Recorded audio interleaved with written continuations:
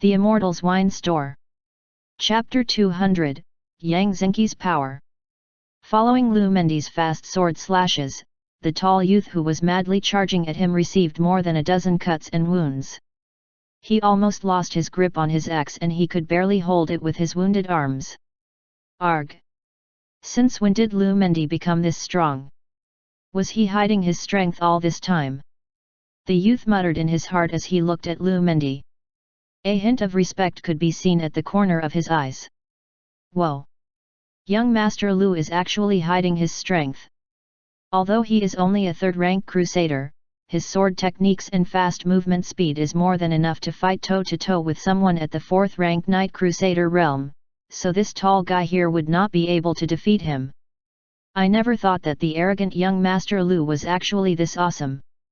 So his arrogance isn't unfounded. Young Master Lu should be laughing right now after smacking those youths. They mocked him earlier, but now, they are grimacing beneath his feet. The patriarch of the Lu family smiled proudly as he looked at the confident figure of his son. What kind of father would not be happy after hearing praises for his son? This isn't the end. Lu Mendi has not yet shown his true power. He muttered in his heart as he looked at his son with excitement. Those who mocked Lu Mendi earlier felt as if they had swallowed a fly after seeing this scene. They regretted having said those words. Now, they had to be careful about Lu Mendi's retaliation. The tall youth glanced at Lu Mendi with newfound respect, but he wasn't willing to back down. Young Master Lu, I must admit that your strength has surprised me, but if you think that this would stop me from going all out, then you are terribly wrong. I have waited for this martial arts contest and I don't want my path to end in the first round of the competition. The youth shouted as he abruptly raised his giant axe, ignoring the fresh wounds on his arms. Blood gushed out profusely from the cuts on his arms, but the tall youth ignored the pain as he aimed his strike towards Lu Mendi. Lu Mendi admired the man's tenacity. Not anyone could have this kind of spirit, and he admired this kind of people the most. Although the young man had mocked him earlier, he didn't take it seriously. With a wave of his sword, Lu Mendi muttered softly. Brilliant sword ray! Bong! A blinding sword light streaked towards the tall youth and it resoundingly smashed his axe. This attack threw him out of the battle platform and his bulky body helplessly tumbled on the ground a few times before someone from the organizers managed to catch him. The person who caught the youth checked his condition and heaved a sigh of relief after seeing that the young man was all right. Lu Mendi glanced at the young man and said, I admire your courage and spirit. Can you please tell me your name? The tall youth stood up with difficulty with the help of the person who had caught him earlier. He then glanced at Lu Mendi and answered. Ka elbow. Lu Mendi smiled at him and raised his right thumb upwards. Asterisk asterisk asterisk. On a different battle platform, Yang Zenki was effortlessly knocking out his opponents and he didn't even need to take out his sword to defeat them. He was merely using his fists and kicks to subdue his opponents. They weren't even able to last a few rounds against him before they found themselves lying outside of the battle platform with pained looks. That guy is one of those young men that followed behind Wine Master Ju. So strong. No one was even able to last 5 strikes from him. His strength is at the early stage of the 4th-rank Knight Crusader realm and he could be considered as one of the strongest among the younger generation. Look! All the youths who came with Wine Master Ju had a blood-red sword on them, but these guy has not even used it yet. How strong could he be if unsheaths his sword? The crowd shifted their gazes on Yang Zenki's battle platform. His fights were fairly one-sided and no one among his opponents was even able to give him a good fight. His performance was even more fascinating compared to what Lu Mendi had shown, so the crowd's surprise wasn't unfounded. Yang Zenki glanced at the people around him and frowned. Most of the participants who were on the same battle platform as him were only third-rank crusaders, and they weren't even able to give him a satisfying battle. Why are they so weak? They aren't even as strong as the savage beasts that we fought in the forest. He muttered silently in dissatisfaction. The savage beasts that Yang Zenki's group fought in the spirit world were all wild creatures, and they fought with those kinds of enemies without rest for more than a week. They had learned a lot from that training, and their battle experience was already equivalent to that of an experienced soldier. Coupled with the high-level techniques that they learned from Zhu Shen, they were practically invincible among those with the same level of cultivation as them. Yang Zenki's eyes then hovered on a young man who had a similar level of cultivation. This young man was wearing the robes of the Baiming family. A disciple of the Baiming family? This is a bit interesting. Yang Zenki's cold eyes revealed a trace of excitement as he swiftly dashed towards the youth. He could feel that this young man from the Baiming family was different to the ones that he had defeated earlier. From what I know, the Baiming family is a military family loyal to the Silveria imperial family. All their descendants are strictly trained to learn the art of war, and even the women in their family are also strong. I hope this guy could get me to unsheathe my sword. The young disciple of the Baiming family sensed a strong presence locking on him, so he immediately shifted his gaze to Yang Zenki, who was just 20 meters away from him. Who is this guy? He muttered in shock. Yang Zenki halted his steps when he was only 5 meters away from the youth. He then said in a calm voice, "Take out your weapon and let me see the strength of a disciple from the renowned Baiming family." Yang Zenki's words sounded arrogant to the eyes of others, since this was equivalent to challenging the Baiming family, but he didn't care about what the others thought of him. His goal in this competition was to get the first place and fight with the strongest young elites of the Silver Wing Empire. The disciple from the Baiming family frowned at Yang Zenki's words. He saw that Yang Zenki didn't even take out his sword, and this made him a bit angry. The swords of the Baiming family's disciples aren't taken out lightly. Only opponents deserving of it could see its shadow, he said while holding his anger. Yang Zenki smiled at his words. If that's the case, then I won't hold back my fists. Chapter 201, Crazy Yang Zenki. Yang Zenki and the disciple of the Baiming family stared at each other with cold gazes. The battle stances of the two young men were different, and to the eyes of an ordinary person, the both of them looked as if they were not willing to fight. However, only the experts knew that the fight between both these exceptional young men had already begun. They were looking for their counterparts' weaknesses during this staring contest, but none of them were willing to attack first. This was a battle of wits and will, and the first one who loses composure and patience would be the one who would be defeated. Yang Zenki's eyes remained calm and cold as he glared at the youth in front of him. He had his fair share of fights against sneaky savage beasts, and he had learned to become patient after their grueling training. Among the group that Zhu Shen trained, he did more than the others were tasked to do, and he was even the most hard-working in their group. Because of that, his cultivation growth was the fastest. However, the most valuable thing that they learned from Zhu Shen's crazy training was their enhanced willpower and ability to withstand pain. The disciple from the Baiming family was beginning to become impatient, and he was already itching to give Yang Zenki a beating. However, his instincts were telling him to not make any rash moves. Within their battle platform, there were also a few youths who were eyeing the both of them with unkind gazes. They knew that these two young men were the strongest in their battle platform, and they were eager to see them tear each other apart, but the scene in front of their eyes was not to their liking. They could only see Yang Zenki and the disciple of the Baiming family staring at each other in their battle stances. There was no hint of movement from the both of them, and this made the young participants within their battle platform grow impatient. Fuck this! Attack them first! Without the two of them, we would have the chance to win in the first round. Go! Attack them! Beat them up! More than 24 youths raised their weapons as they madly charged towards Yang Zenki and the Baiming family disciple. None of these youths was weak, and every one of them was at least a third-rank crusader, so the power that more than 24 crazed youths held was more than enough to decimate any other fourth-rank knight crusader. They are using their advantage in numbers to kick those two out. Cunning bastards! This kind of thing is normal in a battle royale. It might not look fair, but this was an unfair contest to begin with. This battle royale is meant for those weaker participants. They are destined to be kicked out of the contest, unless if they decide to team up to defeat the stronger contenders. The crowd was dissatisfied with what was happening on Yang Zenki's battle platform, but they could do nothing about it since there was no rule that stated that this was not allowed. Yang Zenki and his opponent glanced at the group of youths who were charging towards them. Both young men remained calm while facing this scene.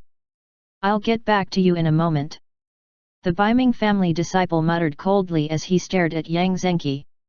He then pounced towards the youths that surrounded them. Yang Zenki smirked when he heard his words. "I will knock you out of this stage." A voice filled with malice drifted behind Yang Zenki and he immediately crouched to evade a violent punch aimed at his head. Swoosh! Yang Zenki clenched his fist and delivered an uppercut that hit the attacker squarely on his defenseless jaw. Bang! The man lost consciousness as he plopped on the ground. Thud! Yang Zenki didn't remain idle, he punched and kicked the youths who were attacking him, and no one among them was even able to last a single moment after taking his attacks. Bang! Bang! Bang! Bang! Everything happened in just a few breaths and there were already 24 youths lying unconsciously on the ground. Some of them were still conscious, but none of them dared to move after being stared by Yang Zenki's icy cold gaze. After seeing the total decimation of the attackers, those that harbored similar intentions chose to give up from the contest. They were not willing to be beaten up for a non-guaranteed victory. Besides, it was not shameful to concede against these kinds of opponents. Other than Yang Zenki and the Baiming family disciple, there were only less than 20 participants left in their battle platform. "Let's resume our battle," the disciple of the Baiming family said as he looked at Yang Zenki. He had seen how Yang Zenki defeated his opponents, and it would be a lie if he said that he wasn't impressed. Yang Zenki smiled and motioned for his opponent to come at him. He was blatantly taunting his opponent and this made the latter angry. The young disciple of the Baiming family dashed towards Yang Zenki and took an abrupt leap after he was only a few meters away from him. He then released a turning back kick at Yang Zenki while he was midair. His attack was swift enough and it was timed well. Anyone else would have been hit by it, but Yang Zenki was already prepared for this kind of attack. Yang Zenki raised his arms to block the strong kick. Bang! Yang Zenki took a step back and he looked at his arms which now had an obvious red imprint. The kick was indeed strong, and anyone else would have been severely injured by it, but this kind of damage was nothing to Yang Zenki who had undergone all kinds of Zhu Shen's torturous training. Not bad. Yang Zenki muttered as he motioned for the youth to attack him again. There was a carefree smile hanging on his lips. The Baiming family's disciple rained punches and kicks that ripped through the air. Each of his attacks could break bones and muscles, but Yang Zenki didn't even frown even after receiving all of his attacks. The look on his face was similar to that of someone who was out on a holiday, a broad grin could be seen on his face. Bang! Yang Zenki took several steps backward after taking a punch from the youth. He then shook his arms which now had multiple red imprints as he stared at the youth. "Now it is my turn," he said. The youth's eyes narrowed when he heard that. He was now deeply afraid of this crazy young man who had just casually received all of his attacks. However, he didn't want to show his fear, so he put on a cold look. "Bring it on," he replied. Yang Zenki swiftly pounced towards the youth while releasing punches that produced small gusts of wind. The air trembled as he unleashed those dreadful punches. Bang! Bang! Bang! Bang! Fucking shit! This guy is crazy strong. The youth could no longer take Yang Zenki's punches, so he immediately unsheathed his sword. Looking at this, Yang Zenki's eyes remained calm. Chapter 202, Remaining 128. The Baiming family disciple's name is Baiming Lin. He was the top 3 strongest among the younger generation disciples of the Baiming family. How come this bastard's attacks are getting fiercer? Shit! Baiming Lin cursed in his heart as he used his sword to block Yang Zenki's punch. Bang! The swift punch clashed with the sword, but the one who was at a disadvantage was Baiming Lin. The guy took several steps backward before he managed to stabilize himself. He then glanced at Yang Zenki with slight fear. "You are a body enhancer and a cultivator," Bai Minglin exclaimed as he stared at Yang Zenki's fist. His fist clashed with Bai Minglin's sword and any normal cultivator would have been injured after that, but Yang Zenki's fist appeared to be uninjured. Yang Zenki merely smiled in response to this. "What? A cultivator and a body enhancer? And at such a young age? How in The crowd erupted into surprised exclamations and heated discussions after hearing Bai Minglin's words. Body enhancers focus on strengthening their physical bodies, while cultivators cultivate their true essence. The two had vastly different ways of enhancing their strength, and it wasn't even easy to increase one's cultivation and physical strength. So the fact that Yang Zenki was both a body enhancer and a cultivator came as a surprise to everyone. In fact, it wasn't just Yang Zenki, all the other youths trained by Zhu Shen were also body enhancers. Their torturous training did not just improve their willpower and pain tolerance, it also strengthened their physical body. Just as Yang Zenki was about to attack, an abrupt shout made him stop in his tracks. "Stop!" All the remaining participants glanced at the elder who was standing on top of a flying carpet. He was the one who had shouted earlier. The elder glanced at the remaining youths and said in a loud voice, "The first round of the competition is over. At this moment, there are only 128 left standing and all of you will proceed to the next round of the contest. All of you will be given an hour to rest, while the organizers will pair you all for your next fights." The crowd erupted into cheers when they heard the announcement of the elder. The 128 remaining participants also heaved a sigh of relief upon hearing that. Yang Zenki glanced at Bai Minglin and smiled lightly at him before he turned to leave the battle platform. "Wait!" Bai Minglin shouted. Yang Zenki stopped walking and stared at him in confusion. "State your name," Bai Minglin said in a commanding manner. Yang Zenki sneered when he heard the commanding tone of Bai Minglin. The guy wasn't even able to make him unsheath his sword. In his opinion, Han Sen and the other 8 who were with him could easily defeat this guy. "I only say my name to those who make me unsheath my sword," Yang Zenki said coldly before leaping out of the battle platform. Yang Zenki's words sounded arrogant, but none from the crowd said anything. The guy had already shown his strength, and the fact that he was also a body enhancer shocked them senseless. A guy like Yang Zenki was destined to become a great character in the future, and they didn't want to offend him. Not to mention that he was under the protection of the unfathomable wine master Zhu. Bai Minglin felt angry and embarrassed, but he could not do anything about it. Yang Zenki was many times stronger than him, and he was even forced to take out his sword even though Yang Zenki was merely using his fists and kicks. "Arrogant bastard! Did you really think that you are the strongest? Even in our Bai Ming family, I am only considered the 3rd strongest. There are still 2 people stronger than me.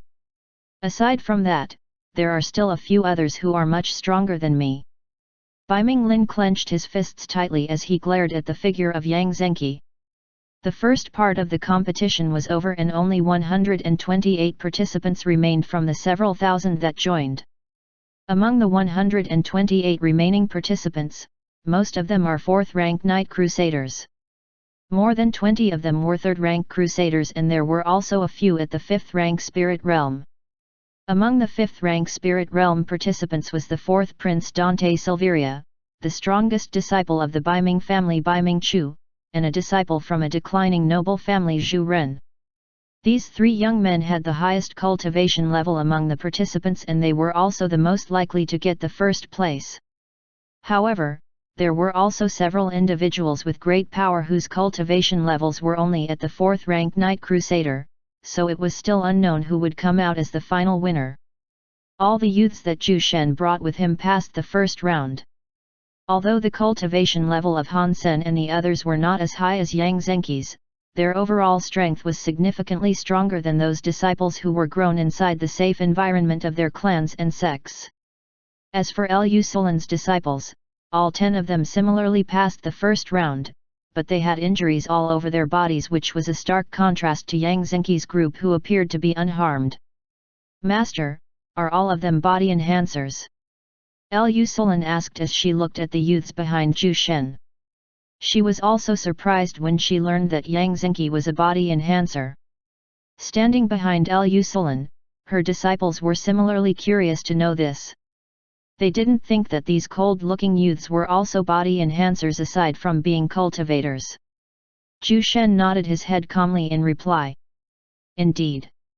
It is not just them, the remaining ones who didn't join the competition are also body enhancers." His words shocked Lu Sulan and her disciples. It must be noted that training one's physical body was very difficult without the help of an expert. Pills and resources might be able to increase the growth of a body enhancer, but without the help of an expert on body enhancement, one's growth would be very slow and painful. "This. Master, can you?" "No." Zhu Shen cut her off without letting her finish her words. He knew what she was about to say. "I haven't even said anything yet." Lu Sulan pouted as she looked at Zhu Shen. "Sulan, I know what you're thinking, but it isn't as easy as you think. I will be honest with you, among Yang Zenki's group, some of them almost died after undergoing my intense training. You have seen for yourself how I trained them. Do you think that your disciples can withstand that kind of torturous training?" Zhu Shen asked calmly. Lu Sulan remained silent after hearing that. She wanted to offer a rebuttal, but she could not find any words to say. In the end, she could only shake her in regret. She had seen how intense the training of Yang Zenki's group was, and she was certain that her disciples would not last a day with that kind of training. "Go. Tend to their wounds. There is only 1 hour to prepare for the next part of the competition." Zhu Shen patted her shoulder gently as he handed Lu Sulan 10 healing pills. Chapter 203, Lu Mendi reveals his power.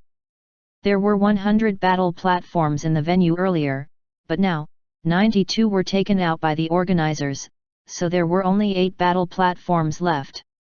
30:00. 29:59. 30 minutes left before the next part of the competition.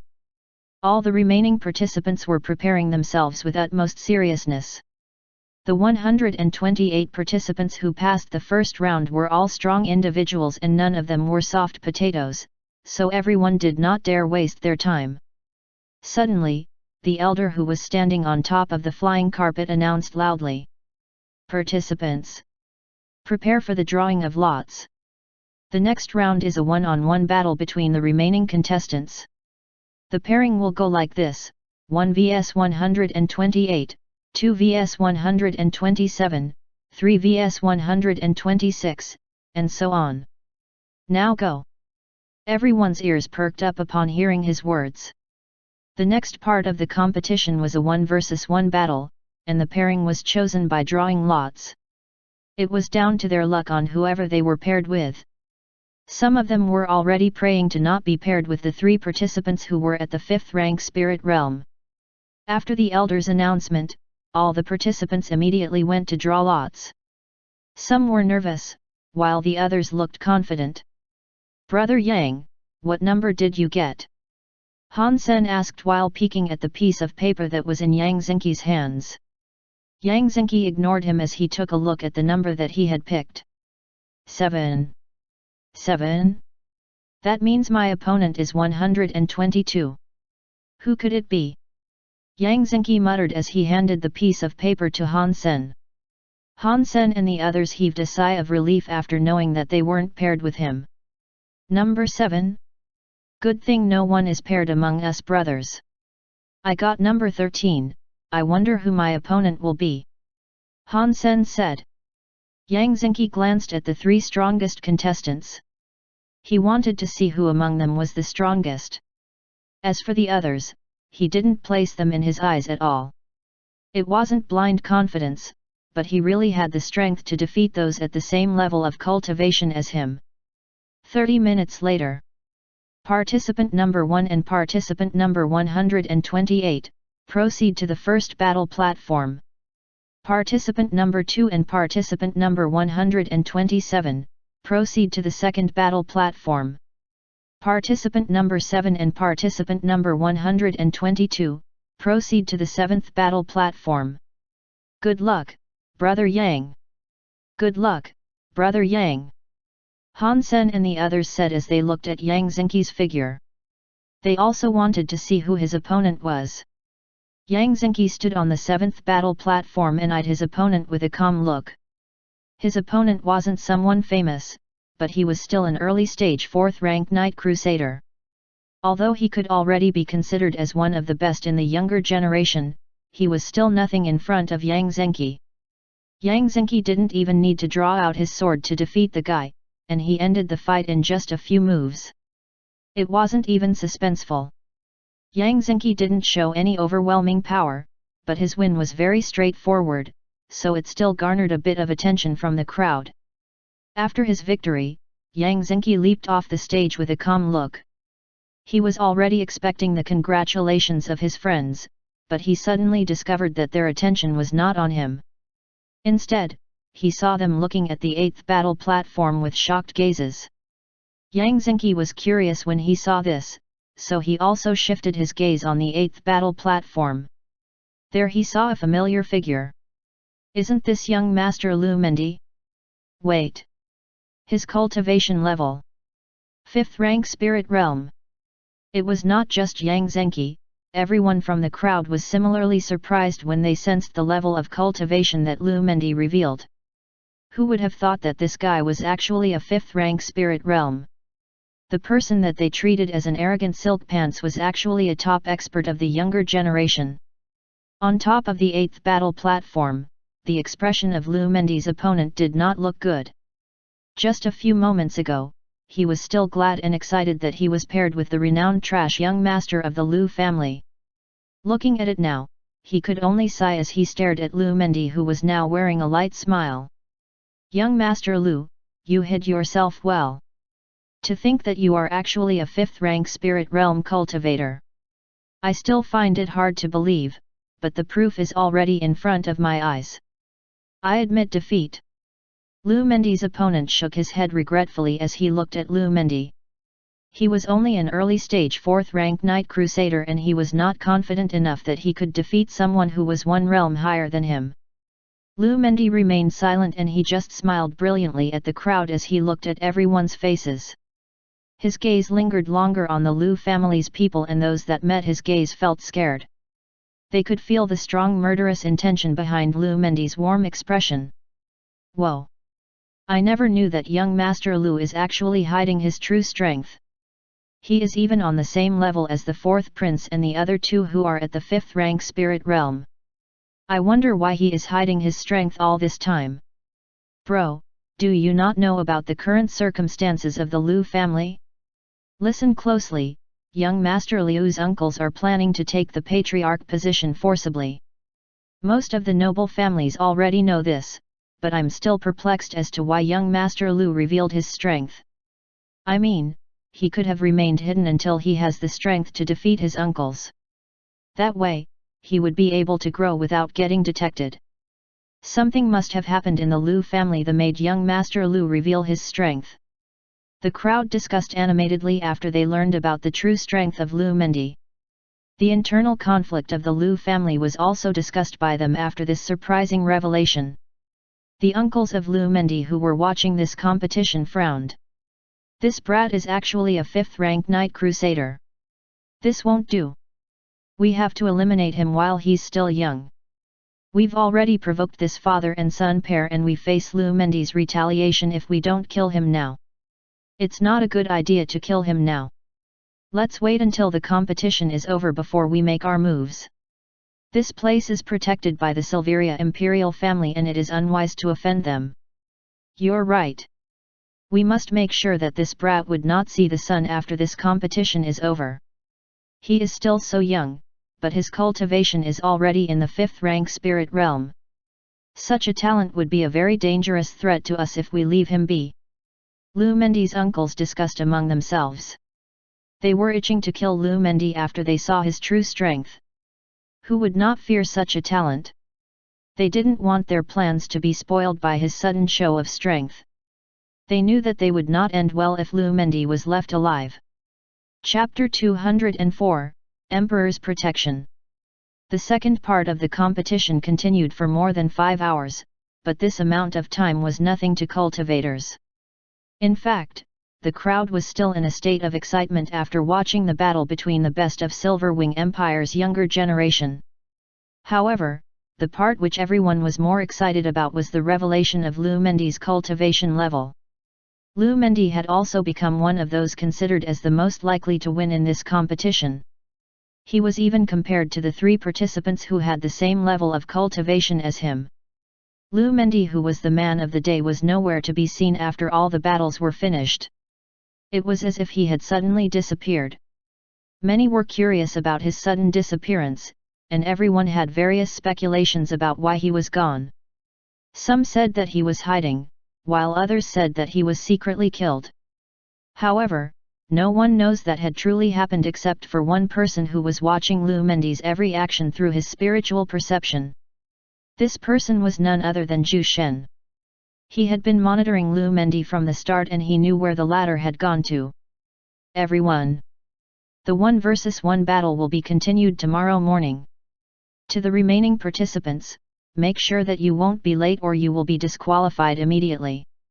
The elder on top of the flying carpet said in a loud booming voice.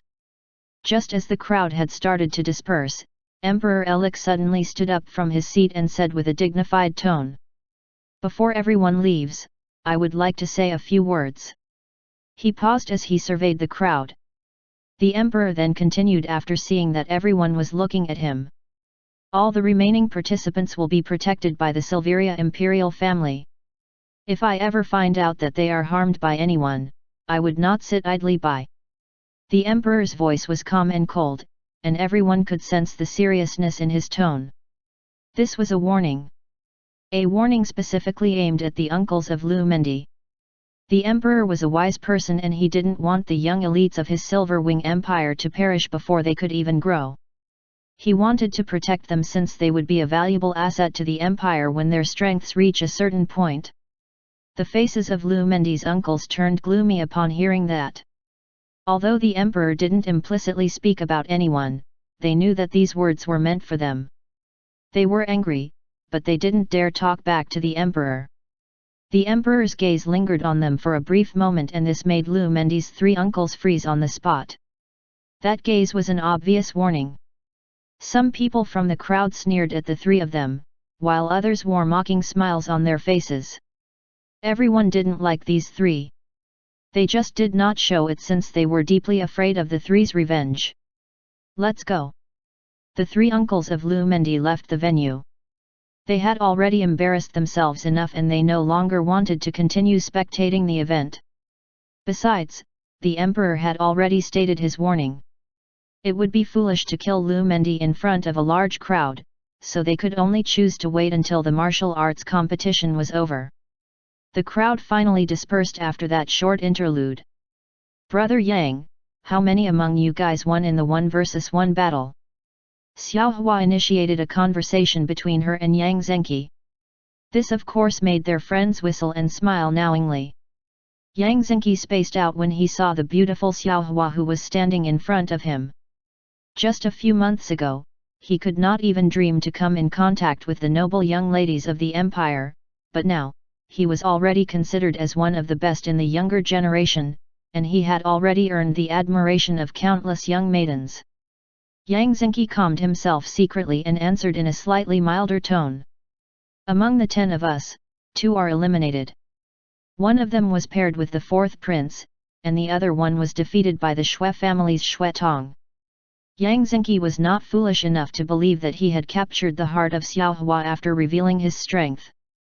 The girl was at the peak stage of the 4th rank Knight Crusader and he was only at the early stage of the 4th rank Knight Crusader. He believed that Xiaohua was merely curious about the results of their group's battles. Xiaohua exclaimed when she heard this reply. Whoa! Someone from you guys was actually paired with the 4th prince? How unlucky! That Shuetong guy is also strong, so the defeat of your brother is not shameful. As for my sisters, only 5 of us managed to win our battles. Sigh. Xiao Hua and her junior sisters might have a high level of cultivation, but their battle experience was almost non-existent, so their results were not that great compared to Yang Zengqi's group. They still have the chance to join the next martial arts competition, so losing is not a problem. They could use their defeats as a motivation to cultivate even harder. Yang Zengqi's voice was still slightly cold, but Xiao Hua did not mind this. She thought that they might have been infected by Zhu Shen's cold personality after being trained by him for more than a month. Thank you for your words, Brother Yang. Excuse me. I'll go back to my sisters. Xiao Hua smiled at Yang Zengqi before she left. Yang Zengqi watched her retreating figure with unblinking eyes. His thoughts were indiscernible. Smack. Han Sen smacked Yang Zengqi's back and looked at him with a light smile. Looking at his friend's smile, Yang Zengqi had the urge to punch his face, but he could not bear to do it as it might make the others create unnecessary assumptions. Brother Yang, you like her, don't you? Ha ha ha. Come on. I know that look in your eyes. Ha ha ha. Han Sen laughed exaggeratedly as he patted Yang Zengqi's back. Yang Zengqi aimed a punch at Han Sen's face, but it was easily avoided by the latter. Stop spouting nonsense or I'll beat you up really good. Yang Zengqi glared at his friend. Han Sen put on a fake look of fear, but a light smirk can be seen on his lips. All right. All right. Let's not talk about that. Let's talk about serious matters. Are you confident in getting into the top 3? If this question was heard by anyone else, they would surely be surprised. Their cultivation levels were on the lower end of the spectrum among the remaining participants, but they were actually talking about getting into the top 3 as if it was just an easy matter to accomplish. Yang Zengqi was silent for a moment before he eventually nodded his head. I should be able to rank in the top 3, but it's not my goal. I want to get the first place. Han Sen was surprised, but he suddenly smiled. Ha ha ha. That's right. With the teachings of Master, it would not be a problem for you to rank in the top 3. As for getting first place, it's hard to say, but I'm rooting for you, Brother Yang. Ha ha ha. Chapter 205, Would I help them? With the Emperor's protection, all the participants who had somehow provoked a lot of enemies felt relieved in their hearts. They also felt grateful to the Emperor who had graced them with his protection. It might have been just a few words from Emperor Elik, but it was equivalent to giving them a layer of defense which was already a significant help to these budding talents. It was already nighttime and Zhu Shen was sitting on a chair on top of the roof of their lodging house. He was gazing at the moon with an unreadable expression on his face. He was also carrying a small girl in his arms who had a hair full of short white hair. Standing behind Zhu Shen was a woman with long purple hair. She was looking at the man with respect and admiration. That was truly a good move from Elik. He earned the gratitude of all the young elites by merely saying a few words, and he didn't even have anything to worry about the Liu family since their strength is divided right now. This move of him also increased his prestige and authority. Now, everyone should be praising him for being such a good emperor. Zhu Shen suddenly said. His voice was calm and indifferent, but there was a tinge of emotion in his tone. It was unknown if it was admiration or something else. That human is not bad, but he is growing old. And from what I've seen, all his 3 eldest sons are just a bunch of good-for-nothing people. The crown prince is a lecherous bastard, the second prince might be dead and a demon is using his identity to infiltrate the profound dragon continent.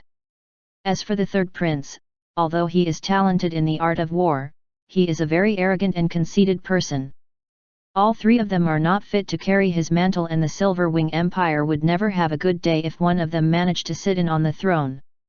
I don't know what that Elik human is trying to do that he actually allowed those 3 idiots to fight for the position. Meow. I sneered in contempt as she mentioned the 3 eldest princes. She then puffed her cheeks after she talked. It was obvious that she didn't like the 3 of them. Long Meili remained silent and she just smiled after hearing the words of the little girl. Zhu Shen rubbed the girl's head gently and remained silent for a moment before he said calmly. Elik did it intentionally. He allowed those three to fight for the throne, but none of them would become his final successor. Ice was confused and she blinked her adorably big eyes as she stared at Zhu Shen's face. Stinky human, what do you mean? Meow. She asked curiously. Long Meili was not as curious as her, but she still took a step forward to take a clearer look at Zhu Shen's face. She wanted to hear his answer. Zhu Shen pinched Ice's cheeks which made the latter pout in dissatisfaction, but a wave of warmth enveloped her heart. It was not a romantic kind of feeling, but something similar to that of familial warmth. It has been long since she had last felt this, so it made her a bit teary-eyed. Ice hurriedly looked down to avoid the gazes of Zhu Shen and Long Meili. She did not want anyone to see her cry. Elik merely allowed those three to fight among themselves in order to give time for his successor to grow. As for who his successor is, it is between the fourth prince and the fifth princess. Among his 5 children, only the 2 of them have the right temperament to become the next emperor. Zhu Shen said as he stroked Ice's short white hair. The 2 girls pondered upon hearing his words. So that's how it is. I didn't think that an old man like him is actually half as smart as me. Meow. Ice's tone sounded smug, but Zhu Shen and Long Meili merely smiled when they heard that. The 3 became silent after that short interaction. Zhu Shen continued to gaze at the moon as he reminisced about his experiences in his past life. As Zhu Shen was recalling his distant memories, he saw a small group of youths walking outside of their lodging house. Each of the youths had great temperaments, and they were strong for their age. Zhu Shen knew who these guys were.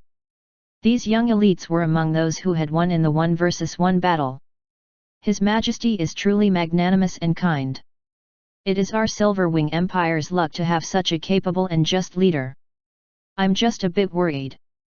Although His Majesty is a strong expert, our Silverwing Empire has quite a number of enemies from all sides. I even heard from some passing merchants that the Blue Fang Empire is already planning to attack our empire. Blue Fang Empire? Although they are not weak, our Silverwing Empire is many times stronger than them, so you don't have to worry about their attack. Besides, can they even fight against our empire's Silverwing army? Ha ha ha. You are right. Our Silverwing army only accepts Third Crusaders, and there are about 10,000 of them on standby. Any normal army would be ripped to shreds by their fierce attack. Zhu Shen chuckled in his heart when he heard their conversation. Silverwing army? Could the Empire's Silverwing army handle the Undying Corpse Sect's undead army? And they even have those elite corpse puppet in their arsenal. Zhu Shen muttered under his breath. According to the intel that Ren Zhuang gathered, he discovered that the Undying Corpse sect was secretly nurturing thousands of undead in their hideout.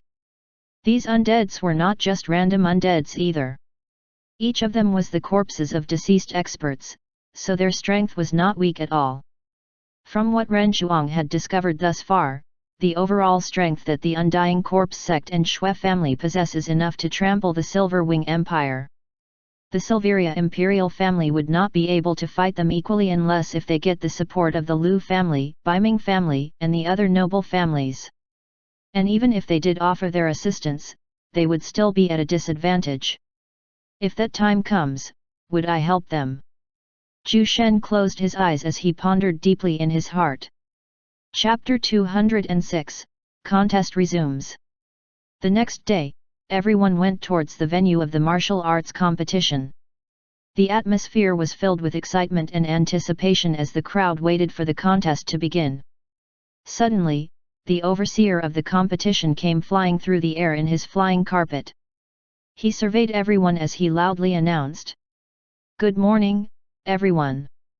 Today, we will continue the 1 versus 1 battle for the remaining 64 participants. I request all the participants to prepare for the next drawing of lots. One by one, the contestants came forward. Some of them had uneasy looks, while others had confident expressions. Look! Young Master Lu is here. So young Master Lu only avoided a large crowd to hide. I can't blame him though. His uncles must be planning to assassinate him. They do, but they would never dare do that while contest is still ongoing. His Majesty has already issued his warning and they would be seeking death if they harm young Master Lu here. Most of the crowd shifted their gazes to Lu Mendi. Everyone could see the same carefree smile hanging on his face. It was as if no one was after his life. Lu Mendi glanced at the participants. Each of them was strong in their own right and none of them were easy to deal with. However, he was surprised that there were actually a few third-rank crusaders who had survived until this round. And the most shocking thing was that they were wearing the same set of clothes. That means, all those third-rank crusaders came from the same sect. I think they are the youths who came with Wine Master Ju. Are they Wine Master Ju's disciples? Lu Mendi suddenly became curious about them. It must be noted that almost all that remained were fourth-rank knight crusaders, so it was truly surprising how some third-rank crusaders were able to survive until now. Their strength should not be ordinary. I think they are even stronger than most of the fourth-rank knight crusaders here. Wine Master Ju, I admire you even more now. Lu Mendi then eyed the other contestants and his gaze was glued to the three members of his Lu family. He knew who they were. They were the sons of his three uncles. Looking at them, the eyes of Lu Mendi became icy cold and he did not even bother to conceal his killing intent. The three youths sensed his piercing gaze and they immediately glanced in his direction. When they discovered that it was Lu Mendi, their eyes flashed with a hint of horror.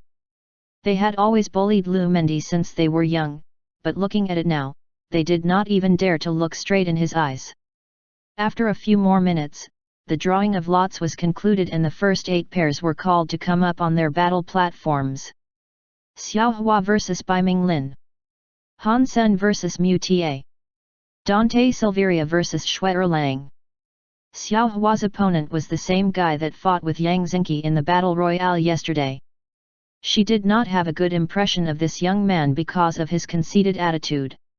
Young miss, please be lenient with me. Bai Minglin smiled in a gentlemanly manner.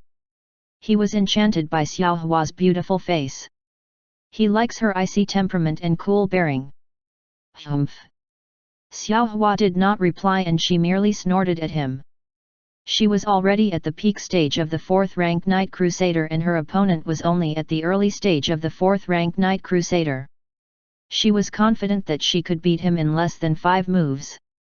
Bai Minglin could sense Xiao Hua's contempt and this made him feel slightly embarrassed.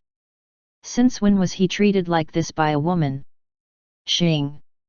Xiao Hua unsheathed her sword and she did not even give Bai Minglin the time to gather his composure as she slashed out her sword, producing countless flakes of ice around their battle platform. Bai Minglin felt freezingly cold and his movements seemed to have become slower. This made him feel deeply afraid. He hastily lifted his sword to block Xiao Hua's strike, but it was easily swatted away by her. Clang! Clang! Clang! Bai Minglin's weapon tumbled a few times before it rested 20 meters away from him. Xiao Hua did not allow her opponent to move and she immediately raised her sword's blade to his neck. Bai Minglin immediately ceased movements when he sensed the coldness on his neck. He then glanced at the sword that was only a few centimeters away from his skin. The sight of it made him feel dread, so he promptly said, "I admit defeat."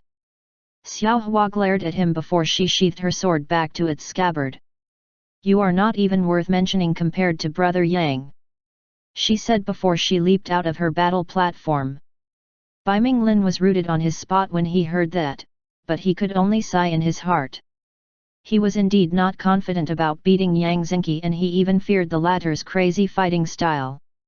"I may not be able to defeat him, but my cousin Bai Mingchu can definitely trample him." Humph! Bai Minglin said as he resentfully stepped down the battle platform. He was defeated and he was not even able to last for more than 3 moves. On another battle platform, the 4th Prince Dante Silveria was also able to defeat his opponent in just 1 move. No one was surprised about this outcome and they merely cheered loudly. "Look at that guy. He's only a peak stage 3rd rank crusader, but he is fighting toe-to-toe with mid-stage 4th rank knight crusader. What a tough person. What's his name again? Is it Hansen or something? He fights like a wild beast. He does not even care about getting injured. This guy is a madman. Yang Zhenqi smirked as he listened to the crowd's discussion. They were talking about his good friend Hansen, and this made him feel proud. Brother Han could have easily defeated this guy, but he is using their battle to stimulate his breakthrough to the next realm. Hee. Yang Zhenqi muttered silently, but Xiao Hua, who was now right beside him, was able to hear his words. Brother Yang, you mean Brother Han is trying to break through to the 4th rank knight crusader? Xiao Hua exclaimed in shock. She could not help but admire the young man who was fighting without caring for his injuries. Who would want to achieve a breakthrough in that manner? Perhaps only a madman like him would do it. Yang Zhenqi merely smiled at her. His eyes were glued on the figure of his friend, and the light in his pupils flashed with excitement. On top of the battle platform, Hansen was already riddled with cuts and bruises. From the eyes of others, he was bound to be defeated. However, a few top-ranked experts from the crowd suddenly sensed a shocking revelation. Hansen was torturing himself to achieve a breakthrough. Upon discovering this, they silently praised his determination. Not everyone was willing to harm themselves like that for a breakthrough. Chapter 207, Hansen's Crazy Breakthrough. Hansen wore a fierce look as he eyed his opponent. The attacks were already hurting him, but he has yet to achieve his breakthrough. This won't do. I have to gamble this. Hansen said in his heart as he lowered his defensive stance. He decided to go on full offensive while letting go of his defense. It was a very stupid thing to do, especially in a fight that involves the use of weapons. What the hell is that guy doing? Had he gone crazy? It's not just him.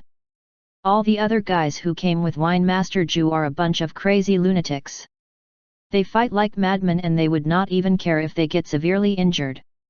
Their cultivation level is lower than their counterpart, so they have to do this in order to somehow bridge the gap. I admit that I admire these kids' resilience. Hansen waved his sword like a deranged person, and the look in his eyes contained a tinge of excitement. Hansen's crazed expression made his opponent feel a sense of fear despite the fact that he was on the winning end. Clang! Clang! Clang! Their swords clashed multiple times, and during the first exchange, Hansen was always at a disadvantage, but as time goes on, Muta's movements were slowing down as fatigue slowly enveloped his entire being. This fucking madman! Is he out of his mind? He is not even blocking my strikes. And despite his severe injuries, his movements seemed to have become faster instead of slowing down. Impossible! Muta cursed in his heart as he looked at Hansen's bloodied figure. He looked like a devil who had walked out of a mountain of corpses. Coupled with his deranged smile and aggressive attacks, he was almost no different than a devil. More! More! Hansen sprinted towards Muta as he raised his sword. He was full of openings and weak spots, but Muta did not dare attack him. If he would, Muta would also receive a substantial amount of damage. Clang! Clang! Bang! Hansen was thrown to the ground by a fierce sword attack, but he immediately rose to his feet. Blood dripped from to the ground beneath him, forming a small puddle of crimson-red liquid. Hansen's dantian was already filled with true essence, and only one final push was left before he could break through. By this point, even his opponent had already sensed what he was up to, and this made Muta silently admire Hansen's tenacity and persistence. Muta suddenly stopped in his tracks. His sword danced in the air as he waved it around him in slow motion. Taiki sword dance! Blade of the Paragon! He shouted as his slow sword movements suddenly became 10 times faster. Dozens of fierce sword lights streaked towards Hansen. Hansen's eyes dilated, but he hurriedly struck his sword on the ground while both his hands rested on its hilt. He wanted to face this sword technique head-on. At this moment, even the normally taciturn Yang Zhenqi was feeling nervous. This was a dangerous moment and Han Sen might receive a fatal damage even if he breaks through. He could not help but take a look at Zhu Shen, who was also watching this fight. However, Zhu Shen's expression remained eternally calm as we stared at this scene. Pu. Pu. Pu. Pu. Han Sen's body received more than a dozen cuts, but he remained standing on his feet as he fiercely gripped the hilt of his sword. Ah! Han Sen shouted like a beast, and as if resonating with him, the final barrier in his dantian was finally broken. He had achieved a breakthrough and he was now an early stage 4th rank Knight Crusader. Han Sen spat a mouthful of blood. His injuries were not light and anyone else would have already collapsed up until this point, but he was still standing erect like a spear. At this moment, only Han Sen's eyes were spotlessly clean, while the rest of his body was already covered by his blood. After Han Sen achieved his breakthrough, he suddenly pounced towards the tired Mu Ta. Han Sen spun in midair with his sword, looking like a sharp spinner as he came closer to Mu Ta. Clong! A fierce clanging sound resounded as the swords of the two young men met. And to everyone's surprise, Mu Ta was thrown away like a rag doll. Bang! The man was instantly put to sleep as he landed outside of the battle platform face first. Han Sen wins. The overseer announced with a slight surprise in his tone. It was the most epic comeback throughout the whole event. What a lad! He actually managed to win at the final clash. He achieved a breakthrough during their last exchange. How resilient his spirit is! Could he still fight his next battle in that state? Of course. Wine Master Zhu is an alchemy saint and he could just casually cough up a miraculous healing pill that could help this guy recover from his injuries. The crowd was definitely stunned by Han Sen's crazy display of tenacity. Everyone was already expecting him to be defeated, but they were proven wrong after he suddenly broke through to the early stage of the 4th rank Knight Crusader. His opponent was not even able to last a single blow from him after his breakthrough. It was a very shocking fight. Give this to him. Zhu Shen suddenly said as he reached out his right hand to Yang Zhenqi. A small bright red pill can be seen on his palms. Yang Zhenqi nodded his head at him as he picked up the pill.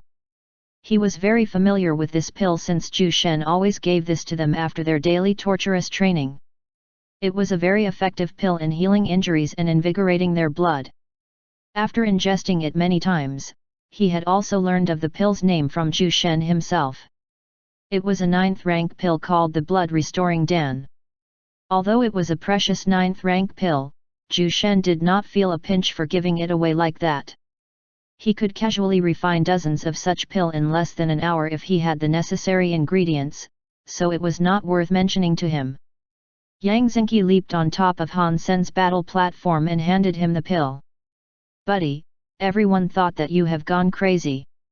Only our brothers knew that the fighting style you showed was something that we had learned in that world filled with savage beasts. Congratulations on your breakthrough and also for winning the fight. Yang Zhenqi patted Han Sen's shoulder as he said that, and the latter immediately groaned in a fake manner. Ow! Yang Zhenqi immediately smacked the back of Han Sen's head using his palms. Quit faking it. Let's go back to Master. Your injuries are quite heavy this time. Han Sen smiled wryly as he replied. Okay, brother Yang. You nag more than Master. Yang Zhenqi raised his right hand, but Han Sen instantly sprinted before the former could even hit him. Chapter 208, Xue Tong's Madness. It was the third day of the martial arts contest and the remaining contestants are only 16 individuals. Without suspense, the 4 5th rank Spirit Realm participants were among the remaining ones. Yang Zhenqi, Xiao Hua, and Han Sen were also among the remaining participants, while the rest of their team had failed to reach the top 16. The most surprising thing of all, the 5th princess was also among the top 16 and her cultivation level had unimaginably reached the peak stage of the 4th rank Knight Crusader. Although it was not much compared to the other remaining participants, her sword techniques and skill were higher than most of them. The Emperor also explained in a jovial tone the reason why Princess Sylvia managed to increase her cultivation level with such an absurd speed. She had actually consumed a 9th-rank spiritual fruit which immediately created a chance for her breakthrough. Everyone exclaimed at the princess' luck to have actually eaten such a precious spiritual fruit, and even some of the patriarchs sighed in jealousy. They could not be blamed though. After all, it was a 9th-rank spiritual fruit. Something at that level was extremely hard to find and could not even be bought using true crystals. There was only one battle platform left in the venue and the crowd became noticeably larger than 2 days ago. Many guests from outside of Beltran City came to spectate the event, and they also wanted to see the best fighters of their Silverwing Empire's younger generation. Zhu Shen was seated on the same spot together with his people. On his sides were Long Meili and his senior disciple Lu Sulan. Sitting on his lap was the adorable little girl, Ice. The little girl was sucking on a bottle that was filled with milk. Her expression was that of delight as she closed her eyes while enjoying her bottle of milk. Gulp. Gulp. Gulp. Ah. Ice licked her lips after letting out a satisfied sound. Stinky human, I like this one. Can I have 3 of this every day? Meow. Ice said as she looked at the bottle of milk in her hand with her big round eyes. Zhu Shen rubbed her head gently and nodded his head at her. "Mn." He replied softly. Ice giggled happily after getting his approval. "Everyone.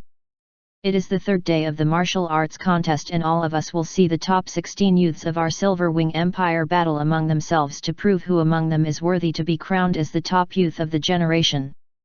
The top 8 contestants will also receive a reward depending on their ranks, and as to what kind of rewards it will be, I cannot divulge it now. Without further ado, I will now call the first contestants to come up on stage. Princess Sylvia and young Master Xuetong, please go to the battle platform," the overseer announced in a loud voice. His words immediately stirred the excitement of the crowd, and when he called the first contestants, everyone clapped their hands exaggeratedly. Xuetong was the son of the Xue family's supreme elder, Xue Yankan. He was a waste and a bully just a few months ago, but he suddenly became one of the youths of the Silverwing Empire. As for how he had increased his strength in such a short amount of time, no one had any idea aside from Zhu Shen. Zhu Shen knew that Xuetong's strength had increased tremendously after he managed to cultivate the Undying Corpse Sex Nightmare Corpse mantra. It was an evil technique that needs more than 100 human sacrifices in order to achieve a breakthrough, and it was this very technique that helped Xuetong increase his cultivation level in such a short amount of time. It was unknown how many lives were lost just to make the once trashed Xuetong into what he is right now. Xuetong was wearing a set of purple and black robes with the insignia of their Xue family on his back. A grim-looking sickle can be seen strapped behind his back. It was scary to look at, and some women from the crowd even flinched at the sight of it. What kind of weapon is that? It looks too unsightly and insidious. Will he use that to fight with Her Highness? We don't have to worry about that.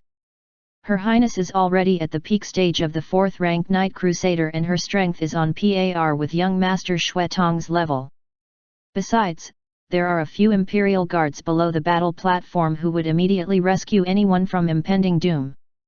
You might be right, but this kind of weapon is too much to be used in a contest like this. I wonder if His Majesty would allow Xuetong to fight Her Highness using it. Princess Sylvia wore a nervous look when she saw the malicious-looking weapon behind Xuetong. She might have increased her cultivation level by a lot, but her battle experience was nothing much compared to the other participants, so she was anxious to see such a scary weapon. She could not help but glance at the Emperor, but she only received his fierce glare. There is no rule that restricted anyone in using any kind of weapon, so this is not against the rules. Proceed with the battle, Emperor Elix said in a dignified tone. Xuetong secretly heaved a sigh of relief upon getting the Emperor's approval. He then bowed at Princess Sylvia with a smile on his face. Your Highness, you don't have to worry about this weapon. It only looks scary, but it's just similar to any ordinary sickle. He chuckled, but his voice sounded eerily calm, which made Princess Sylvia feel that something was wrong. However, she could not pinpoint where her nervousness came from. "Xuetong, you don't need to speak so much nonsense. Take out that ugly weapon and fight with me," Princess Sylvia uttered as she put on a brave front. She did not want the others to see her anxiousness, so she could only fake a calm look. Xuetong was raging inside his heart. He liked this little demoness since they were young, and he had also courted her many times. However, Sylvia was a violent woman and she always beat him up with the help of others. He resented her for rejecting him, but he could not do anything about it back then because there was the behemoth Silveria imperial family protecting her. But things are different now. He had the backing of the Undying Corpse sect and the much stronger Shui family. And the thing that excited him the most was the news of Elder Ming's successful breakthrough. He was now an individual that surpassed the realms of mortals. And the time when their Shui family takes over the throne was drawing closer. In fact, they would immediately act after the martial arts contest. It was the best opportunity to destroy the Silveria imperial family and their loyal subordinates in one go. "Little bitch, let's see how long you can keep up that arrogant look on your face. I will fuck you in front of your father and brothers, then I will kill them after fucking you." Xuetong laughed manically in his heart. His pair of onyx eyes radiated with a vicious glow. Chapter 209, Angry Emperor Elik. The fifth princess wore a solemn look as she slowly pulled out her sword. It was not an ordinary weapon.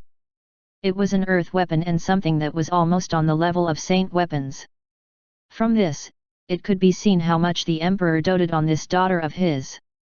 Xuetong's eyes remained frighteningly cold and he did not even bat an eye despite seeing the high-level sword of Princess Sylvia.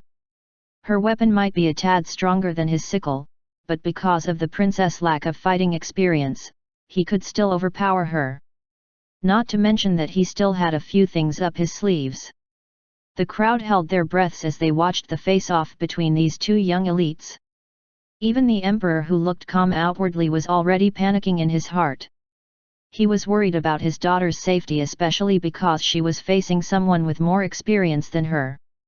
The emperor could also sense a sinister aura coming from Xuetong, and this made him fall into deep contemplation. This kind of sensation is similar to the unique aura of the Undying Corpse sect. Could it be that the Shui family is really related to the Undying Corpse sect? That means those things discovered by my people were all true. When the emperor's train of thoughts reached that point, his eyes suddenly turned cold. He rapidly scanned the area where the Shui family's people were seated. He saw Elder Quan, 2 more elders, and a few disciples in that section. All of them were covered by the same sinister aura that Xuetong had, and this discovery strengthened Emperor Elik's belief that the Shui family was indeed colluding with the Undying Corpse sect. Emperor Elik hid the killing intent in his heart, but he still whispered a few things to Defender Duanmu, who was just right beside him. "Duanmu, prepare the embroidered dragon guards. Don't let other people discover your movements. I want the embroidered dragon guards prepared before this contest ends." Defender Duanmu could feel the coldness in the emperor's voice, and he was also surprised by his command. The embroidered dragon guards was a secret elite force that Emperor Elik had nurtured secretly on his own. They were chosen from the best imperial guards of the Silver Wing Empire, and all of them were at least at the 5th rank spirit realm. Their captain was also someone with great strength, and he is at least as strong as Defender Duanmu. That means this mysterious captain of the embroidered dragon guards is also an 8th rank divine realm expert. Defender Duanmu didn't an idea as to why the emperor had suddenly summoned his secret force at a time like this, but he still nodded his head solemnly to acknowledge the command. He then secretly left the place when everyone was not looking at them. After Defender Duanmu left the scene, Emperor Elik shifted his gaze to the 5th princess and Xuetong. He was prepared to rescue his daughter if he discovers something unusual. "Shui family. Your wings have hardened after gaining the support of the Undying Corpse sect.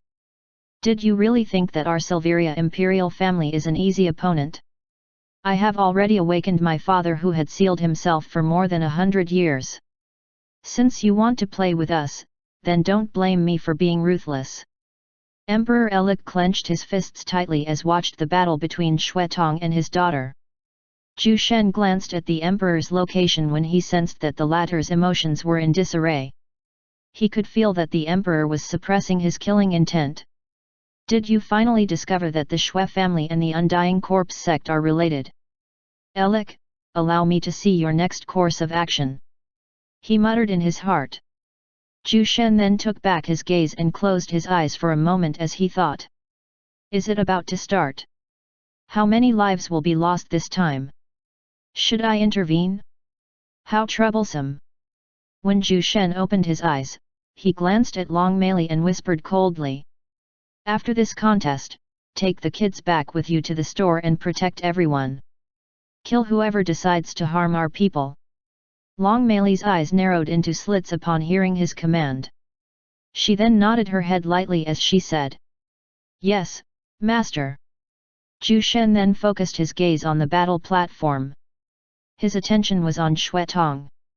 Within the battle platform, Xuetong and the fifth princess had already exchanged more than dozen moves and neither of them seemed to have received any substantial injuries. Xuetong avoided the fifth princess sword slash with a casual sidestep. He then waved his sickle to Sylvia's neck, but he suddenly shifted his attack after careful consideration.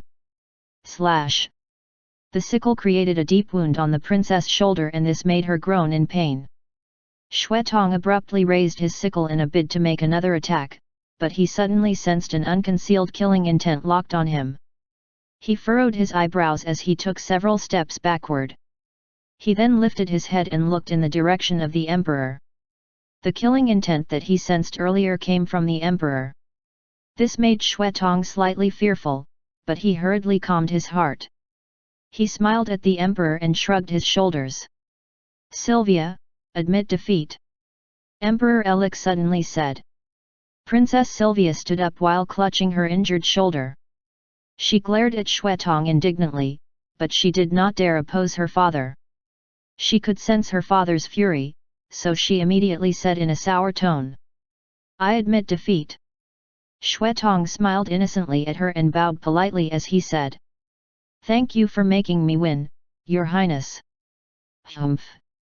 Princess Sylvia snorted at him before she leaped out of the battle platform. The third prince, the crown prince, and the fourth prince who were all watching this fight glared at Xuetong angrily. They doted on this little sister so much, and someone actually dared to injure her like that? That goddamn bastard! I will peel off his skin. The third prince, Prince Arivard said with rage. The crown prince remained silent, but the look in his eyes was as if he was about to spurt fire. Bang! The fourth prince who was among the remaining 16 contestants slammed his hand on the armrest of his chair, reducing it into a pile of broken wood fragments. That bastard Xuetong! Xuetong could sense the raging looks aimed at him, but he merely walked towards the area of the Xue family in a relaxed manner. There wasn't even an ounce of fear in his expression. Ha ha ha! This is just the start, fools! Good job, young master! Elder Quan laughed loudly as he patted Xuetong's shoulder. Chapter 210, Zhu Ren's Spearmanship. 7 more battles followed after the fight between the fifth princess and Xuetong. The crowd watched the battles without blinking their eyes, afraid that they would miss anything. After a few hours, the fights concluded. The final 8 participants were Prince Dante, Lu Mendi, Bai Mingchu, Zhu Ren, Xuetong, Yang Zhenqi, Han Sen, and Xiao Hua. Everyone looked at these 8 contestants with great anticipation and they were surprised to see 2 early-stage 4th-ranked Knight Crusaders among the final 8 and both of them even came from the same group. The 8 participants were given an hour to prepare themselves while the 9th place and 10th place were being fought over by the other 8 who had lost earlier. The 9th place was taken by the 5th princess without difficulty, while the 10th place was taken by another disciple of the Baiming family. After an hour, the overseer announced in a loud voice. I will now announce the match UPS for the next round of the competition, Yang Zhenqi vs Han Sen, Dante Silveria vs Zhu Ren, Xuetong vs Xiao Hua, and Bai Mingchu vs Lu Mendi. Yang Zhenqi and Han Sen glanced at each other when they heard the announcement, and both young men wore expressions of surprise. Han Sen in particular looked as if he had stepped on cow poop. He smiled wryly at Yang Zhenqi as he shook his head. "Brother Yang, although our cultivation level is the same, I know that I would never be your opponent." Yang Zhenqi wanted to say something, but in the end, he could only close his mouth. He felt slightly regretful that he had to fight with his friend in this round. Both of them had a high chance of getting into the top 4, but it was impossible now that they were paired. "Yang Zhenqi and Han Sen, please come up on stage for the first battle." The overseer called both young fighters to proceed to the battle arena. What a pity! The both of them are great young fighters, and they might have been able to get into the final 4 despite their weaker cultivation. Sigh. That Xuetong also got lucky that he is not paired with any of the 5th rank Spirit Realm fighters. Too bad. The fight between the 4th Prince and Zhu Ren should be very good. I'm excited to see who between them would emerge as the winner. Don't forget about Bai Mingchu and Lu Mendi's fight. I wonder who among the two of them would come out as the winner. Some people from the crowd shook their heads in pity upon hearing that Yang Zhenqi and Han Sen were paired. They knew that the two young men came from the same group, and it was truly regretful to have them fight. There is no need to fight. I admit defeat. Han Sen said while shaking his head at the overseer. The overseer was not shocked by his words, and he seemed to have expected it. For the first matchup, Yang Zhenqi wins. The overseer announced. The crowd sighed at this announcement, but they could do nothing about it if both fighters did not want to fight each other. "Prince Dante and Zhu Ren, please proceed to the battle platform." Zhu Ren was a young man who looked like a scholar. He seemed weak at first glance, and he did not have the aura of a fighter. However, the 4th prince did not dare take his opponent lightly. This Zhu Ren might look like a gentle youth, but once he takes out his spear, his aura would drastically change. The two young men glanced at each other. Zhu Ren bowed his head politely at the 4th prince as he greeted. "Greetings, Your Highness." Prince Dante smiled at him as he took out his sword. "Fight!" Prince Dante swiftly dashed towards his opponent. His movements were quick and nimble, and he was even faster than the average 5th rank Spirit Realm expert. Seeing this, Zhu Ren was not flustered. He pulled his spear and waved it around him with a calm look. His gentle aura slowly turned dreadful as the spinning of his spear became faster. Clang! Clang! Clang! Sword and spear clashed dozens of times, producing loud clanging sounds every time the two weapons collided. The 4th prince was much faster than Zhu Ren, but the latter's skill in wielding his spear was nothing to scoff about. Zhu Ren might be a little slower than the 4th prince, but his skillful display of spearmanship made up for his slower speed. Clang! Clang! Clang! Everyone held their breaths as they watched the fight between these two young experts. The spearmanship of Zhu Ren looked elegant, and he seemed to be dancing on the battle platform with his fancy spins and spear thrust. On the other hand, the 4th prince displayed a series of swift sword strokes and slashes that produced threatening sword winds that ripped through the air. Anyone who would be hit by these sword winds would surely be heavily injured, but Zhu Ren managed to evade and block them with a bit of effort. The 4th prince could not help but glance at his opponent with surprise. He had to admit that even he was mesmerized by the spearmanship that Zhu Ren displayed. It was so beautiful that it looked as if he was performing a spear dance. "It looks like I have to use the sword technique that Wine Master Zhu had taught us back then, but that sword technique takes too much of my true essence, so if I fail to hit him, I might be in a very tough spot." Prince Dante hesitated for a brief moment, but he decided to gamble everything on that sword technique. The 4th prince suddenly leaped in the air, and he looked like a soaring eagle with his arms spread wide. After reaching a height of 15 meters above ground, the 4th prince held the hilt of his sword with both hands as he lifted it. Eagle's descent, overturning sword slash. A sword wind that was about 5 meters long streaked towards Zhu Ren fiercely. Zhu Ren's eyes widened at the sight of this, and his calm eyes displayed a hint of fear.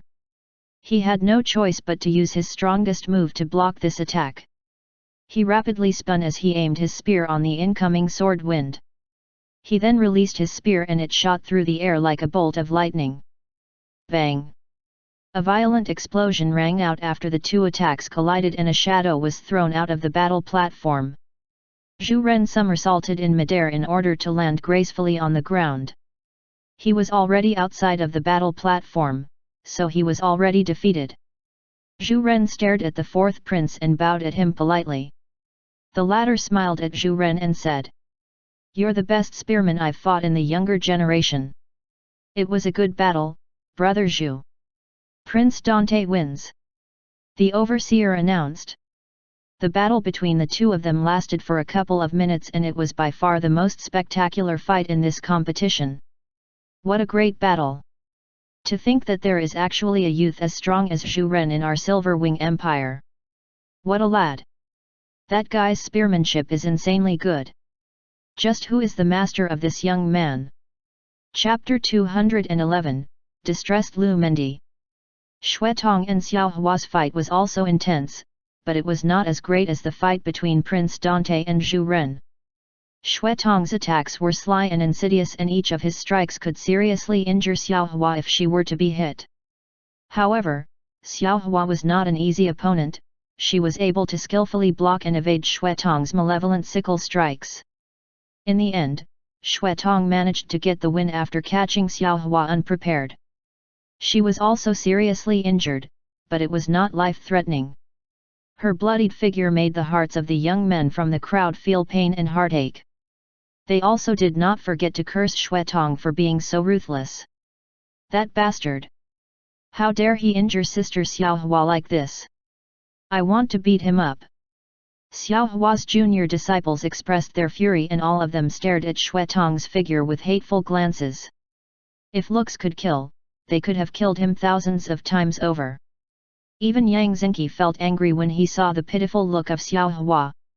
He felt as if his heart was tugged for no reason after seeing her bedraggled state. Zhu Shen handed a pill to her, a healing pill which immediately cured her injuries. This was the blood-restoring Dan, and it was a healing pill with unimaginable effects.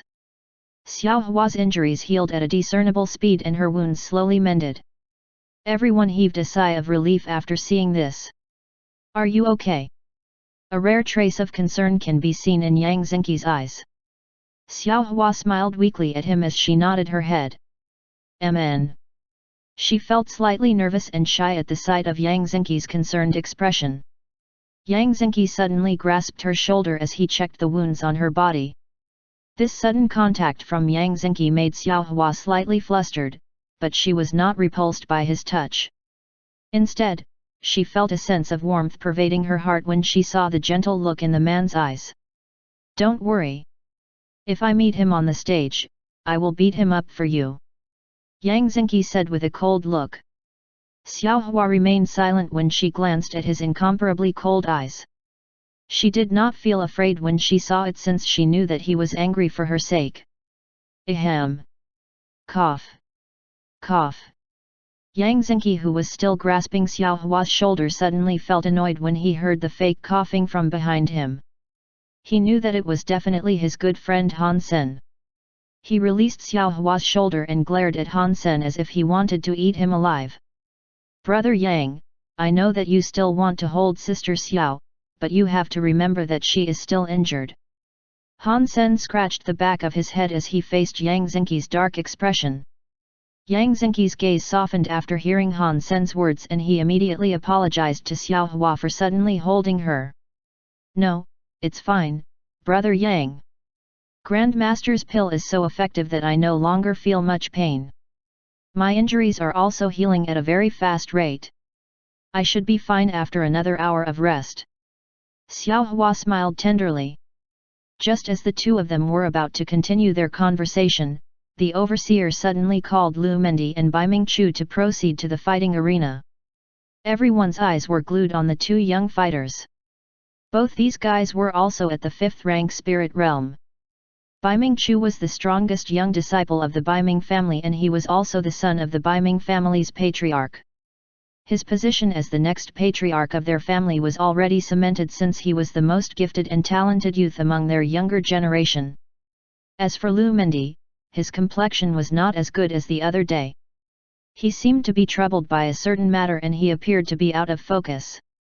He only sobered up when he heard the overseer announce the start of the fight. Lu Mendi took a glance at Bai Mingchu. His opponent was a muscular man with short black hair.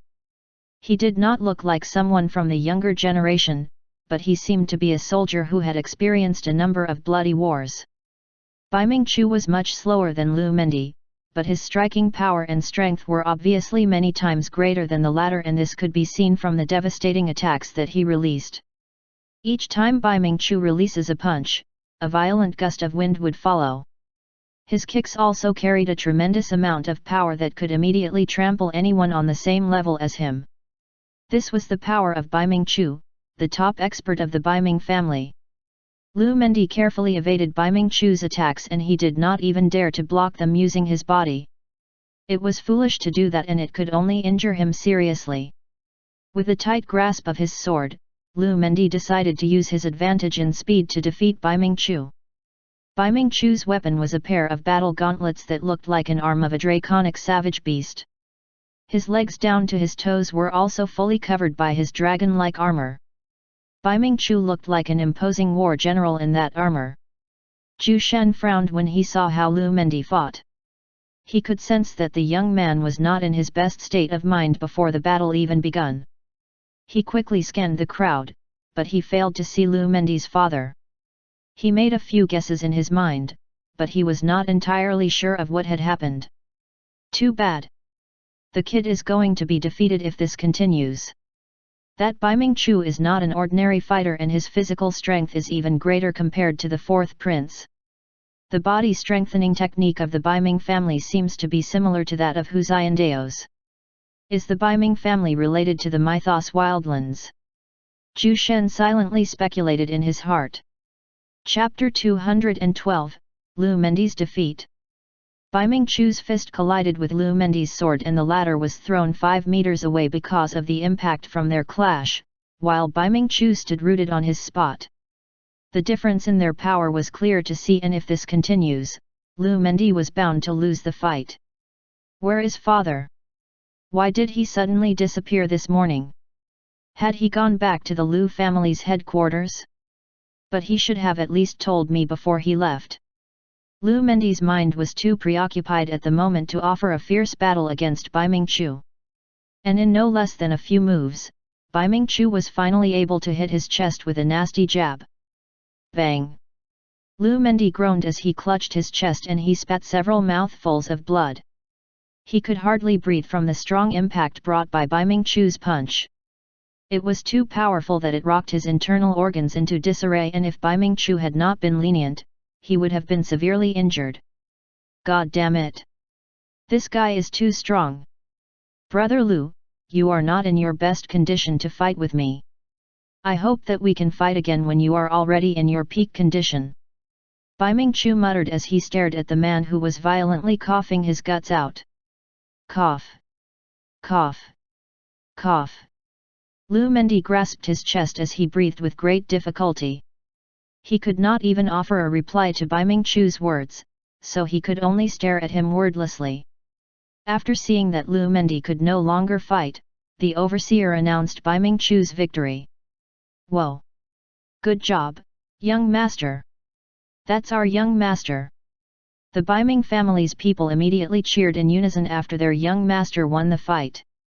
At this moment, only 4 fighters were left from the initial thousands. They are Prince Dante Silveria, Yang Zhenqi, Xue Tong, and Bai Mingchu. Alright, the next round will be held tomorrow morning. For the 4 participants, make sure that none of you are late.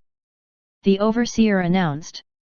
It was almost nighttime once again and everyone discussed the battles this morning. It was very lively and the crowd was very excited about the next round of the competition. Who do you think would rank as first in this competition? Who else? Of course, it's His Highness, Dante Silveria. He is the strongest young disciple of our Silver Wing Empire. Long Mei went near to Zhu Shen and whispered to his ears. Master, do you still want me to return with the kids back to the store? Zhu Shen took a quick glance at her and shook his head. No, but I want you to do something tonight.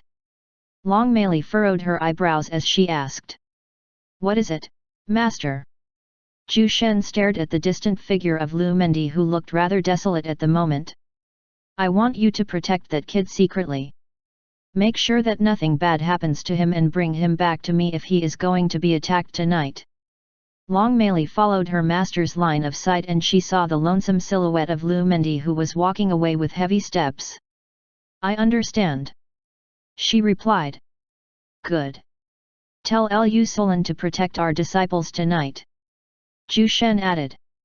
Long Mei nodded her head to express her acknowledgement. She then walked towards Lu Solan. Zhu Shen walked with his people back to their lodgings, but he suddenly discovered the emperor and his entourage. He could sense the urgency behind the emperor's stiff smile. Wine Master Zhu, I'd like to discuss something important with you. Do you have time? Emperor Elik said as he smiled at Zhu Shen. Zhu Shen was silent for a moment. He already knew what the emperor wanted to discuss with him and he initially wanted to stay out of it, but after seeing Lu Mendi's performance, he changed his mind. Zhu Shen nodded his head calmly at the emperor as he said. Sure.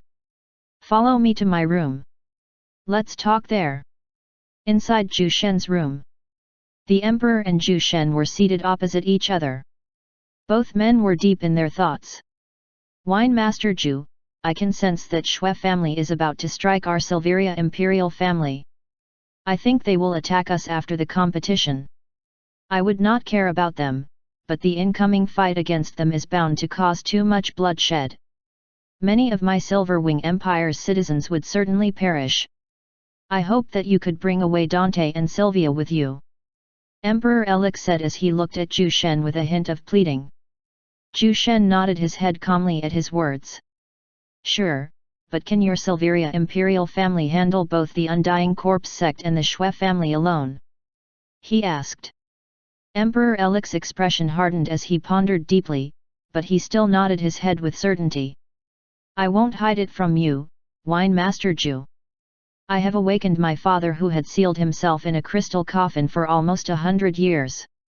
His strength is at the very peak of the 9th rank saint and he is already standing at the precipice of immortality. With the help of my father, we should be able to destroy their rebel army. Zhu Shen felt slightly surprised upon hearing this. The Silveria imperial family actually had a treasure like the crystal coffin? This crystal coffin was a treasure that could seal someone's life energy, slowing down the aging process of whoever is laid inside the coffin. Depending on the quality of the crystal coffin, it could seal someone for thousands of years, but his body would only age by a few years. This was mostly used by dying experts who still had some lingering attachment to the world they were living in. Elik, your father might be strong, but is he strong enough to fight against someone at the nascent god realm?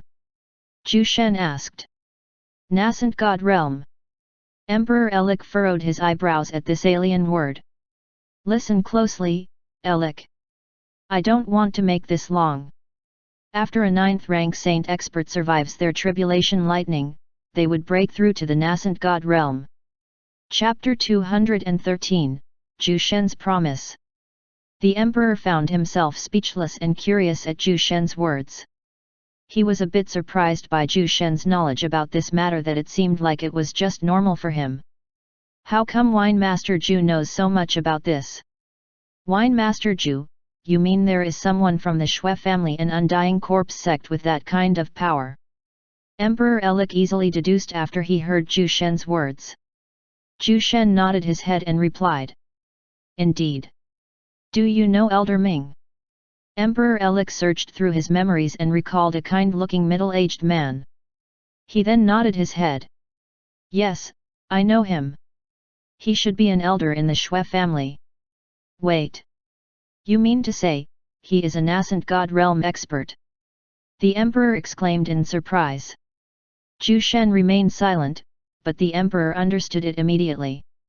His confidence suddenly dwindled upon hearing all this, and he became worried about the coming fight against their forces. The emperor's confidence came from his father, who was a peak stage 9th rank saint. He thought that with the strength of his father, he would be able to destroy the Shui family and the Undying Corpse sect, but who knew that he had actually underestimated them severely. Zhu Shen wordlessly watched the emperor's ever-changing expression, and he waited for the latter to gather himself together. Emperor Elik sorted out his thoughts as he slowly calmed himself down.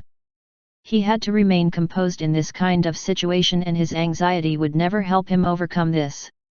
The Shui family diverted our attention to the fake news that they circulated saying that the Baiming family has dealings with the Blue Fang Empire. They were intentionally doing it so that our focus would be on the Blue Fang Empire and the Baiming family's movements, but the Shui family were actually colluding with the Undying Corpse sect in secret, as the forces of my Silveria imperial family was busy observing a different matter. So this was their plan from the very beginning. That bastard Elder Ming is very cunning indeed. And how did he increase his strength by that much in such a short amount of time? Emperor Elik blurted out with a serious expression. This matter was making him feel an invisible mountain pressing down on him. Elik, let's cut the chase. What are your plans? Zhu Shen suddenly interjected. The emperor regained his bearing after hearing Zhu Shen's words. He silently pondered, and his eyes slowly turned cold as he replied in a depreciating tone. It seems like I've been too overconfident, that I failed to see this coming. Wine Master Zhu, please protect Sylvia and Dante. The emperor abruptly stood up from his seat and bowed deeply at Zhu Shen. Wine Master Zhu, please help us. Zhu Shen was slightly taken aback, but his expression remained calm and indifferent. Wine Master Zhu, I know that I won't be able to give you something that you desire, but I still hope that you could offer your assistance to us. I won't promise you any rewards, but I will give you anything that I could offer. Emperor Elik said sincerely. What emperor's pride? What bullshit is that? Could that save his Silveria imperial family from utter destruction? Emperor Elik was willing to let go of his remaining pride just to get the assistance of Zhu Shen. He knew that this man was the only person that could help him win this war. He could not forget that day when the man stopped a raging dragon with just one hand. That scene was deeply etched in his mind, and it still made him palpitate in awe whenever he recalls it. Zhu Shen glanced at the emperor, who was still maintaining his deep bow. He could not help but admire this man. Not all emperors are willing to let go of their pride like this. They had been too used to being looked highly upon by everyone that they always believed that it was beneath them to bow at someone to get their help. In fact, it did not even cross their minds to seek someone's help in that way. Zhu Shen suddenly laughed lightly, which caused the emperor to be caught off guard. He could not help but lift his head to look at Zhu Shen. He saw the man's slightly perceptible smile. It was the first time he had heard Zhu Shen laugh, and it stunned him. So even someone like Wine Master Zhu knows how to laugh just like that. He thought. Elik, I must say that your character has impressed me. All right, I promise that your Silveria imperial family will never be toppled for the next millennia to come. Zhu Shen said as he eyed the stupefied emperor with a calm look. He stated those words as if he was merely stating something of insignificant value. Emperor Elik suddenly felt the heavy burden he was feeling for a couple of days disappear. He gazed at Zhu Shen with gratitude, and he could even say anything because of the overwhelming emotions he felt. He knew how heavy Zhu Shen's promise was, and he also knew that Zhu Shen was really capable of doing what he had promised. I just hope that there ever comes a time when I leave this world, your Silveria imperial family would protect my store. Zhu Shen said with a distant look. Emperor Elik failed to understand his words, but he still nodded his head solemnly. Wine Master Zhu, I, Elik Silveria III, promise you that I would never allow anyone to touch your store if ever that day comes. The corner of Zhu Shen's lips slightly lifted. He then waved his right hand and said. All right. Leave. The emperor wanted to say something, but in the end, he could only bow at Zhu Shen. Just as he was about to leave Zhu Shen's room, he suddenly heard the man say. You don't have to be worried. I will come at the right time. Those words made the emperor smile. He then left Zhu Shen's room without any burdens in his heart. Chapter 214, Yang Zhenqi draws his sword. The next day, it was the final day of the annual martial arts competition. The final winner would also be decided on this day. Who among the remaining 4 contestants would emerge as the champion? The venue was fully packed with people and some even had to stand up because of the lack of chairs, but this did not stop everyone's enthusiasm to watch the final round of this competition. The 4 contestants were asked to draw their lots and these are the results. Yang Zhenqi vs Bai Mingqiu. Prince Dante vs Xue Tong. Yang Zhenqi cursed in his heart after he heard the match UPS. He wanted to crush Xue Tong personally, but it seems like someone else will do the deed for him. It was a bit hard for him to swallow the results of the draw by lots, especially after he had promised Xiao Hua that he would destroy Xue Tong. He glanced at Xiao Hua apologetically and he heard her say as she smiled. "Brother Yang, you don't have to worry about me. It doesn't matter who beats that bastard. Just focus yourself on becoming the champion." Yang Zhenqi nodded his head and his expression turned serious at those words. "That's my goal from the very start," he uttered. Xiao Hua gave him a thumbs up as she smiled encouragingly. "Yang Zhenqi and Bai Mingqiu, please come to the battle platform." Yang Zhenqi glanced at Xiao Hua for the last time before he jumped straight to the battle platform. In front of him was Bai Mingqiu, who had defeated Lu Mendi in a straightforward manner. Although part of Lu Mendi's defeat was because of his unbalanced state of mind, Bai Mingqiu's strength also played a great role in his defeat.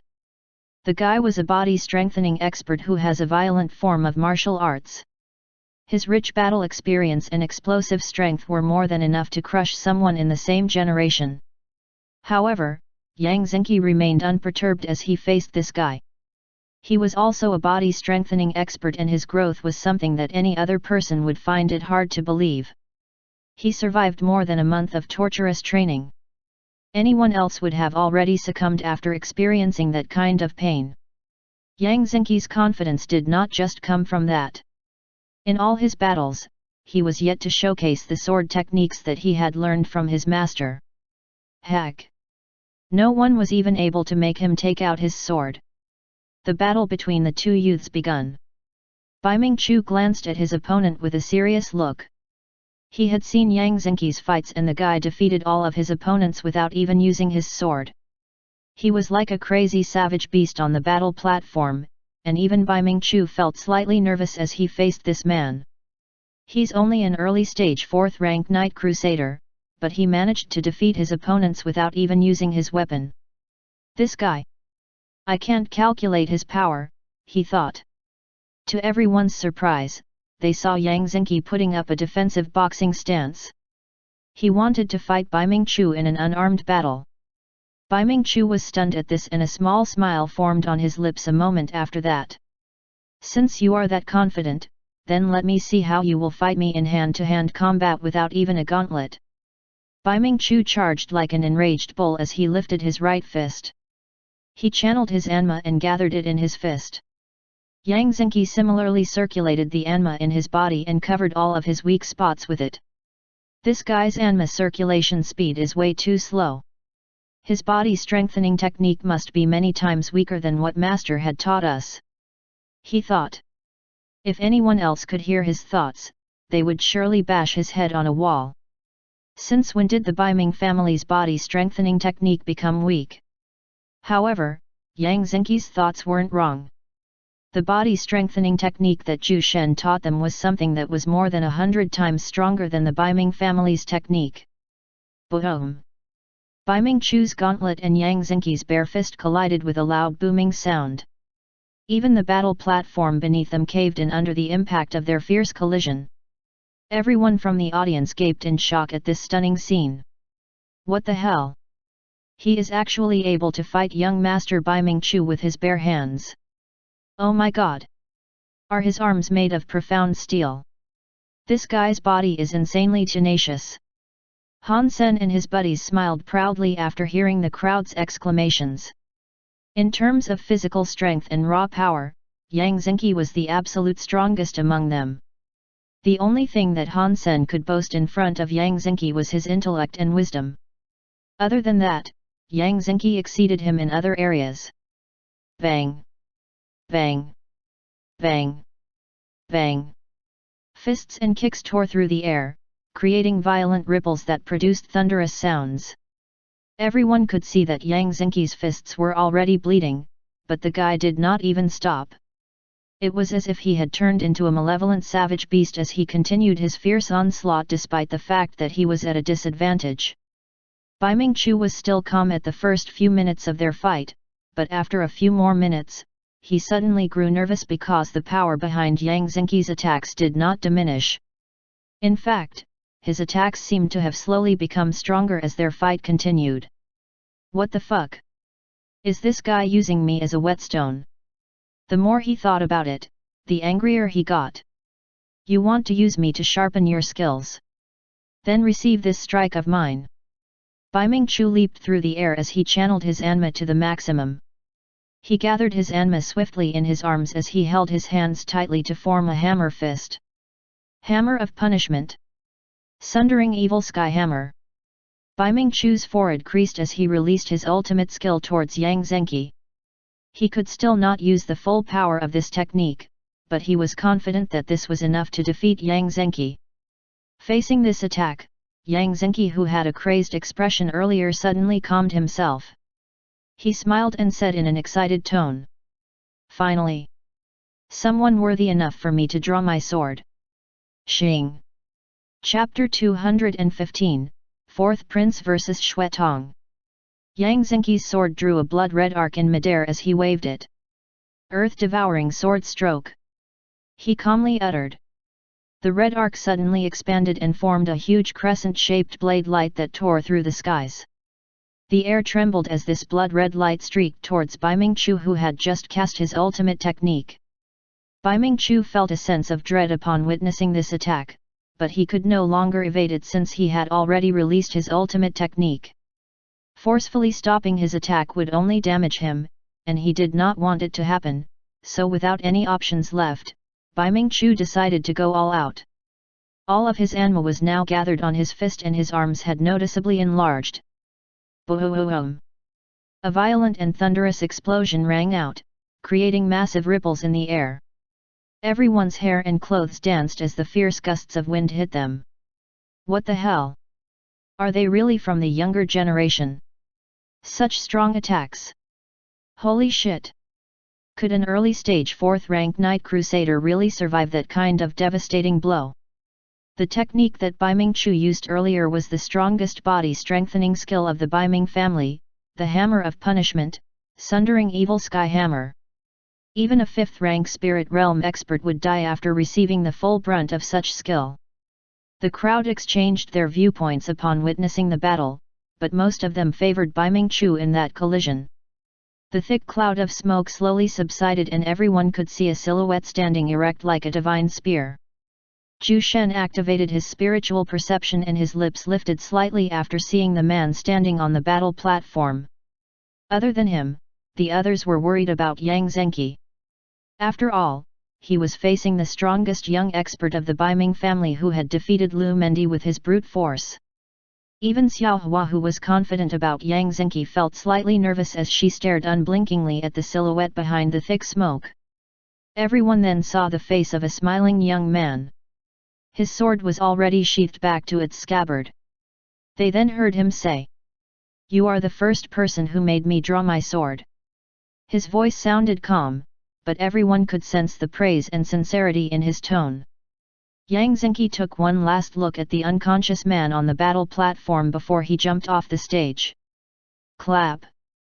Clap! Clap! He could actually defeat someone who is a realm higher than him. What a scary talent! Such a strong young man!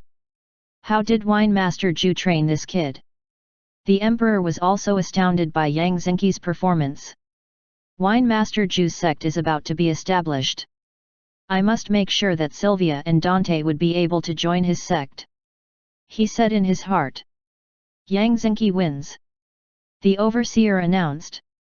Yang Zengqi went back to his group with a smile. He could sense everyone's respect and admiration. He had never thought that this day would come. He was just a servant destined to become an imperial guard, but everything changed after that man came into their life. He could still remember his words during their first day of training. All of you are just a bunch of weaklings with nothing noteworthy to be proud of. Even if you are forced to do things, what can you do with your puny strength? Do you want to remain as trash as all your life? I will train you to become warriors. Yang Zengqi glanced at Zhu Shen and his eyes imperceptibly softened. Everything was because of this man's grace.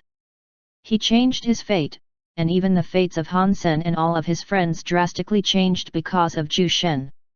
His training might have been cruel and dangerous, but it was all worth it. Good job, Brother Yang. Han Sen slapped his back with a wide smile. Xiao Hua and the others also congratulated him for his victory. Yang Zengqi smiled back in response to their words.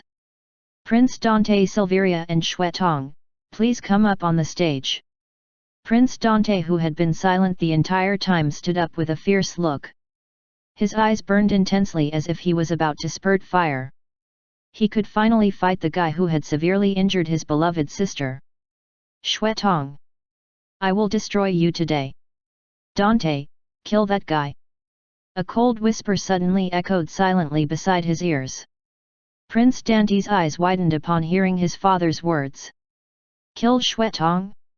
He was surprised by his father's cruel command, and he could sense that everything was not as simple as avenging his sister's matter.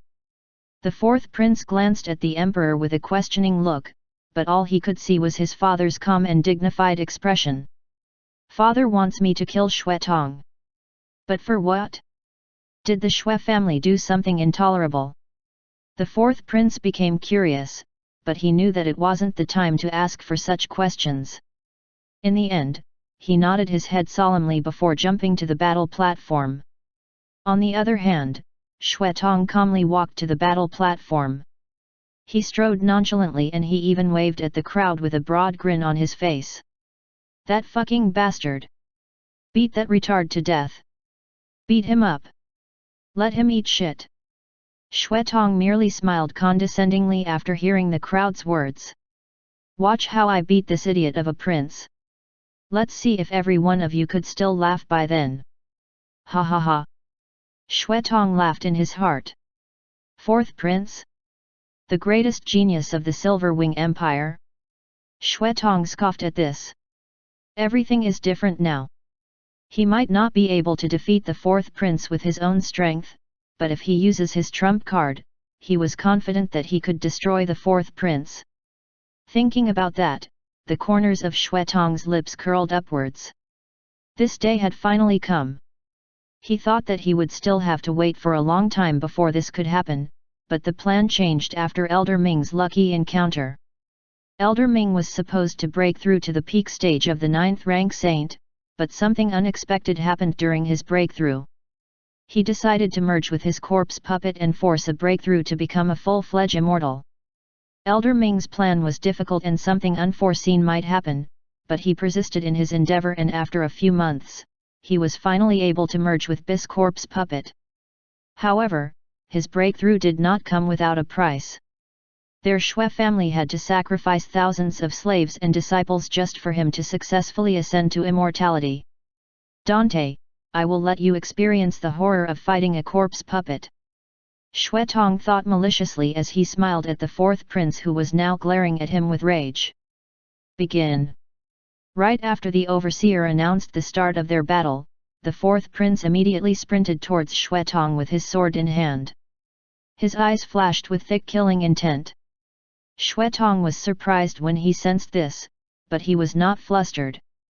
He immediately took out his sickle and brandished it wildly. His movements looked random, but all of his strikes were aimed at the fourth prince's weak points. Clang! Clang! Clang! The fourth prince blocked his attacks with his sword and he abruptly crouched to evade another one. He could sense the coldness of Xue Tong's sickle as it brushed past the top of his head.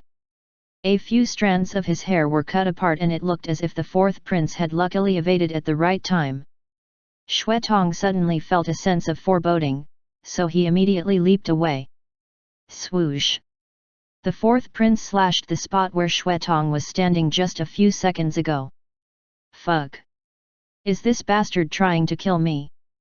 In that case, I won't hold back anymore. You want to play with me, hey? Then let me play with you.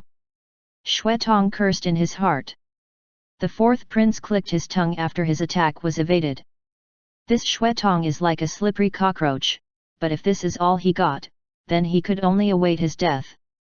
Dante Silveria, it seems like you want to kill me, but did you really think that it is that easy to kill me? Ha ha ha. Xuetong laughed derisively as he stared at the fourth prince.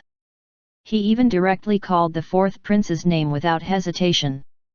Such disrespect and provocation. Even the crowd was speechless at this and they thought that Xuetong had gone crazy. What the hell? Did I hear it wrongly? He actually called the fourth prince's name directly. What a brave idiot! Prince Dante frowned upon hearing Xuetong's words. He looked at the crazed expression on Xuetong's face and he could not help but agree with the crowd. Watch closely, Dante Silveria. I will trample you in front of everyone. Xuetong laughed like a madman as he suddenly took out a coffin from his space ring. Chapter 216, Xuetong's Corpse Puppet. Xuetong took out a 2-meter-tall stone coffin and its surface had deep marks that looked to be left behind by a sharp claw. Seeing this stone coffin, the younger generation looked evidently bewildered and confused, while those who are pretty knowledgeable frowned. This kind of stone coffin was familiar to them, but they could not believe that it was actually taken out by Xuetong. That stone coffin. Undying Corpse Sect. Xuetong is part of the Undying Corpse Sect. An aged voice shouted with a stunned look. When the crowd heard the words Undying Corpse Sect, their eyes suddenly revealed a trace of horror and fear. All of them knew what that sect represented. What? That bastard is actually someone from that sect. Kill him. He might do something to the fourth prince. Kill that bastard. Someone, please stop this fight. We have to kill that retard before he could do anything dangerous to the fourth prince. The crowd shouted furiously as they stared at Xuetong, who was now wearing an insidious expression as he held the stone coffin with both hands. Xuetong laughed disdainfully at the crowd before he shifted his gaze to the stunned fourth prince. Are you surprised, Your Highness? His voice sounded sarcastic and cold. The fourth prince took a defensive stance as he stared solemnly at the stone coffin that Xuetong held. He knew what kind of existence the Undying Corpse Sect was, and he also knew that they are a group of deplorable bastards hated by everyone in the profound Dragon Continent. So that's why you are confident in fighting against me. You have a corpse puppet and you are planning to use it to defeat me. Prince Dante uttered in a mocking tone. Xuetong merely laughed at this and he slowly opened the cover of his stone coffin. Say what you want, Dante, but I will have your head today. The stone coffin abruptly opened, revealing an unsightly-looking monstrosity that looked neither human nor savage beast. The demon race might look better in comparison to the thing that lay inside Xuetong's coffin. It was a humanoid beast that had 4 bulky arms. Its head looked similar to that of a lion with a grim-looking horn on top of its forehead. This beast's claws were like bayonets that looked very threatening and sharp. A long whip-like tail could also be seen hanging behind it. After this monstrosity emerged from the stone coffin, a nauseating smell assaulted everyone's nose. It was similar to the smell of a latrine pit that had rotting dead bodies in it. What a disgusting creature! Xuetong is indeed a disciple of the Undying Corpse Sect. Only someone from that place would have a puppet as repulsive as this. This person has guts. He actually dares to show off his corpse puppet in front of His Majesty. Lu Solon, who was seated beside Zhu Shen, was surprised when she saw this corpse puppet. It was similar to those corpse puppet that the elders from the Undying Corpse Sect brought the last time they tried to take her master's Earth Origin Dragon Tree. Although she had already discussed with Zhu Shen about the Shui family's involvement with the Undying Corpse Sect, she was still surprised to see it in person. The emperor stood up from his seat and issued a command in a cold tone. "Kill him." After he said those words, a few shadows suddenly emerged and swiftly jumped to the battle platform. All of them were wearing a set of embroidered black and silver robes with the insignia of the Silveria imperial family. These individuals were part of the emperor's secret force, the embroidered dragon guards. There were more than 10 of them that surrounded Xuetong and his corpse puppet. Each of them was holding a short sword that gleamed with a brilliant glow. Those short swords were earth weapons. Oh my god! Since when did earth weapons become a common thing? Who are they? Everyone was surprised and confused at the sudden appearance of the embroidered dragon guards, but they merely watched the scene with interest. They were waiting to see how Xuetong would react to this group of experts.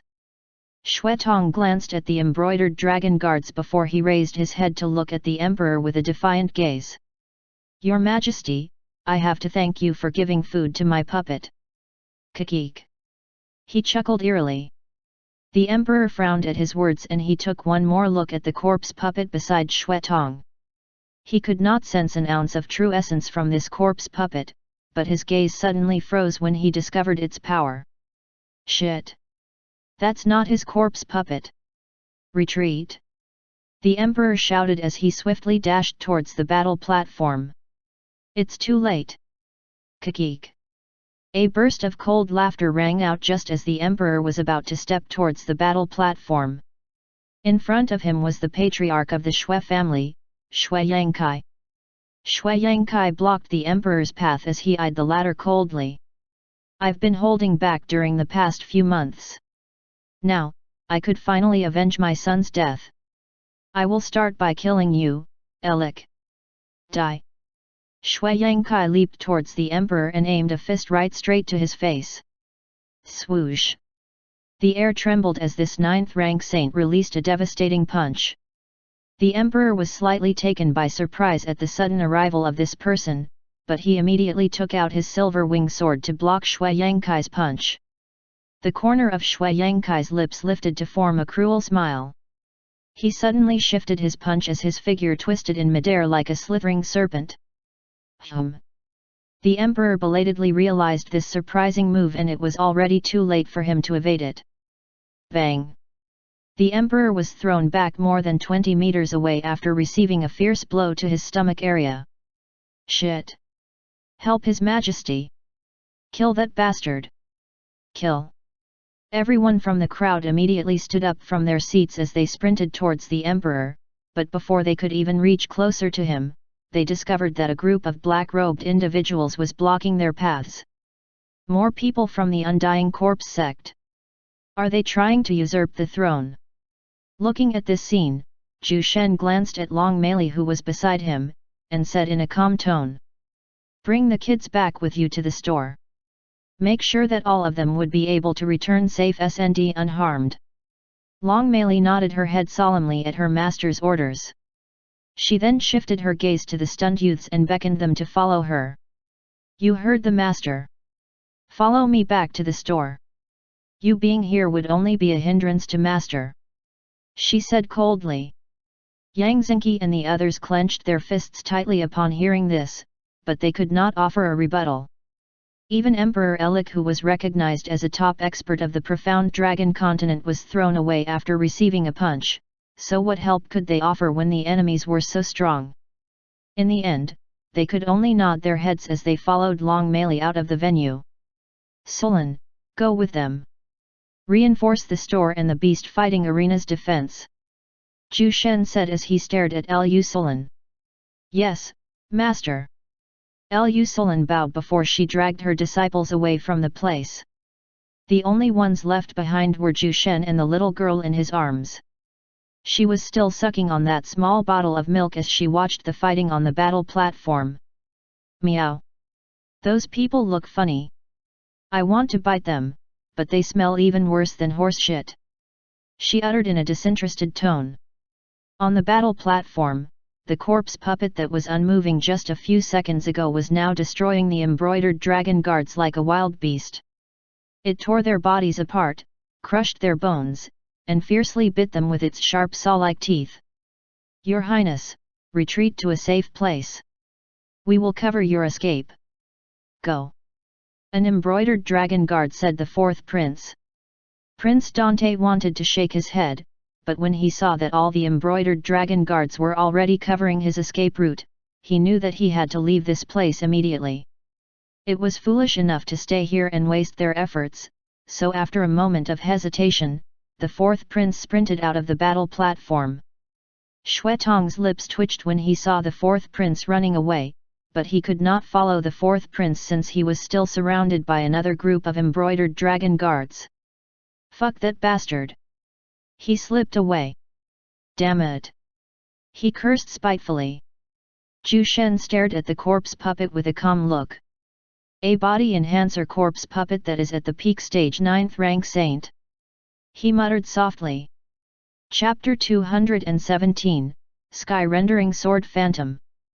Zhu Shen knew that there was still another corpse puppet as strong as this one, so he looked around to search for it. His gaze then lingered in a certain spot a few hundreds of meters away. There, he saw an old man who had an excited and nervous expression on his face. Shui Yankan. It was the supreme elder of the Shui family and the father of Shui Tong. The old man's strength was on par with Shui Yangkai, and even their corpse puppet almost had similar levels of strength. Their plan this time was to lure the hidden expert of the Silveria imperial family by letting Shui Yangkai fight with the emperor, and when the hidden expert shows himself, Shui Yankan will immediately come out to attack the expert in surprise. It was a very obvious plan, but they did not care about it. They knew that the hidden expert would certainly come out to save the emperor, so they were not worried about it in the slightest. Elder Ming had already discovered the presence of a strong hidden expert in the imperial palace, and this was also why they were cautious during the past few months. However, with the unexpected breakthrough of Elder Ming, there was no longer any need to be cautious about that hidden expert. Emperor Elik slowly stood up. He could not believe that Shui Yangkai actually had this kind of power. He finally realized that everything must have been the Shui family's plan all along. The emperor then saw the fourth prince escaping out of the battle platform under the combined efforts of more than 20 embroidered dragon guards who were being decimated by the four-armed corpse puppet. The embroidered dragon guards might be elite soldiers with great cultivation level, but facing this peak stage 9th rank corpse puppet, they could only scream pitifully as their bodies were ripped into shreds.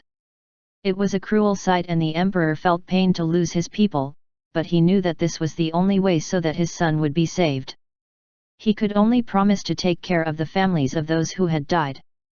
Emperor glared at Shui Yangkai with extreme rage that his eyes almost turned red in the process. That's not Shui Tong's corpse puppet, but yours, right? You want to kill Dante in front of me? The emperor uttered through gritted teeth.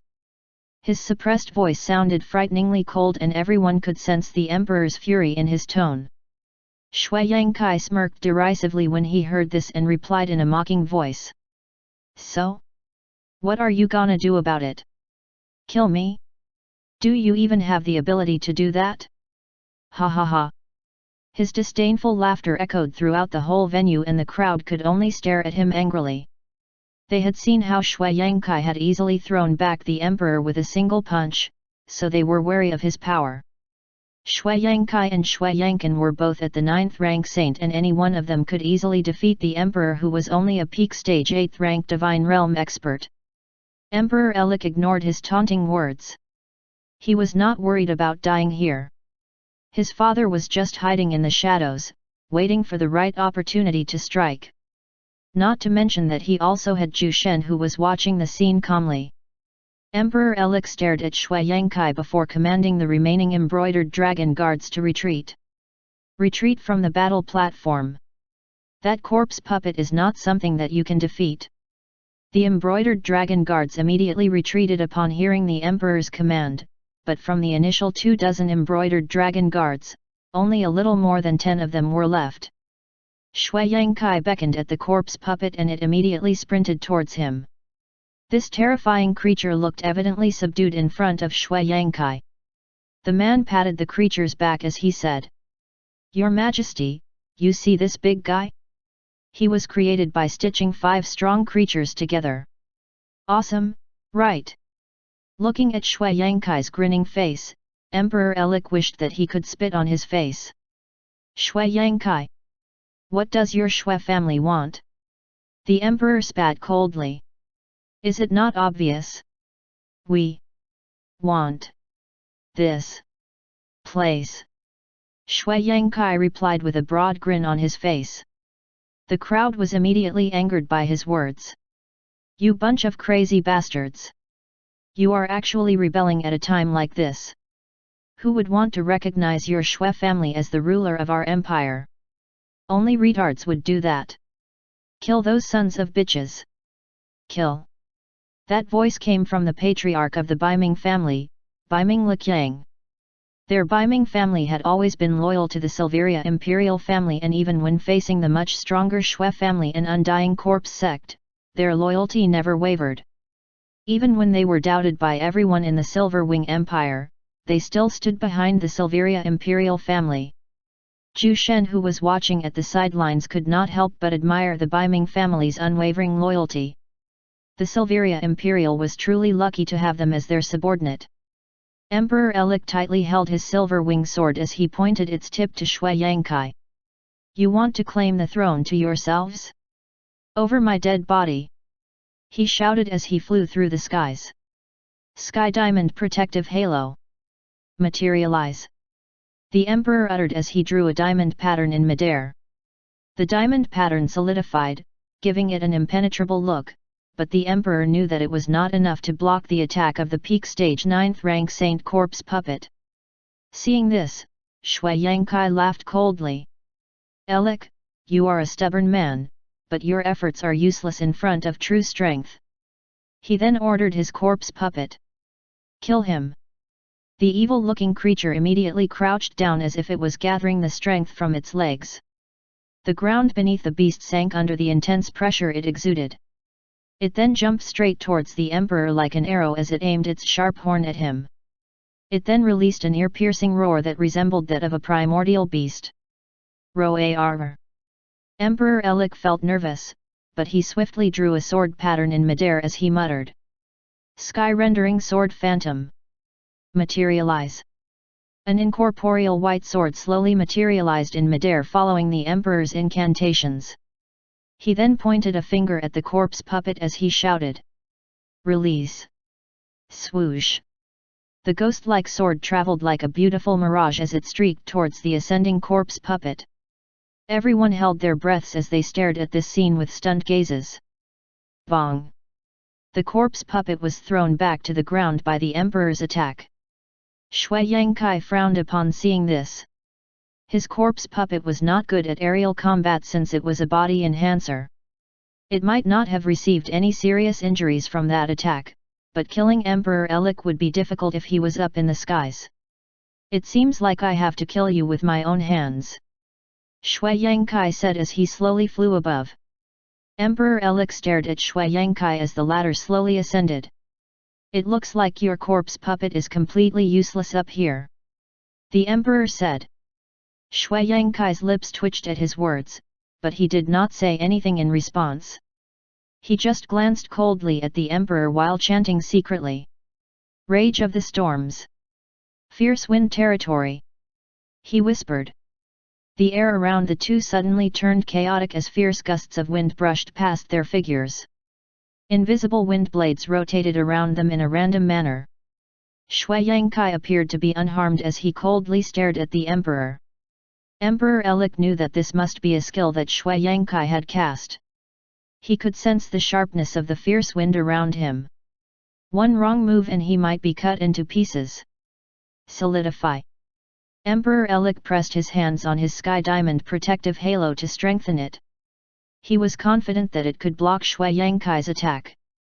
He might not be able to defeat someone at the peak stage of the 9th rank saint, but he was certain that he could fight toe-to-toe with Shui Yangkai despite the difference in their cultivation level. Inside the Shui family estate, an amiable-looking middle-aged man can be seen strolling calmly.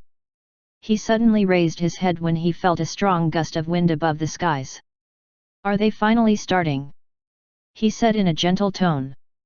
If one would look closely, they would find him almost similar to Elder Ming, but this person looked much younger in comparison. However, an invisible air of death and darkness covered his entire being. I have waited many years for this day and it has finally come. Maybe I should take a look and see how those two kill Elik and that mysterious expert. He muttered as he walked with steps that carried a trace of profundity. This man was none other than Elder Ming, the sect master of the Undying Corpse sect. A being who had just transcended and become a nascent god realm expert. Chapter 218, The Emperor's Father. Shui Yangkai ordered his corpse puppet to destroy the Emperor's subordinates through their spiritual link. After getting his command, the corpse puppet immediately sprang into action and it started to attack the imperial guards and subordinates of the Emperor. It was like a savage wolf thrown into a grassland filled with a flock of sheep. Even the strongest subordinates of the Emperor could hardly defend its fierce assault. It won't take much time before their side would be destroyed by this monstrous being. Emperor Elik boiled with rage upon seeing the nasty deaths of his people, but then, he saw a man holding a young girl slowly walk towards the corpse puppet's direction. And just as the Emperor was about to heave a sigh of relief, he suddenly discovered that Zhu Shen stopped in his tracks. Emperor Elik was bewildered by his actions. Why did Wine Master Zhu stop? If this goes on... Bang! An old man suddenly emerged in front of the corpse puppet. The old man's eyes shone with sagacious light as if he was a well-learned individual. His graying beard and sparse white hair were so long that it almost reached his waist. The old man looked incredibly feeble with his thin frame and sunken cheeks, but his expression was calm as he stared at the evil monstrosity in front of him. There was neither a look of fear nor horror in his eyes. Seeing this man, Emperor Elik smiled in relief as he muttered softly, "Father." Shui Yangkai had also discovered the sudden appearance of the man and he was shocked at his speed. He was not even able to sense his arrival, and if not for the sudden stopping of his corpse puppet, he would not have realized the old man's presence. Is he the hidden expert that Elder Ming was wary of? He looks weak, but for him to remain calm in the face of my corpse puppet, he should be stronger than me by a bit. Who is this old man? He muttered in his heart as he looked at the frail-looking old man below. Zhu Shen calmly stared at the old man as he studied him in great detail with his spiritual perception. He failed his tribulation lightning which left a serious injury in his physical body, but he somehow managed to heal himself. However, it will be difficult to break through to the nascent god realm in his current state.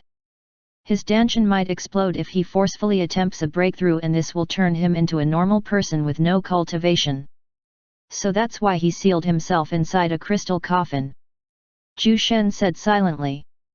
Meow. That old man might be able to defeat that ugly thing if he goes all out. The only problem is that there is still one more corpse puppet as strong as that. Stinky human, do you want me to help them? I said as she put down the bottle of milk in her hands. She then stared at Zhu Shen's face with her adorably huge pair of eyes. Zhu Shen rubbed her head gently and replied calmly. Not at this moment. I can feel a much stronger presence slowly walking in this direction. If I'm not wrong, that person should be Elder Ming. Ice went upon hearing his words, and she looked to her left and right in an attempt to sense the strong presence that Zhu Shen was talking about, but after looking a few times, she could still not sense the presence of Elder Ming, so she shifted her gaze back to Zhu Shen and pouted. Stinky human, how come I could not feel the presence that you speak about? Are you perhaps lying to me? Meow. Zhu Shen knocked her head lightly, making her go ow a few times. That's because you don't know how to use your spiritual sense. You have strong spiritual power, but you don't even know to properly utilize it. If you remain obedient, I'll teach you a thing or two about it. Zhu Shen said while pinching her puffed cheeks. Humph. I snorted and crossed her arms, but she stayed silent after that. She wanted to learn how to utilize her spiritual power properly, so she could only hold back her desire to scratch Zhu Shen's face. Facing off against the corpse puppet, Elik Silveria too suddenly stomped his foot on the ground, creating a deep pit in the process. The father of Emperor Elik Silveria 3 equals Elik Silveria 2. This sudden action from the old man made the corpse puppet lose its balance, making it almost tumble on the ground. Seeing this rare opportunity, the old man's sagacious eyes flashed with intense coldness as he released a palm strike aimed at the corpse puppet's head, but before he could hit the corpse puppet's head, he suddenly felt a cold sensation behind him, so he swiftly retreated without hesitation. Bang!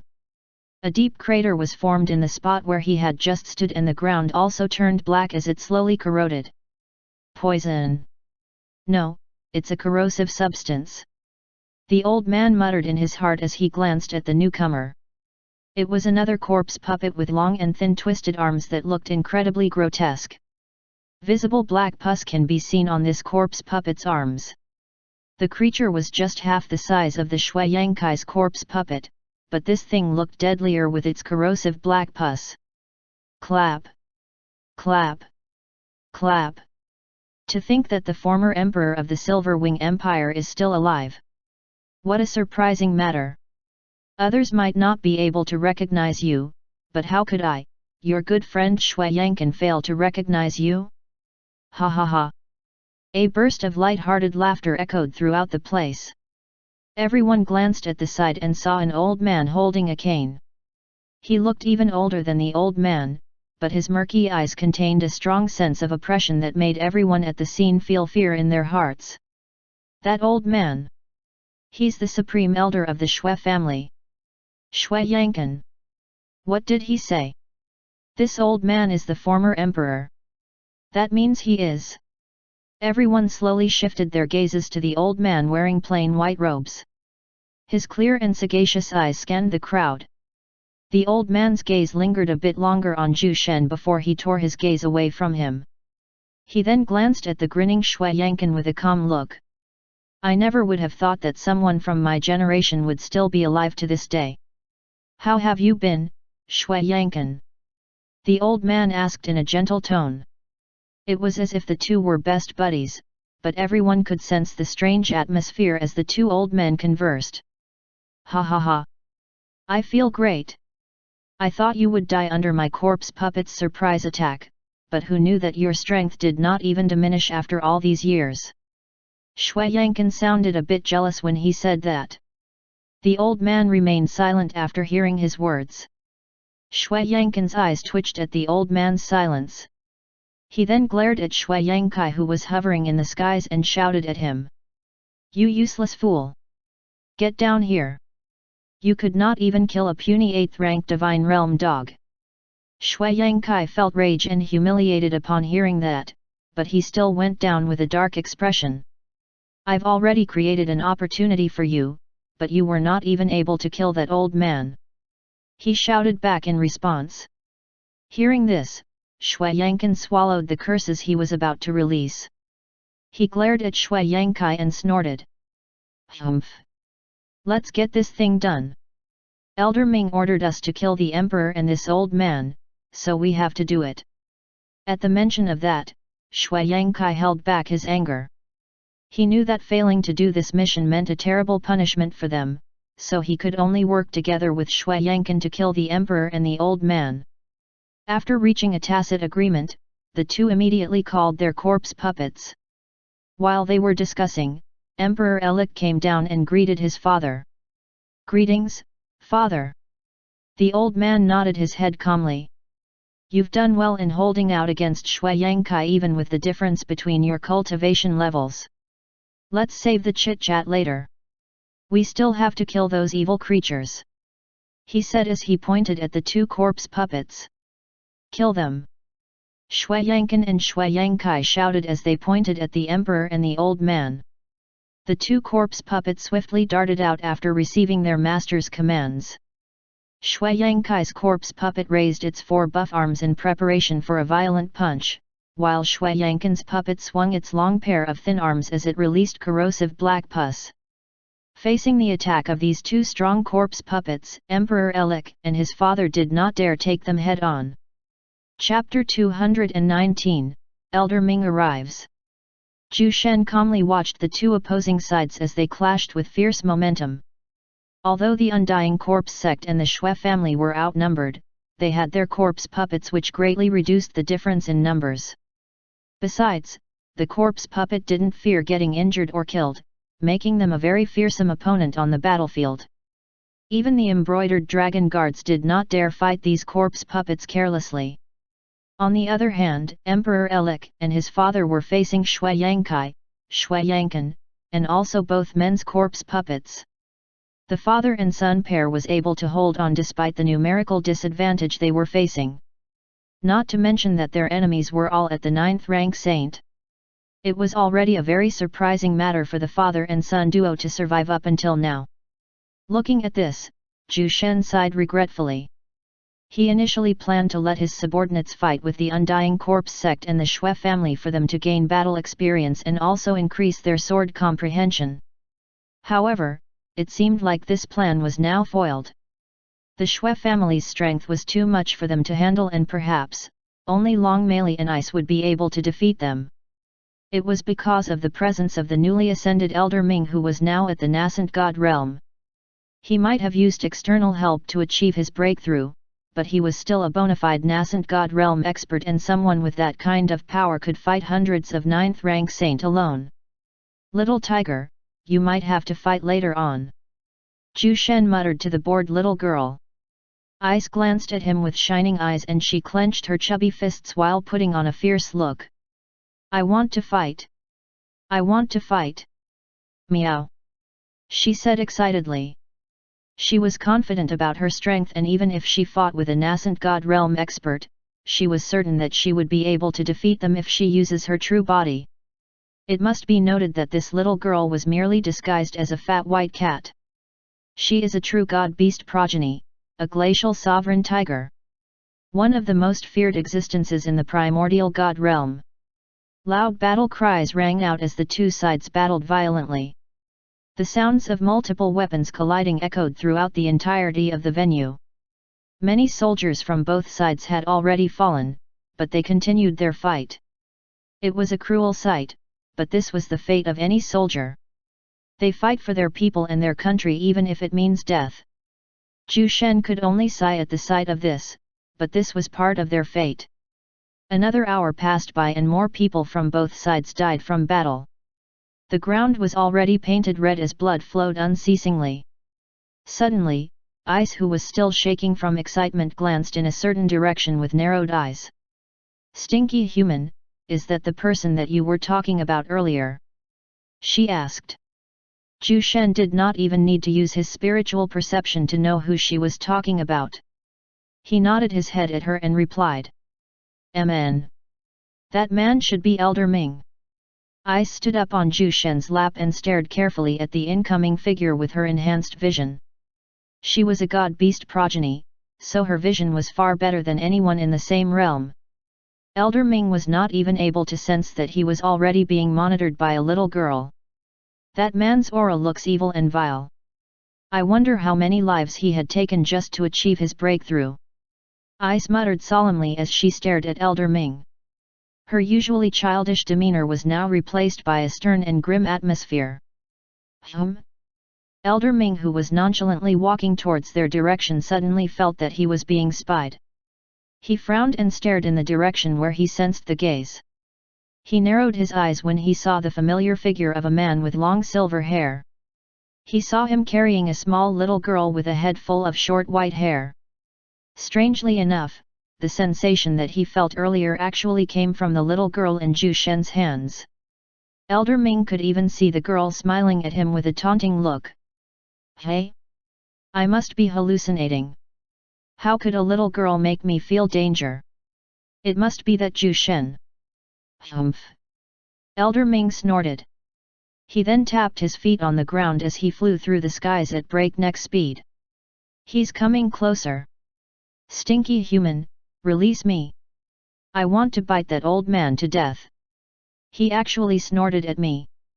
Meow.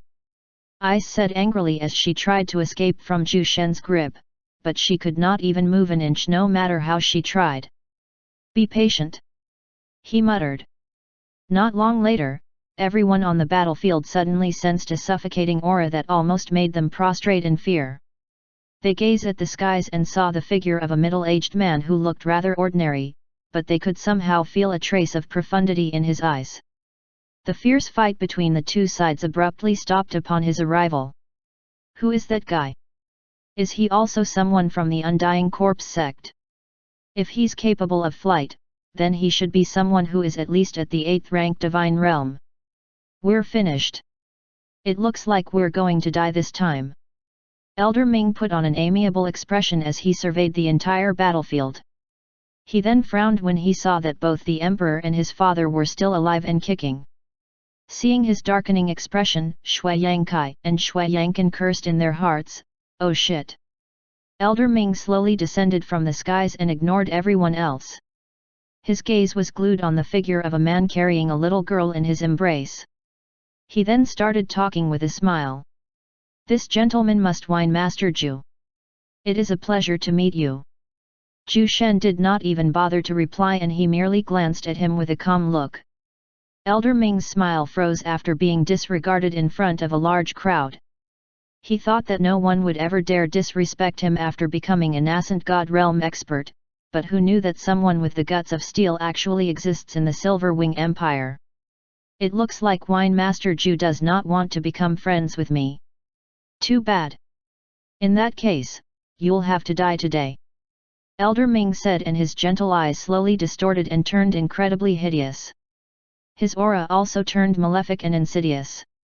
This sudden change scared some of the people on the battlefield. Only Zhu Shen and Ice remained unperturbed upon seeing this. "Haha! Look, that old man is funny. He looks like the clown that visited your store some time ago." Pfft! Ice giggled as she pointed her chubby finger at Elder Ming. A mischievous smile was plastered on her lips. Everyone sweated for the little girl. She actually dared to insult someone who was emitting such a dangerous aura. Oh my god! Sigh! What a pitiful child!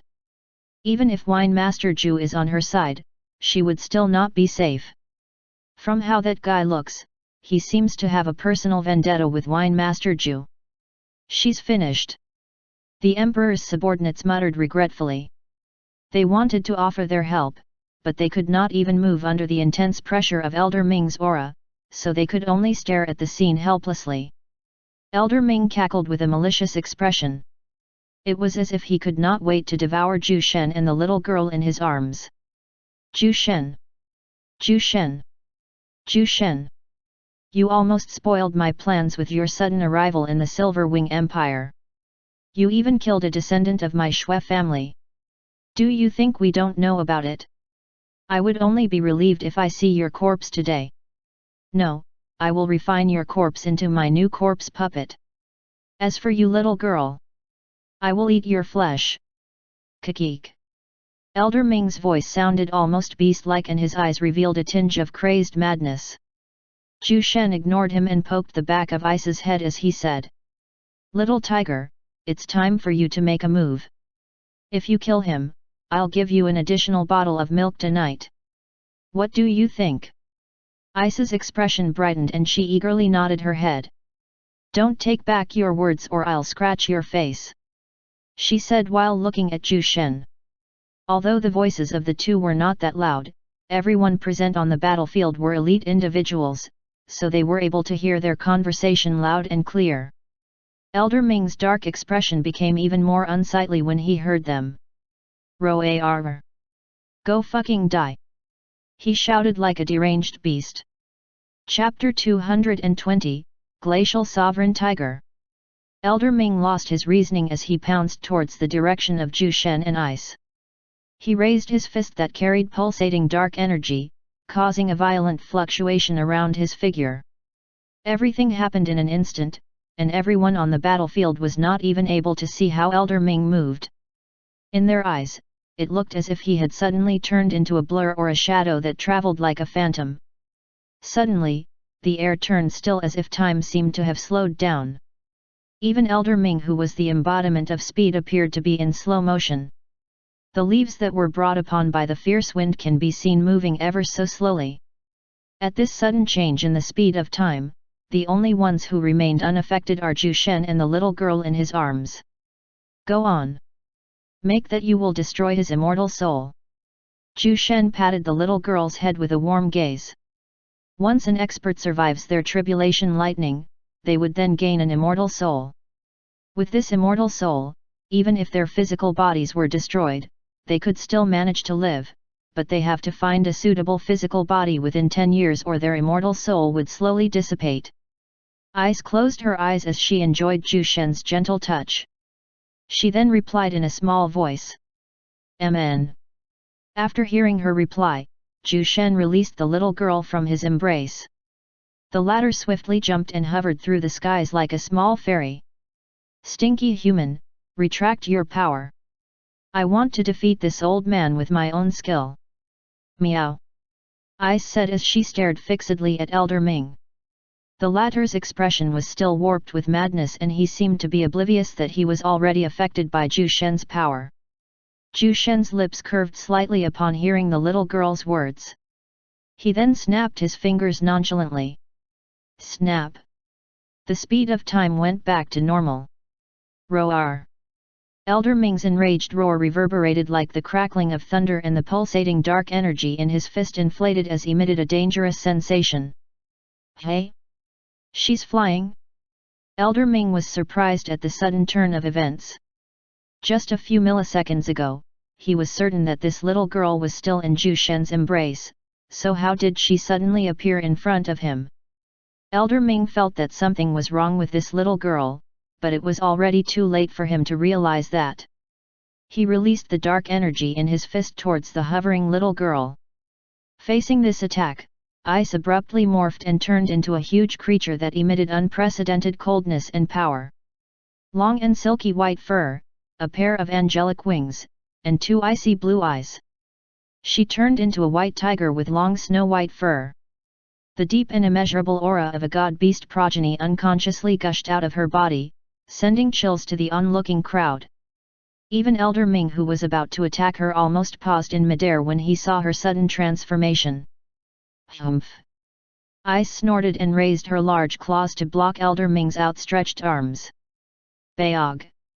Dark element and ice element clashed, creating an explosion of 2 different shades that painted the sky with black and crystal blue color.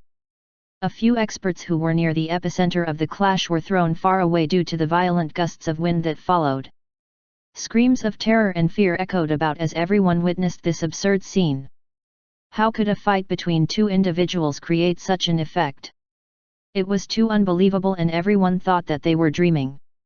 In fact, if not for Zhu Shen secretly putting up a barrier within the battlefield, a quarter of Beltran City would have been toppled down during that exchange. It must be noted that this was merely a single exchange between 2 experts at the nascent god realm and both individuals did not even use their strongest skills. So what would happen to Beltran City if they used all of their power? That was how strong experts at the nascent god realm were. Zhu Shen cast a protective barrier on the Emperor's people to prevent them from dying needlessly. Even a 9th-rank saint would be slightly injured when facing the after-effects of a nascent god realm expert's power. Emperor Elik and his father stared at the scene above the sky with utter stupefaction. They couldn't describe with words what they were feeling at this moment. Is this the power of someone at the nascent god realm? Emperor Elik asked with a blank look. Although he had already seen the power of Zhu Shen, it was not as eye-catching as the scene in front of him. He could feel his wildly beating heart had almost jumped out of his chest. Standing beside him, his father shook his head lightly. Can't you sense something within our bodies? Emperor Elik furrowed his eyebrows and confusedly checked his body. This energy. He belatedly discovered that a warm energy was covering his whole body like a protective chasm. This is. Someone protected us from getting injured. The old man said as he glanced at the man who was still seated calmly in a chair. He didn't know why, but he was certain that this had something to do with this man. Then that means. Emperor Elik was still shocked by this. Look at them. The old man pointed at Shui Yangkai and the others from the Shui family and the Undying Corpse sect. Their current state was terrible, and they looked like they had experienced a great storm. Shui Yangkai and Shui Yankan were protected by their corpse puppets, so they looked much better than the rest of their group. Emperor Elik was stunned and he could not help but gasp in surprise. This is the effect of the clash between two experts at the nascent god realm? Terrifying! He uttered. Up above the skies, Elder Ming retracted his aching fist. He could see a hint of redness in his knuckles. A savage beast that had transcended mortality? Are you someone from the divine beast continent? Elder Ming glared at the huge flying tiger in front of him. The aura emitted by this winged white tiger was so immense that he felt as if he was slightly subdued. This made Elder Ming frown as wariness crept in his heart. Chapter 221, Elder Ming retreats. Humph! Ice merely snorted in response to his words. Her huge pair of wings continuously flapped, producing snowflakes because of her inherent coldness. That! How did such a creature suddenly appear? You moron! That's the little girl in Wine Master Ju's embrace earlier. She transformed into a beautiful white tiger in just a blink of an eye. Who would have thought that she was actually a savage beast with great power? Elder Ming carefully stared at Ice as he silently gauged her power. In his mind, he was evaluating Ice's cultivation level and he also compared it to his own. He was confident that their raw power was almost on par, but he was feeling slightly perturbed because there was still a certain someone who has yet to show his power. Fuck! This little girl is actually a nascent god realm savage beast. Do I have to postpone my attack on the Silver Wing Empire? No way! But that brat Ju Shen has yet to attack. What if he is also a nascent god realm expert? He cursed in his heart. He was hesitating at this moment, and this was definitely not a good sign. He has waited many years for this day. He planned for this scheme for so long, and just as he thought that he had already taken a grasp of everything, he suddenly discovered this duo trying to mess everything that he had painstakingly planned. Ice opened her mouth, creating tens of ice arrows that shot towards Elder Ming instantaneously. Swoosh! Swoosh! Swoosh! Swoosh! Elder Ming snarled and long sharp claws suddenly extended from his knuckles. Those claws looked deadly and incredibly sharp. Anyone would be turned to shreds if they were hit by these claws. Elder Ming slashed the ice arrows with his claws. He seemed to have done it casually, but he knew that every time he had hit those ice arrows, chilling coldness seeped through his arms. The extreme coldness he was feeling made his movements slow down as time goes by, but he refused to back down at this instant. He did not want all of his efforts to go down the drainage. A few ice arrows managed to impale Elder Ming, causing him to groan. Fuck! He cursed as he pulled out the ice arrows from his body. He then glared coldly at the massive glacial sovereign tiger in front of him. Elder Ming knew that he was now at a disadvantage, but he felt slightly reluctant to retreat. After all, he had spent many years to formulate everything, so how could he easily give up on it? God fucking damn it! Elder Ming shouted angrily. His figure disappeared from his spot and reappeared behind Ice all of a sudden. He was so fast that everyone down below was yet to discover where he was. Only Ju Shen was able to clearly see his movements. Ice snorted once again. She fiercely flapped her wings, creating freezing gales that swept towards Elder Ming's figure. Countless ice shards and snowflakes dotted the skies as Ice turned to cast another attack by a mere wave of her claws. Elder Ming's eyes turned red upon facing this scene. He gritted his teeth as he poured out his true essence. He might die if he was careless, so he might as well bring out everything he had. Die! He shouted maliciously as he brandished his claws at Ice's figure. 10 streaks of dark claw lights tore through the skies, shooting swiftly towards Ice. The sky turned dark after this attack, and everyone on the battlefield held their breaths at this fearsome sight. Bang! Bang! Bang! Multiple ice shards shattered upon direct contact with the 10 streaks of dark claw lights. Ice opened her mouth and spat a huge ice spear. It looked slightly incorporeal, but it almost looked lifelike with its transparent white color as if it was carved out of a glacier. Swoosh! The ice spear collided with the 10 claw lights. Boom! Everyone held onto something to prevent themselves from being thrown away, but even with their efforts, some of them were still flung away by the strong winds. Elder Ming's eyes turned bloodshot after seeing his strongest attack dissipating after clashing with that gigantic ice spear, and it only managed to reduce half the size of the spear, and it continued to travel towards him like a flash of lightning. Pu! His shoulder was accurately hit by the spear, skewering him in the process. Arg! Elder Ming used his true essence to melt the ice spear impaled on his shoulder. He emitted a pain scream as he clutched the bloody fist-size hole that unceasingly spurted blood. I have to retreat. Shit! Elder Ming thought as he fearfully glanced at the glacial sovereign tiger. He gritted his teeth while holding back the pain in his shoulder. He could already feel it going numbed, and he could hardly move his right arm. Every time he tried to move his right arm, a crippling pain would follow. It was so excruciating that he almost passed out. Elder Ming hurriedly turned around and fled from the scene. He did not even glance at his comrades who were looking at his fleeing silhouette with wide eyes. They were dumbfounded to see this happen. Elder Ming, who they thought was an undefeatable being, turned tail and fled. How was that possible? You want to escape? Foolish old man! Ice's beastly voice echoed chillingly. She pounced at the retreating Elder Ming with a wide-open mouth that sported 2 sets of sharp serrated teeth. Ah! Elder Ming cried out in fear when he sensed that he was being chased. Is this real? I think I'm dreaming. Shui Yankin muttered with a dazed look. His pair of murky eyes resembled that of a dead fish's soulless eyes. Shui Yangkai remained silent, but the confidence that he had earlier can no longer be seen. Both men did not feel safe despite having 2 corpse puppets at the peak stage of the 9th rank saint. If someone like Elder Ming was beaten like an idiot, then how would they end up with their meager cultivation level? At that moment, they suddenly felt their hearts sinking into oblivion. Chapter 222, Capturing Elder Ming. After seeing Elder Ming escaping with his life, everyone from the Shui family and the Undying Corpse sect lost their will to fight. They immediately scrambled out of the scene, running swiftly as if they could not wait to leave this hellhole. Only a retard would remain there after seeing the battle between Elder Ming and the glacial sovereign tiger. Run! Flee!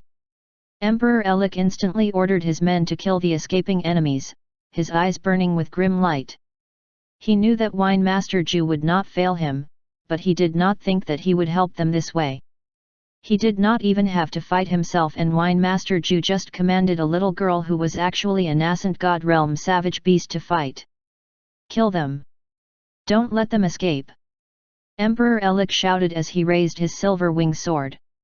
He then sprinted towards the retreating enemies like an enraged lion, slashing the enemies' bodies viciously. Ah! Erg! Blood-curdling screams rang out as the raging subordinates of the Emperor pounced on their enemies with sky-high fighting morale. They knew that they have the advantage, so they did not want to waste this precious opportunity to kill more of their enemies. Up above the skies, Elder Ming's body was already dyed red with his own blood. His face was pale and his eyes were bloodshot. He could hardly maintain hovering in the air because of his severe injuries. While clutching the gaping hole on his shoulder, Elder Ming stared at the huge white tiger that was growling at him with hungry eyes. He knew this kind of look since this was how he stared at the people that he turned into corpse puppets. Thinking about this, Elder Ming shuddered and his legs were visibly trembling. Who would have thought that there was actually a terrifying being serving Zhu Shen? What made him even more confused was how did Zhu Shen manage to make this nascent god realm savage beast serve him willingly? Well, if he knew that Zhu Shen was merely giving milk to this nascent god realm savage beast, Elder Ming might die in exasperation. Left with no choice, Elder Ming gritted his teeth and took out an item from his spatial ring. It was a jade slip that emitted thick amounts of space energy. Fuck you! I will come back and kill all of you to avenge my fallen comrades. Jiu Shen. Elder Ming shouted like a cornered beast as he activated the jade slip in his hands. Ice swiftly pounced at him, but it was already too late. Elder Ming's figure vanished from his spot. Ice roared at the skies when she witnessed this. Her opponent had actually escaped right in front of her eyes. In her anger, Ice conjured hundreds of ice arrows and shot the remaining members of the Shui family and the Undying Corpse sect. Swoosh! Swoosh! Swoosh! Swoosh! Swoosh! Pu! Pu! Pu! Pu! Pu! The Emperor's subordinates could only stare at their enemies with horror in their eyes. The bunch of them looked as if they had turned into porcupines with all those ice arrows impaling them. Is it done? Someone asked with a blank look. Hundreds of peak experts died just like that? They were not even able to put on a fight as they died in a blink of an eye. Nascent God Realm. So that's why they are referred to as immortals 50,000 years ago. Their combat strength is way beyond that of a 9th rank saint. Even someone like me who is already at the peak stage of the 9th rank saint will still die with one blow from that kind of attack. Terrifying indeed. The Emperor's father muttered with awe and worship. He had tried to break through to the nascent God realm, but he failed to overcome his tribulation lightning. He had even almost lost his life at that time. Emperor Elik merely nodded his head with a complicated look when he stared at the battlefield. It could not even be called a fight. All their enemies died in a matter of seconds without even a chance of resisting. Emperor Elik glanced at the huge white tiger in the skies. He could see that it was still fuming because of Elder Ming's sudden escape. So that little girl was actually such a strong being. I wonder how Wine Master Zhu got her. Emperor Elik muttered absent-mindedly. Zhu Shen, who was seated on his chair, slowly rose to his feet, his silver eyes slowly turned gold. No one can escape from my grasp. He uttered calmly as he grabbed the empty air. OM. A portal emerged in front of him and he stretched his right arm towards the portal. Dozens of rusted chains suddenly shot towards the portal, producing clanking sounds. The chains then trembled as if they had captured something. Looking at this, everyone stared at Zhu Shen with bewildered looks. Even Ice was looking at him with a confused expression. Zhu Shen beckoned with his fingers and the chains slowly tightened. From the looks of it, the chains seemed to be pulling something out from the portal. Could it be? Emperor Elik muttered in shock as he guessed in his heart. Everyone stared at this scene with unblinking eyes. Everyone no longer believed that Zhu Shen was merely an alchemy saint or a normal expert. How could he have taken a nascent God realm savage beast if he was merely that? Suddenly, everyone could hear a loud scream filled with extreme trepidation. Ah! Ah! Don't kill me! Coming out of the portal was a bloodied figure of a man wrapped tightly with dozens of rusted chains. The rust from the chains aggravated his injuries, making him scream like a pig in a slaughterhouse. The portal slowly vanished and everyone could finally identify the captured man, and they could not help but quiver in fear when they realized that it was actually Elder Ming. How did Zhu Shen manage to capture him? From what they have seen, Elder Ming seemed to have activated a teleportation jade slip which could transport him thousands of miles away from his initial location, so how come Zhu Shen was still able to get him? In the end, everyone could only stare fearfully at the man with long silver hair. His expression was calm and sedated as if he had done something inconsequential. Chapter 223, Sealing Elder Ming's Immortal Soul. Ice changed back into her human form and swiftly darted in front of the tightly wrapped Elder Ming. She placed her hands on her hips as she smiled mockingly at Elder Ming. Old man, I initially wanted to devour you, but looking at your ugly face, I suddenly lost appetite. I might have a stomachache if I eat you. Meow. Ice said. Elder Ming trembled when he heard her words, but he could not do anything since he no longer had any strength left from his body. He could only stare at this little devil with a terrified look. Why wouldn't he be scared when the other party mentioned about wanting to devour him? With his current state, Elder Ming could only await his death. How the hell did Zhu Shen capture me when I'm already thousands of miles away from this place? Even if he is a nascent god realm expert, he should not be this strong, right? He thought as he glanced at Zhu Shen's expressionless face. Wine. Wine Master Zhu. Cough. Cough. Elder Ming called out, but he suddenly coughed blood. I honestly don't want to involve myself in the internal affairs of the Silver Wing Empire, but your rebellion is something that might damage my business. Zhu Shen said calmly. No. I wouldn't dare to. Please, don't kill me. Elder Ming cried out with snot and tears. Zhu Shen shook his head lightly. I need your immortal soul to cleanse my disciple's weapon. That way, that damaged sword would recover a bit of its power. He said without even batting an eye. Elder Ming flinched when he saw the frightening calmness in his gaze. It was as if he was just a tiny creature looking at a greater being. Zhu Shen snapped his fingers and the rusted chains that wrapped Elder Ming suddenly tightened. Ah! Ah! Elder Ming's eyes widened as if it was on the verge of exploding. His skin slowly turned purple and blood continuously leaked out of his mouth as he screamed. Ah! Pu! Elder Ming's body suddenly exploded into 1,000 pieces. It was a brutal sight and even the toughest subordinates of Emperor Elik flinched at the sight of it. A white shadow darted out, but before it could even escape, the unmoving rusted chains wrapped around it, preventing this white shadow from escaping. Upon closer look, this white shadow looked transparent and it looked similar to that of Elder Ming. It was because this was Elder Ming's immortal soul. Emperor Elik and his subordinates stared confusedly at the scene. They could not see anything, but there seemed to be something wrapped around the rusted chains. Just that, they could not see it nor sense. An immortal soul could not be seen by a mortal's eyes. Only those at the nascent god realm would be able to see it. Zhu Shen then took out a bottle from his space earring before pointing a finger at Elder Ming's immortal soul. Soul seal. He muttered calmly.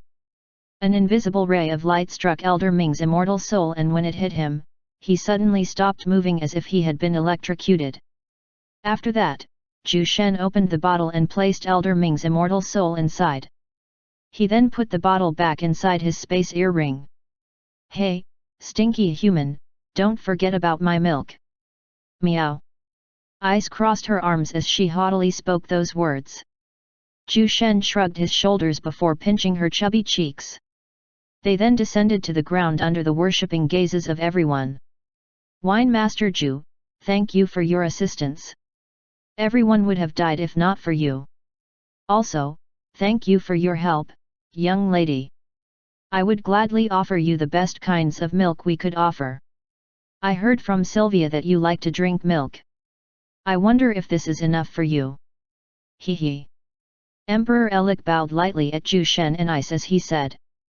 His subordinates followed suit as they also bowed at the pair in gratitude. Emperor Elik's father also bowed at them, his clear eyes revealed a trace of admiration and awe. This man looks young. He should have reached the nascent god realm before the age of 100. I wonder how old is he right now? Zhu Shen merely nodded his head at the emperor, while Ice smugly raised her head as she nodded with a satisfied look. Old man, you're quite smart.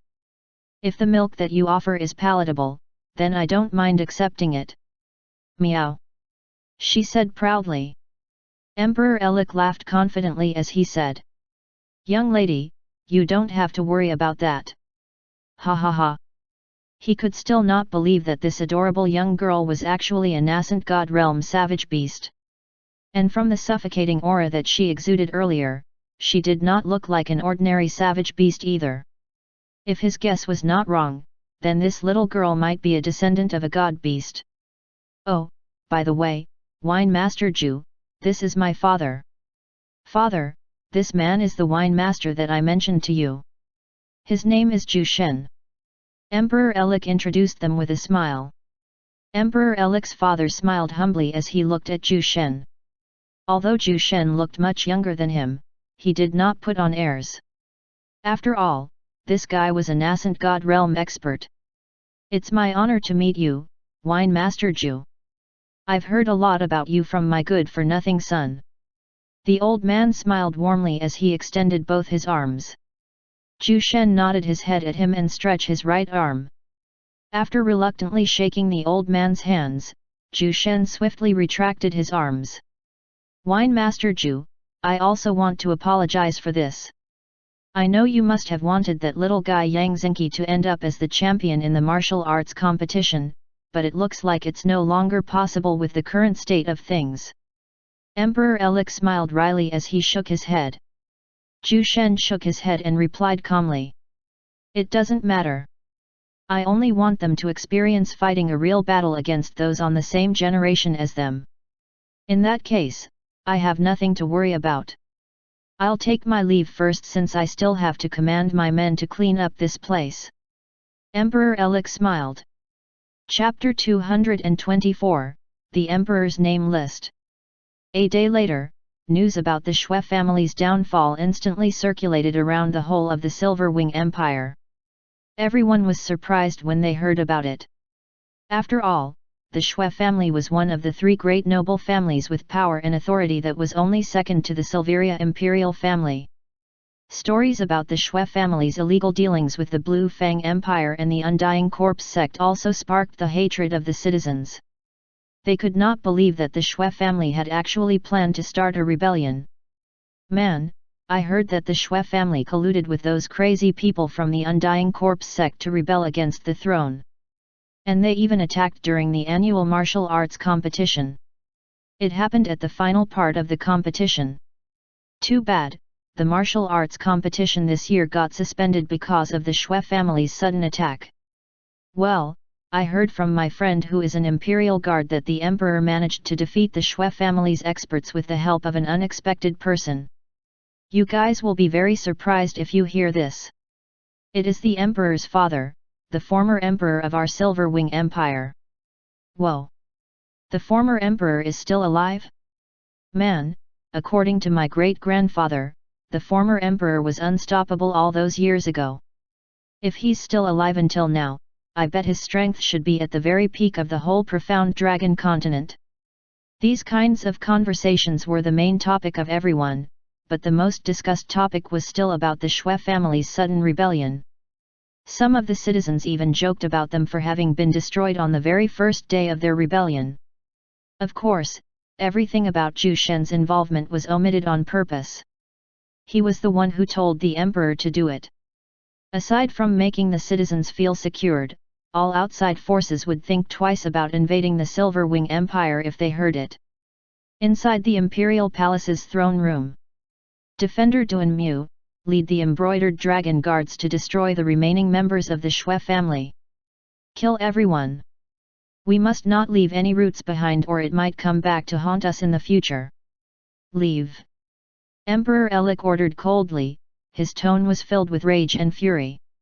Defender Duanmu saluted and replied. I'll get it done as you command, Your Majesty. He then left the throne room with heavy strides. Looking at his retreating figure, Emperor Elik nodded in appreciation. He then stared at the old man who was standing beside the throne. This was his father, Elik Silveria II. Father, are you sure that you'll be able to handle the Undying Corpse sect on your own? Even if their sect master is already dead, they still have a few top experts in their midst. I don't want anything bad to happen to you, father. Emperor Elik said worriedly. The old man chuckled warmly when he heard that, but he then shook his head a moment after that. You don't need to worry about me, Elik. Your old man is still a peak stage 9th rank Saint Realm expert. Who among their remaining members could possibly hurt me? Just focus on exterminating the Shui family. I'll handle things on my end, so just rest assured. Emperor Elik sighed and rubbed his temples. He knew how stubborn his father is, so he no longer said another word. Just bring the 3 guardians with you, he said with a defeated look. Those 3 idiots? What help could they even give me? Just let them remain here to protect Sylvia and Dante. I'll handle the Undying Corpse sect alone. The old man said confidently. You. Sigh. Never mind. Emperor Elik shook his head after releasing a heavy sigh. By the way, that man Zhu Shen. I want to meet him. We should visit him after we complete things. The old man said with his hands behind his back. Emperor Elik was not surprised by this. He knew what his father's goal was in this meeting with Zhu Shen, so he nodded his head in agreement. Of course. We still have to give the reward to that young lady for helping us yesterday. He chuckled when he recalled the little girl that liked to put on airs. He did not mind her attitude though, since her ability was already apparent. In fact, he was quite fond of that little girl's temperament, which was almost similar to Sylvia's. Upon hearing his words, the old man also thought about that huge and beautiful tiger with thick and silky white fur. That wine master Zhu has the support of a nascent god realm savage beast. I wonder what is so special about him. I'll soon find out after I meet him. I have to go now, son. The Undying Corpse sect might escape if I continue to remain idle here. The old man said and swiftly left the throne room as if he was in a hurry. He wanted to end things faster so that he could meet Zhu Shen at an earlier date. Looking at his father's scurrying figure, Emperor Elik chuckled. He then looked at the empty throne room with a complicated look. Why does everyone want to claim this place so badly? Becoming an emperor is such a pain in the ass. Sigh. He muttered as he dragged his exhausted body back to his room. Inside his room, the emperor sat on a chair and took out something inside a drawer under his table. It was a piece of paper with words written on it. Shui family. Undying Corpse sect. Blue Fang Empire. Clearwater Empire. Scorching Sun sect. Emperor Elik took out a quill pen and a small inkwell filled with dark ink. He then crossed the words Undying Corpse sect and Shui family. After my investigations, I came up with the names of those who want to destroy or invade my Silver Wing Empire. 2 of them are now destroyed, but there are still a few left. Not to mention the thing that Wine Master Zhu told me during the auction. The Emperor muttered with a cold look. He hesitated for a moment before writing another name on the piece of paper. Arslan Silveria. Chapter 225, Giving the Demon Crystal to Huzaiyandao. Inside Zhu Shen's wine store, it was business as usual. Tens of customers came inside the wine store with meek looks. No one dared to cause a commotion and everyone found themselves a seat in a practiced manner. Who would have believed that even the most callous mercenaries would actually display such carefulness? Well, everything is not ordinary inside the Immortal's wine, especially with a pair of terrifying blonde eyes looking at everyone coldly. Young Miss Thaya, is the master here? An aged voice suddenly interrupted Thaya, who was observing everyone inside the store. She stared at the 2 newcomers and nodded her head at them. Master already told me that the both of you will come today. He said that you should meet him on the 2nd floor. Thaya answered in a mild tone. Hearing her respectful manner of speaking, the 2 older men felt a bit surprised, but when they thought that they could already be considered as Zhu Shen's disciples, they felt that her sudden change in attitude was understandable. Thank you so much, young Miss Thaya. We will go upstairs then. Master Fengzi said with a smile. He then dragged Supreme Elder Qi Hongtian to the 2nd floor with an excited look on his aged face. Upon reaching the 2nd floor, they discovered the expressionless Ren Zhuang standing outside of the 2nd floor's entrance. They greeted him respectfully before they entered. The 2 old men saw their master discussing something with a barbarian. Huzaiyandao, I have something here for you. Zhu Shen said as he looked at the bewildered barbarian with a calm look. Huzaiyandao tactfully remained silent and waited. He was curious about the thing that Zhu Shen had for him. I wonder what Lord Zhu Shen has for me this time. Master Fengzi and Supreme Elder Qi Hongtian stood behind Zhu Shen. They did not dare interrupt the discussion between Zhu Shen and Huzaiyandao. They knew that this must be important. Zhu Shen took out the demon crystal that he had gotten from the Silver Dragon auction house. It was a piece of mineral that looked like the most beautiful piece of garnet. Huzaiyandao stared at it with a captivated look. He could sense a huge amount of energy from this piece of crystal, and he could feel that this was a very valuable treasure that could help him increase his strength. From the energy that it exuded, he felt that he might be able to reach the 9th rank saint if he could consume all the energy it contained. Lord Zhu Shen! That crystal! He gulped inaudibly as he stared at the red crystal. That is... Master Fengzi and Supreme Elder Qi Hongtian immediately identified the red crystal after seeing it. They knew that it was a demon crystal that Zhu Shen got from the Silver Dragon auction house. It was a precious item for body enhancers. This is a demon crystal from a 9th rank saint demon. If you manage to refine even 70% of the energy it contains, you will be able to break through to the 9th rank saint. The process of extracting the energy inside this demon crystal might be painful, but I am confident that you can handle it. Take it. Zhu Shen calmly tossed the demon crystal as if it was just an ordinary stone. The eyes of the 3 men instantly widened upon seeing this. Hu Xiandao was flustered and he barely caught the demon crystal with both his hands. He sighed in relief and held it carefully in his hands. Lord Zhu Shen, this thing is too precious. Although I need it very much, I can't accept it. Hu Xiandao shook his head and smiled wryly.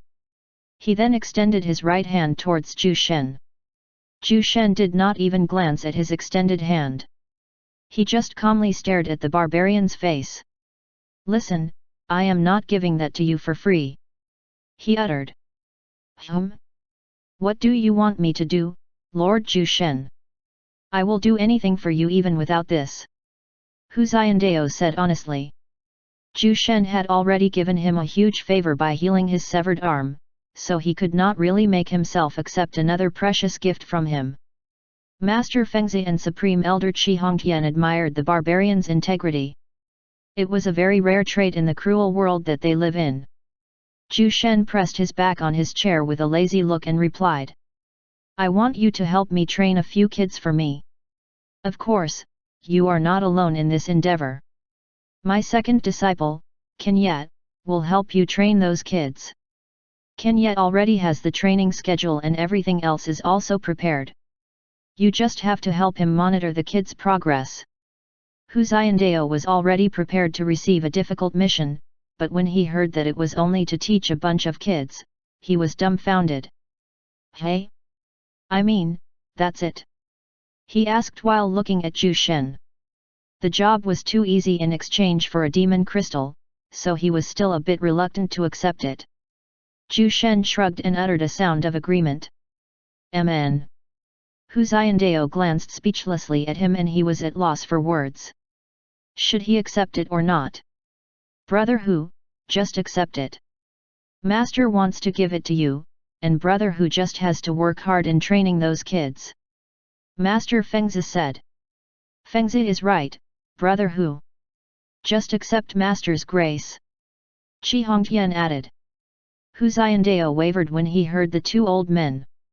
In the end, he sighed and retracted his extended arm. He then stood up and bowed at Zhu Shen respectfully. Lord Zhu Shen, I can't express my gratitude with words from your grace, but I can promise that I will train those kids and meet your expectations for them. The corner of Zhu Shen's lips slightly rose for a brief moment. Good. In that case, scram. Zhu Shen shooed him away as if he was shooing a stray dog, but Hu Xiandao merely laughed as he left the 2nd floor. His smile was so wide that his lips were almost torn. Chapter 226, Shui Family's End. Master Fengzi and Supreme Elder Qi Hongtian stare at the barbarian's departing figure. They felt slightly jealous of the demon crystal that he got from Zhu Shen. Although they were not body enhancers, they could still use the demon crystal as an ingredient for refining pills. It was a very rare ingredient and it was capable of enhancing a refined pill's efficacy with its abundant energy. What a lucky guy! They muttered in their hearts. Without turning his head back, Zhu Shen gestured for the 2 old men to sit down as he said. Sit. Supreme Elder Qi Hongtian and Master Fengzi glanced at each other before they bowed at Zhu Shen while respectfully greeting. Greetings, Master.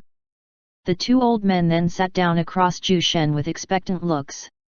Zhu Shen glanced at them with a calm look and said, "You both might be curious as to why I changed my mind and accepted you as my disciples." Master Fengzi remained silent, while Supreme Elder Qi Hongtian nodded his head lightly. They were indeed curious as to why Zhu Shen suddenly accepted them when he had rejected them countless times. They thought that he was moved by their resolve, but that did not seem to be the case when they saw his indifferent eyes scanning them. "In fact, I have already stated that your talents are nothing worthy in my eyes. In the place where I come from, even an outer disciple of a low-rank sect has much better talent than you guys added together. Do you know what that means? That means the both of you are not even qualified to enter a low-rank sect in that place." Zhu Shen's tone was calm and unhurried, but his words were like multiple bombs exploding beside the old men's ears. Just what kind of place did Zhu Shen come from? They gulped audibly as surprise covered their aged faces. "Master! Where?" Master Fengzi suddenly closed his mouth when he saw Zhu Shen gesturing him to remain silent. "In the place where I came from, alchemy saints are abundant. It is also the lowest requirement needed before one could join the Divine Alchemy Pavilion, the holy land for alchemists." Zhu Shen paused and looked straight into their eyes. He could see the dumbfounded looks of the two, which made them look a bit silly. Alchemy saints are abundant and it is just the lowest requirement? This. Supreme Elder Qi Hongtian muttered with a shocked expression. Master Fengzi was speechless and he could not even utter a single word after hearing what Zhu Shen said. "I'm not exaggerating at all. That place is called the Primordial God Realm. It is a world ruled by immortals and goddesses. With your current skills and cultivation levels, the both of you could only become slaves or servants of the wealthy nobles." Zhu Shen added with a stern look. Upon hearing that, the faces of the two old men turned grim. If anyone else said this, they would have surely laughed it off, but the man in front of them was Zhu Shen and he was not someone who casually jokes around. "Is there really such a world?" they thought. "Master, if that world is so great, then why are you here?" Supreme Elder Qi Hongtian asked curiously. If his master came from such a place, how come he left from there? Master Fengzi was similarly curious, so he waited for Zhu Shen to speak. Zhu Shen's expression remained tranquil when he heard that. His indifferent eyes were glued into Qi Hongtian's face, making the latter flinch. The old man felt a chill ran down his spine upon seeing that pair of golden eyes. The depths of Zhu Shen's gaze was like a bottomless void, frightening and cold. "You don't want to know. Trust me," Zhu Shen uttered coldly. Supreme Elder Qi Hongtian immediately shut his mouth when he heard Zhu Shen's icy voice. "I said all these things not to mock you, but to tell you that there is always a taller mountain out there. With my teachings, although you won't become peak-rank alchemists, you should still be able to reach the heights that are unattainable for others in Nuar.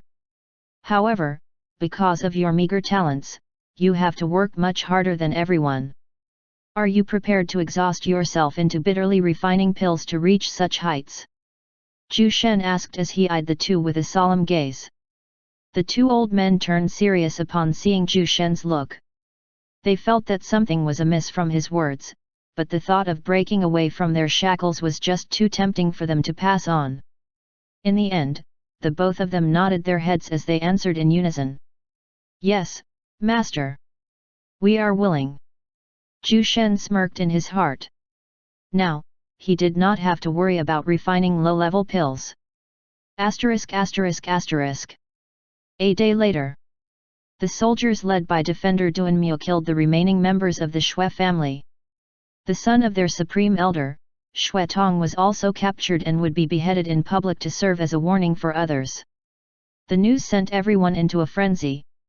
A huge noble family like the Xue family was obliterated just like that. Not even a cat or dog survived the rage of the Silver Wing Empire's soldiers. When will that traitor, Xue Tong, be beheaded? I want to see the look on his face in his moment of death. Humph.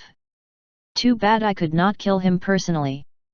His Xue family actually colluded with those crazy bastards from the Undying Corpse sect. So hateful. I heard that the Silveria imperial family is doing this on purpose.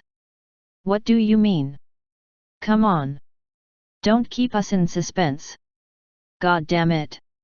I heard from a wandering bard that the Blue Fang Empire and Clearwater Empire are planning to become allies. This is not a good sign since those two are enemies of our Silver Wing Empire. Not to mention that those two are not any weaker compared to our Silver Wing Empire. It would be terrible if they suddenly invade us with their combined power. Chapter 227, Shocked Old Man. 5 days after the rebellion of the Xue family and the Undying Corpse sect, the Immortal's wine greeted an unexpected guest. It was an amiable-looking old man with long white hair that reached his waist.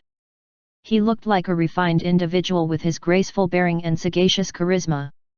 This old man was none other than Emperor Elik's father. Behind the old man was Emperor Elik, who wore a broad grin on his face as they entered the wine store. What the? The old man revealed a look of surprise as he surveyed the store. The exterior design was already great enough to shock him, but to think that even the interior design surpassed his expectations. From the ceiling down to the floor, everything inside the wine store could only be described as luxurious and exquisite. Heck! Even the tables and chairs looked impressive. Oh my! Oh my! Our imperial palace looks like a shabby cottage in comparison to this place. Truly beautiful! The old man exclaimed with a shining gaze. Emperor Elik could only chuckle dryly when he heard that. He felt the same as his father when he first saw the change in the wine store. Wait! Wait! Wait! Are my eyes deceiving me? Those spiritual plants? Aren't they? Earth origin dragon trees? And those right there? Aren't they, the already extinct true heart icy sword tree? The old man, who was still calm just a few moments ago, was now panting heavily as he stared at the 9th-rank spiritual plants displayed like some sort of bonsai. Even their Silveria imperial family only had one 9th-rank spiritual plant, and it was even placed in a very secure location that was tightly guarded by their most elite soldiers. So how could he not be surprised to see such high-level spiritual plants displayed so openly in public? One of which was even an extinct type. And to the old man's surprise, not even one customer bothered to glance at these precious spiritual plants. Looking at the customers' faces, the old man was bewildered. He discovered a few mercenaries among them, and most of these mercenaries were known for their greedy nature, so how come not even one dared to look at those spiritual plants? However, when the old man recalled Zhu Shen's strength, he felt that it was slightly understandable, but even so, it would not hurt to look at it for a moment, right? Behind him, Emperor Elik snickered secretly when he saw the look on his father's face. The emperor's lips trembled as he suppressed his laughter. The old man failed to notice the silly expression of his son since his focus was only on the sights before his eyes. He inched closer to the spiritual plants, but before he could take another step forward, the old man suddenly felt a pair of cold eyes staring at his back piercingly. He furrowed his eyebrows and turned his head. He saw a valiant young lady with golden hair. She was dressed like a knight and a sword was strapped behind her back. When the old man sensed her strength, he drew a gasp of surprise. Late-stage 9th-rank saint. And from the youthful aura she exudes, she should be no older than 30. What the hell? If I were you, I wouldn't take another step forward. Thaya said with a cold expression. The old man felt a slight sense of oppression from Thaya's icy gaze. She is one minor realm weaker than me, so how come I have a strange feeling that she could easily defeat me? He muttered in his heart. Even so, the old man did not flinch outwardly. He stared back at Thaya like an unbending pine tree. Young lady, I mean no harm. I only want to take a closer look at them, he said while feigning calmness. Thaya furrowed her eyebrows. The old man's gaze was clear and did not contain any hint of malice, but she still stubbornly stared at him, refusing to back down. Emperor Elik felt a sense of déjà vu as watched this scene. He did not make a move since he knew that nothing bad would happen. He just wanted to see the defeated look of his old man. Thinking about it, Emperor Elik chuckled in his heart. What's going on here, Thaya? A tantalizing voice of a seductress suddenly drifted, making Thaya, Emperor Elik, and the old man stare at the newcomer. She was a tall young lady with long purple hair. She wore a short crystal white dress that accentuated her curvy figure. Meili. Thaya greeted warmly. At first, Thaya did not like this dragon lady, but after more than a month of seeing each other, they became as close as sisters. Long Meili smiled at her. She then shifted his gaze to the emperor's father and asked in a polite tone. Is there anything wrong with our service, sir? The old man remained silent. It was as if he did not hear her question. He just glanced at Long Meili with a stupefied look on his aged face. This aura. I'll never be wrong about this. Another nascent god realm expert. What kind of place is this? Is this really just a wine store? Not to mention that none the staffs look weak. Sir? Long Meili waved her right hand in front of the old man, which made the latter break away from his dazed state. Ah, this. I only want to take a closer look at the Earth Origin Dragon Tree and the True Heart Icy Sword Tree. I mean no harm, young lady. He said, looking rather composed, but he was inwardly screaming in his heart. Oh, in that case, just allow this gentleman to take a closer look, Thaya. It doesn't matter as long as he doesn't touch them. Long Meili said to Thaya with a smile. Thaya reluctantly nodded her head. Okay, but you must not touch them. She said while glaring at the old man. I promise. The old man said seriously. After this short exchange, Long Meili left the scene after saying a few words to Thaya. The latter also went back to her spot to continue observing the other customers. The old man heaved a sigh of relief when the two women left. So that's why everyone is so well behaved here, hey? He muttered. Chapter 228, The Old Man Visits the Second Floor. Suddenly, the old man heard a suppressed laughter behind him. He turned around and saw Emperor Elik looking away without an innocent expression. You brat! So that's why you did not say anything about this wine store's secret. You badly want to see your old man make a fool of himself, hey? See how I teach you a lesson after we got back to the Imperial Palace. The old man's amiable face warped as he raised his right hand as if he wanted to spank this son of his. Emperor Elik's expression turned stiff and he immediately pacified the old man as he said. Oh, come on, father. How could I do that? I was just too busy these past few days. How about we go to the second floor? Let me show you something incredible. The emperor's eyes flashed with imperceptible cunningness after saying those words. He could not wait to see his father's reaction after seeing what the second floor has for him. The old man felt that something was amiss, but he was also curious about what the second floor of the store would look like. If the first floor was already so great, then the second floor should be even more exaggerated, right? Humph! Watch how I beat you up later. The old man muttered. Emperor Elik chuckled at his words. He then led his father upstairs, his eyes shining with eagerness. The old man scanned everything around them as he walked up the stairs. The wine store has a warm and tranquil atmosphere that made him feel incredibly great. It was as if he had regained his youthfulness. That chandelier looks very extravagant and I don't even know what kind of crystals or precious gems it is made from. Crazy! Everything inside this wine store is a treasure! He exclaimed in his heart. As the old man was observing the surroundings, he suddenly heard Emperor Elik greeting someone with respect, so he focused his attention on the man in front of them. Greetings, Lord Renchuang. Emperor Elik said with a smile. Renchuang remained silent and his eyes were still closed as if he had heard no one. The emperor was not offended at this since he was already used to Renchuang's coldness and lack of expression. He then dragged his stunned father inside the second floor. What the heck? That man! I can sense that he is on the verge of breaking through to the nascent god realm. His true essence is so vigorous and stable, and he should have no problem if he wants to break through to the next realm, so why is he intentionally suppressing his breakthrough? He muttered as he allowed Emperor Elik to drag him. As the old man was deep in his thoughts, he suddenly felt that his slumbering true essence was slowly awakening. The old man closed his eyes and checked his dantian. How? I thought I would no longer be able to stimulate my true essence after that injury. He was so shocked that he failed to notice that everyone on the second floor was already looking at him. Emperor Elik poked his father's shoulder lightly, making the old man abruptly open his eyes. His gaze was still unfocused since his attention was on the surroundings. The true essence here is so thick. He unconsciously said what was on his mind because of his shock.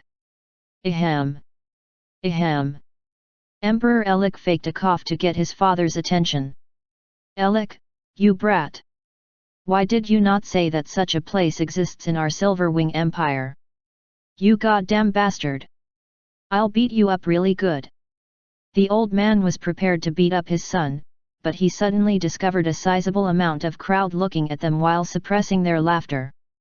The old man slowly retracted his fists. He then smiled at everyone as if nothing happened, but he was inwardly surprised. What the hell? Everyone here is at least a 7th rank Emperor Realm expert. And the most surprising thing is that there are at least 30 of them here. Crazy. He scanned everyone inside the second floor and saw the familiar silhouette of a man with long silver hair. A little girl with short white hair can be seen sitting on his lap while sucking a bottle of milk. Looking at this pair that looked like a typical father and daughter pair, the old man could still not believe that these two were already nascent God Realm experts. Greetings, Wine Master Ju. I brought my old man here since he wishes to see you. I hope you don't mind.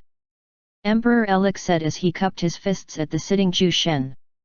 Ju Shen nodded his head calmly and stared at the old man behind Emperor Elik. Old brat, you might want to take a look at those paintings. One of them might help you. He said mysteriously. Old brat. He talks as if he's so much older than me.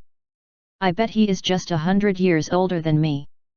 The old man chuckled in his heart when he heard Ju Shen's form of address. Wine Master Ju, what do you mean these paintings on the wall could help me? He asked in bewilderment. Everyone inside the second floor was also bewildered, so they curiously waited for Ju Shen's response. You'll know it if one of these paintings was meant for you. Ju Shen replied vaguely. The old man was confused at his reply, but he still turned his gaze on the paintings pasted on the wall. Each painting looked plain and ordinary, but he felt that they contained something incomprehensible within. The old man furrowed his eyebrows as he went closer to one of the paintings. It was a depiction of a towering mountain with tall trees and strong-looking savage beasts living on it. The old man looked deeply at the painting as if he was fascinated by it. Among all the paintings on the second floor, this was the only one that made him feel a sense of connection. What's wrong with him? He's been standing in front of that painting for more than 10 minutes already. Quiet. He is in the state of enlightenment. Ju Shen muttered as he looked at the old man. His pair of golden eyes flashed with a hint of expectation. Chapter 229, He will come out alive. Maybe. The old man appeared to be oblivious of his surroundings and he seemed to have gone inside the world of the painting. This is... Where am I? The old man muttered in his heart as he found himself suspended in midair.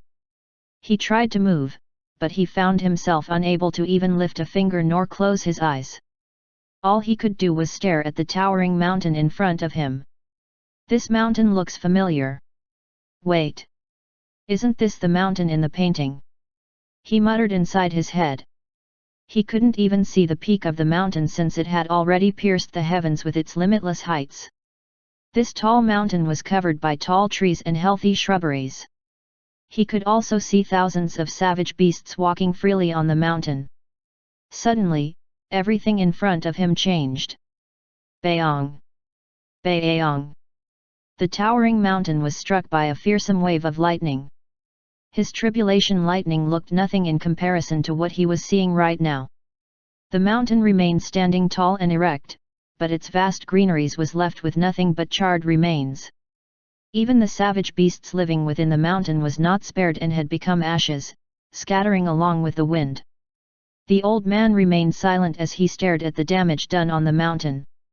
And just as he was about to feel pity for it, he suddenly discovered that the sky had turned dark. He could see from his peripheral vision that thousands of large meteors were descending from the skies. The old man also felt the extreme heat that these meteors brought along with them. Rumble! Rumble! More than several thousand meteors struck the lofty mountain, producing multiple earth-shaking sounds. A long while later, the cloud of dust subsided and he saw the broken state of the mountain. It lost its former loftiness and had now crumbled into several large pieces. He empathized with the mountain since he had experienced something similar. He was already at the peak of his life and he stood at the very top of the profound dragon continent as one of the strongest experts, but his dream of achieving immortality was destroyed after he failed to overcome his tribulation lightning. No matter how lofty you become in your life, there will come a time that your growth would stop, or it is even possible that you'll lose everything. The old man muttered in his heart as a wave of melancholy struck him. The old man focused his attention back on the broken mountain. It was still a mess, but he could see that life was slowly sprouting back to it as years passed by. Green grass, tall trees, and even living creatures slowly emerged once again. The lifeless mountain had sprung back to life after 1,000 years. The old man suddenly laughed in his heart. So that's it. So that's what is missing. Now, I know.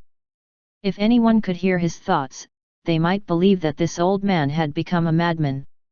On the second floor of Zhu Shen's store, an old man staring at a painting suddenly staggered and spat a mouthful of black blood. Father! Emperor Elik called out in surprise when he saw his father coughing a mouthful of dark blood. Everyone was also surprised by this, and just as they were about to offer help to the old man, a calm voice drifted to their ears. Don't move. He might suffer a backlash if he is disturbed in his current state. This is an opportunity for him to break through from his shackles and become a full-fledged immortal. Everyone was shocked when they heard Zhu Shen's words. Emperor Elik was also stunned at his words. He knew the condition of his father and he was aware that the old man could no longer stimulate his true essence and was thus stuck at the peak stage of the 9th rank saint. So this is what Wine Master Zhu was talking about when he said that one of the paintings might be of help to him. Amazing! A painting that could help someone break through to the nascent god realm? Whoa! Emperor Elik exclaimed as he stared at his father with excitement. The old man had already sat cross-legged and he seemed to be meditating. Everyone could sense that a vast and profound aura was slowly enveloping the old man. Crackle! Crackle! The crackling sound of thunder reverberated above the skies. Zhu Shen frowned as he looked at the sky with his spiritual perception. Tribulation lightning! He muttered. Ding! The system has detected an individual going through his tribulation inside the store. Host, please bring this guest to the rooftop. If we forcefully protect him from his tribulation lightning, the heavenly law will produce a more terrifying form of tribulation lightning and it may be harmful to the store. Requesting host to immediately bring this guest to the rooftop. Zhu Shen abruptly rose to his feet after hearing the system's mechanical voice. He did a motion with his hands and a small portal suddenly appeared in front of the old man. After teleporting the old man to the rooftop, Zhu Shen went back to his seat and calmly said. Hestia, don't allow anyone to come out of the store. Tell them that they will die if they come out at this moment. Everyone was horrified when they heard Zhu Shen's words and their faces were enveloped by a sense of panic. Hestia, who was standing behind Zhu Shen, bowed at her master and replied. As you say, master. She then went to the ground floor to announce to everyone what Zhu Shen had said. Wine Master Zhu, what's happening? Where is my father? And what do you mean that people will die if they come out of the store? Emperor Elik asked worriedly. Zhu Shen glanced at him and replied indifferently. Your father was able to stimulate his true essence to a certain degree after looking at the painting, and this event summoned his tribulation lightning. I brought him outside so that he won't destroy my store, but you don't have to worry. He will come out alive. Maybe. Emperor Elik felt a wave of cold air striking his face when he heard those words. Chapter 230, The Old Man's Tribulation Lightning. Crackle. Crackle. Everyone inside the wine store was shaken when they heard the loud crackling of thunder. Is there a storm or something? No way. When I walked here, I am certain that the sun was shining so bright, so how come there are these sudden crackling sounds of thunder? Man, I guess we'll have to stay inside the store until the rain is over. I hope young Miss Thea would not punish us for this. This thunder doesn't sound normal. It seemed much louder and stronger compared to normal ones. What the hell is going on? The customers discussed among themselves when they heard the roaring thunder outside. Dear guests, may I have your attention for a moment, please? A beautiful voice suddenly echoed amidst the chaotic chattering of the crowd. Everyone glanced at Hestia, who had spoken, and waited for her to speak. My master, Zhu Shen, said that everyone should not step out of the store because it is still very dangerous to go outside with this sudden change in the weather. We don't want our valued guests to be injured because of this, so I hope that everyone will stay here. Hestia said politely as she stared at the crowd. Young Miss Hestia, don't worry. We will stay here. Hee. Right. Don't worry about us going out, young Miss Hestia. We will certainly stay here. Hestia smiled charmingly when she heard everyone's words. In that case, I hope everyone will enjoy their stay here. Hestia curtsied with a smile. Thea, who was standing at the entrance of the store, took a peek at the flashes of lightning above the skies through the gap in the windows. She raised her eyebrows as she muttered silently. Someone is undergoing their tribulation lightning. Was it that old man? Asterisk asterisk asterisk. On the rooftop of Zhu Shen's store, an old man with a pale face can be seen seated cross-legged. He appeared to be in deep thought, and he seemed to be unaware of his current predicament. Crackle! Crackle! The sky lit up as violent streaks of lightning flashed about. The most surprising thing was that there were no dark clouds in the sky, so it means that there wasn't a storm. So that's it. Ha ha ha. So it's not yet the end, hey? I sure got lucky to stumble upon this place. Now, I don't know if I should still beat up that good-for-nothing son of mine or thank him for bringing me here. The old man said as slowly stood up with a wry smile. Wait, where am I? Is this the roof of the wine store?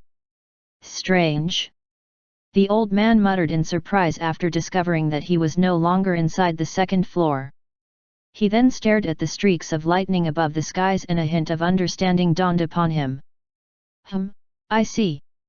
Wine Master Zhu must have brought me outside after knowing that I have summoned my tribulation lightning. However, am I already prepared for this? Even with the help of that painting, I'm still not that confident about achieving a breakthrough. He muttered worriedly while looking above. The terrifying experience he had during his last tribulation lightning was deeply rooted in his head. He knew for sure that the tribulation lightning this time would be as destructive as the one he had before. Zhu Shen, who was inside the second floor, frowned when he saw the current state of the old man through his spiritual perception. From the looks of it, he was certain that the old man was feeling anxious to face his tribulation lightning. Sigh. I think I've become soft after experiencing life in this peaceful world. Never mind, I'll help this old brat this time. Zhu Shen muttered in his head. He then teleported to the rooftop with a thought. The old man was gobsmacked at the sudden arrival of Zhu Shen in front of him. Wine Master Zhu, what are you doing here? It's too dangerous outside, he said as he pointed at the skies. Zhu Shen remained silent for a moment as he deeply looked at the old man with a calm gaze. After a brief moment of silence, he then asked with an indifferent tone. Old brat, are you really chickening out after receiving that much of a reward from the painting? Or do you want to fail once again? Don't waste this opportunity, since this might be your last chance to become a nascent God realm expert. The old man felt ashamed upon hearing his words. He had indeed taken so much from that painting, so it would truly be a pity if he could not survive from his tribulation lightning after getting all of it. The old man took a deep breath and stared back at Zhu Shen. The uncertainty in his eyes was now gone and had become clear and bright once again. He looked at Zhu Shen with gratitude and laughed all of a sudden. Kid, you underestimate this old man too much. This tribulation lightning is nothing to me. Ha ha ha. Just go back inside the store and wait for my good news. His confidence skyrocketed that he even called Zhu Shen kid, but the latter looked as if he did not care about this slip of the tongue. Ho! This snot-nosed old brat actually called me a kid. Zhu Shen chuckled in his heart. Well, good luck, old brat. I hope you would not be burnt to death on my rooftop. Zhu Shen said as he shrugged his shoulders. He then teleported back inside the second floor. That kid. Did he really have to jinx me? The old man muttered as he stared at the empty spot where Zhu Shen was standing just a few seconds ago. He chuckled dryly before he shifted his gaze to the darkening sky. This tribulation lightning seems to be much stronger than last time. I've read from an old book that the stronger one's tribulation lightning is, the greater their strength would become after overcoming it. I hope that is true. The old man said as he slowly circulated his true essence to protect his body. He put more true essence to his most vulnerable spots like his eyes, heart, dantian, etc. After that hasty preparation, the old man waited for the first wave of tribulation lightning. His eyes flashed with a hint of nervousness, but it was instantly replaced by a glint of determination. Crackle! Zap! The darkened sky lit up as a streak of lightning swiftly struck the figure of the old man. The old man gathered his fist and released a punch to meet the lightning. Bang! He felt a wave of numbness from his fist and it instantly circulated around his body, but the old man merely grunted lightly when he felt that. That's more than 50% stronger than last time's tribulation lightning. He said weakly as he gritted his teeth. Zap! Zap! This time, 2 streaks of lightning descended from the sky to smite the old man. The old man took out a cyan sword from his space ring. It was a saint weapon, but its quality seemed a bit lower than the Emperor's silver wing sword. However, it was still a genuine saint weapon, so its power was not weak. The old man brandished his sword with all his might. His slash created a brilliant sword light that struck the 2 incoming lightning bolts. Bonk! Bonk! 2 deafening explosions rang out as the 2 lightning bolts exploded in midair. This sudden explosion created violent ripples in the air. Was I always this strong? The old man muttered in surprise as he stared at his sword with a comical look. It looks like the painting gave me more benefits than what I have thought. I should properly express my gratitude to Wine Master Zhu after this. He said with a smile. Zap! Zap! Zap! Zap! Zap! Multiple bolts of lightning followed after he had just spoken those words, but the old man was already prepared for this. He drew a diamond diagram with his sword and uttered. Sky Diamond Protective Halo. Materialize. This was one of the strongest techniques of their Silveria imperial family, and he was also the one who taught Emperor Elik about this defensive technique, so his familiarity and expertise with it were a notch greater compared to the Emperor. A huge diamond-shaped shield appeared in front of the old man. Bang! Bong! Bonk! Several explosions reverberated loudly as the bolts of lightning hit the incorporeal shield that the old man created. Crack! Crack! Crack!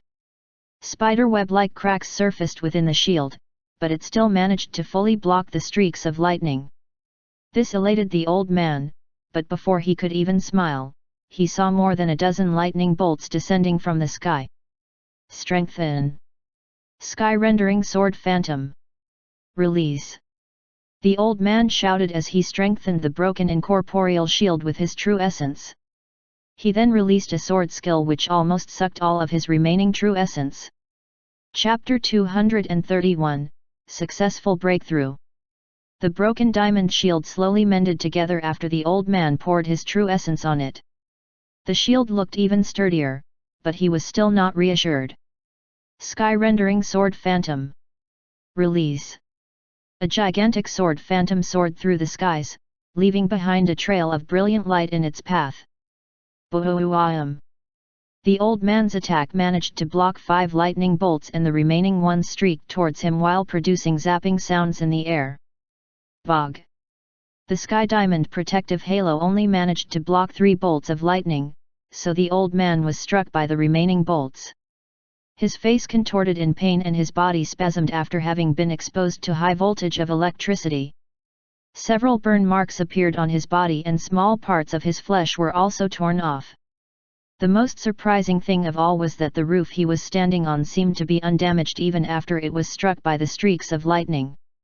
However, the old man was too preoccupied with the pain he was feeling that he failed to notice anything about this. Arg! That fucking hurts. God damn it! The old man, who was always civilized and always acted like a refined sage, cursed out before hissing in pain. I almost thought I would die right there. Luckily, the painting on the store's second floor somehow managed to enhance my power. If I'm not wrong, those paintings should be drawn by an immortal painter. Truly incredible. I wonder if those are made by Wine Master Ju. The old man muttered as he slowly sat cross-legged. He then stared at the sky that was slowly turning bright. The flashes of lightning were already gone since he had successfully broken through the nascent god realm. I can't believe I managed to break through to the nascent god realm even after failing once. I have to admit that Wine Master Ju did me a huge favor this time, and also that stupid brat Alec. He said with a smile before he closed his eyes to meditate. He still has to consolidate his strength after that breakthrough. Although he was already a nascent god realm expert, he still has to stabilize his realm to prevent future problems from occurring. After the old man's breakthrough, his control of spiritual power increased by a huge margin. He could now freely control his spiritual perception, but of course, his skill in using spiritual perception was not even half to that of Ju Shen's. Even so, it was still a huge improvement for him in terms of combat prowess and spiritual power. The old man looked at his Danshan through his spiritual perception and gasped in surprise. So this is how a nascent god realm's Danshan looks like. Not to mention the enhancement of my internal organs, blood vessels, bones, and even my skin. I'm finally a nascent god realm expert. With my power, our Silver Wing Empire will now have a voice in the alliance. After a little more than 30 minutes, the old man stood up and stretched his limbs and neck. Oh shoot! I forgot about the store. I wonder how it is after being struck by my tribulation lightning? I hope nothing is. He exclaimed when he saw the pristine condition of the roof. It remained spotlessly clean without even a hint of a blemish in all corners. What the hell? Even the Imperial Palace would be in ruins if it was struck by a bolt of tribulation lightning. How come the store is still? Sigh. Why am I even surprised? The owner of this store is someone who is already at the nascent god realm, so it should not be impossible for him to have made his store like an impenetrable fortress. The old man chuckled with a wry smile. I should go back inside and thank Wine Master Ju for this huge opportunity. How can I even repay this kind of debt? Sigh. He sighed while shaking his head.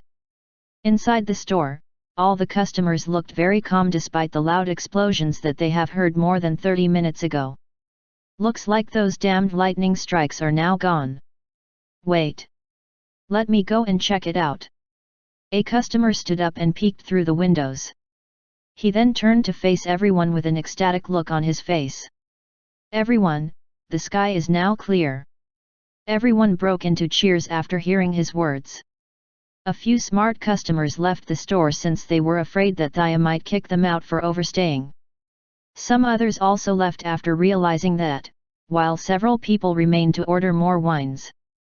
Inside the second floor, Zhu Shen leaned on his chair while hugging a sleeping little girl in his arms. He wore a calm look as he gently caressed the little girl's chubby face with the back of his hand.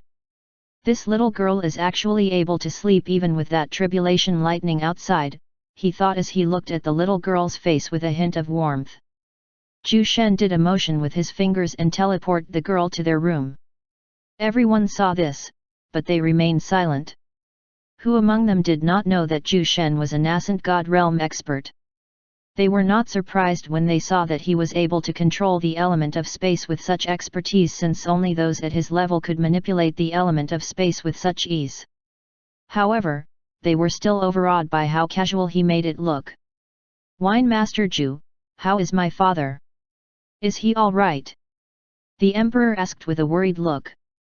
It was already more than 30 minutes after the sky returned to normal, but there were still no signs from the old man, so he felt a bit anxious about his father's state. Zhu Shen stared at him and replied calmly. "Don't worry, Elik. Your father was able to break through to the nascent god realm and he is just stabilizing his realm. He should be here any time by now." Everyone inside the second floor revealed a look of shock when they heard that. After all, the nascent god realm was something that was so far from their reach. Chapter 232, Emperor Elik hides his VIP card. Not long later, an old man arrived on the second floor. Everyone stared at this old man with scrutinizing gazes. He looked exhausted and disheveled, but the air of profundity around him was thick, and this made everyone certain that the old man was already a nascent god realm expert. "Father, it looks like bringing you here was indeed a great idea. Congratulations on your breakthrough." Emperor Elik smiled as he patted the old man's back. He was happy to see his father back, and according to Zhu Shen, he was already a nascent god realm expert. This was a piece of good news for the Silver Wing Empire and the Silveria imperial family. With the old man's cultivation level, everyone would surely hesitate if they wanted to attack their borders. Aside from that, their current standing in the alliance would surely take a drastic turn. "Now, I want to visit the alliance's headquarters and look at those old fogies' reactions after they see my old man's level of power." Emperor Elik chuckled evilly in his heart. He had his fair share of embarrassment in the alliance after all these years, but he could not do anything about it since he was still too weak at that time. However, things are different now.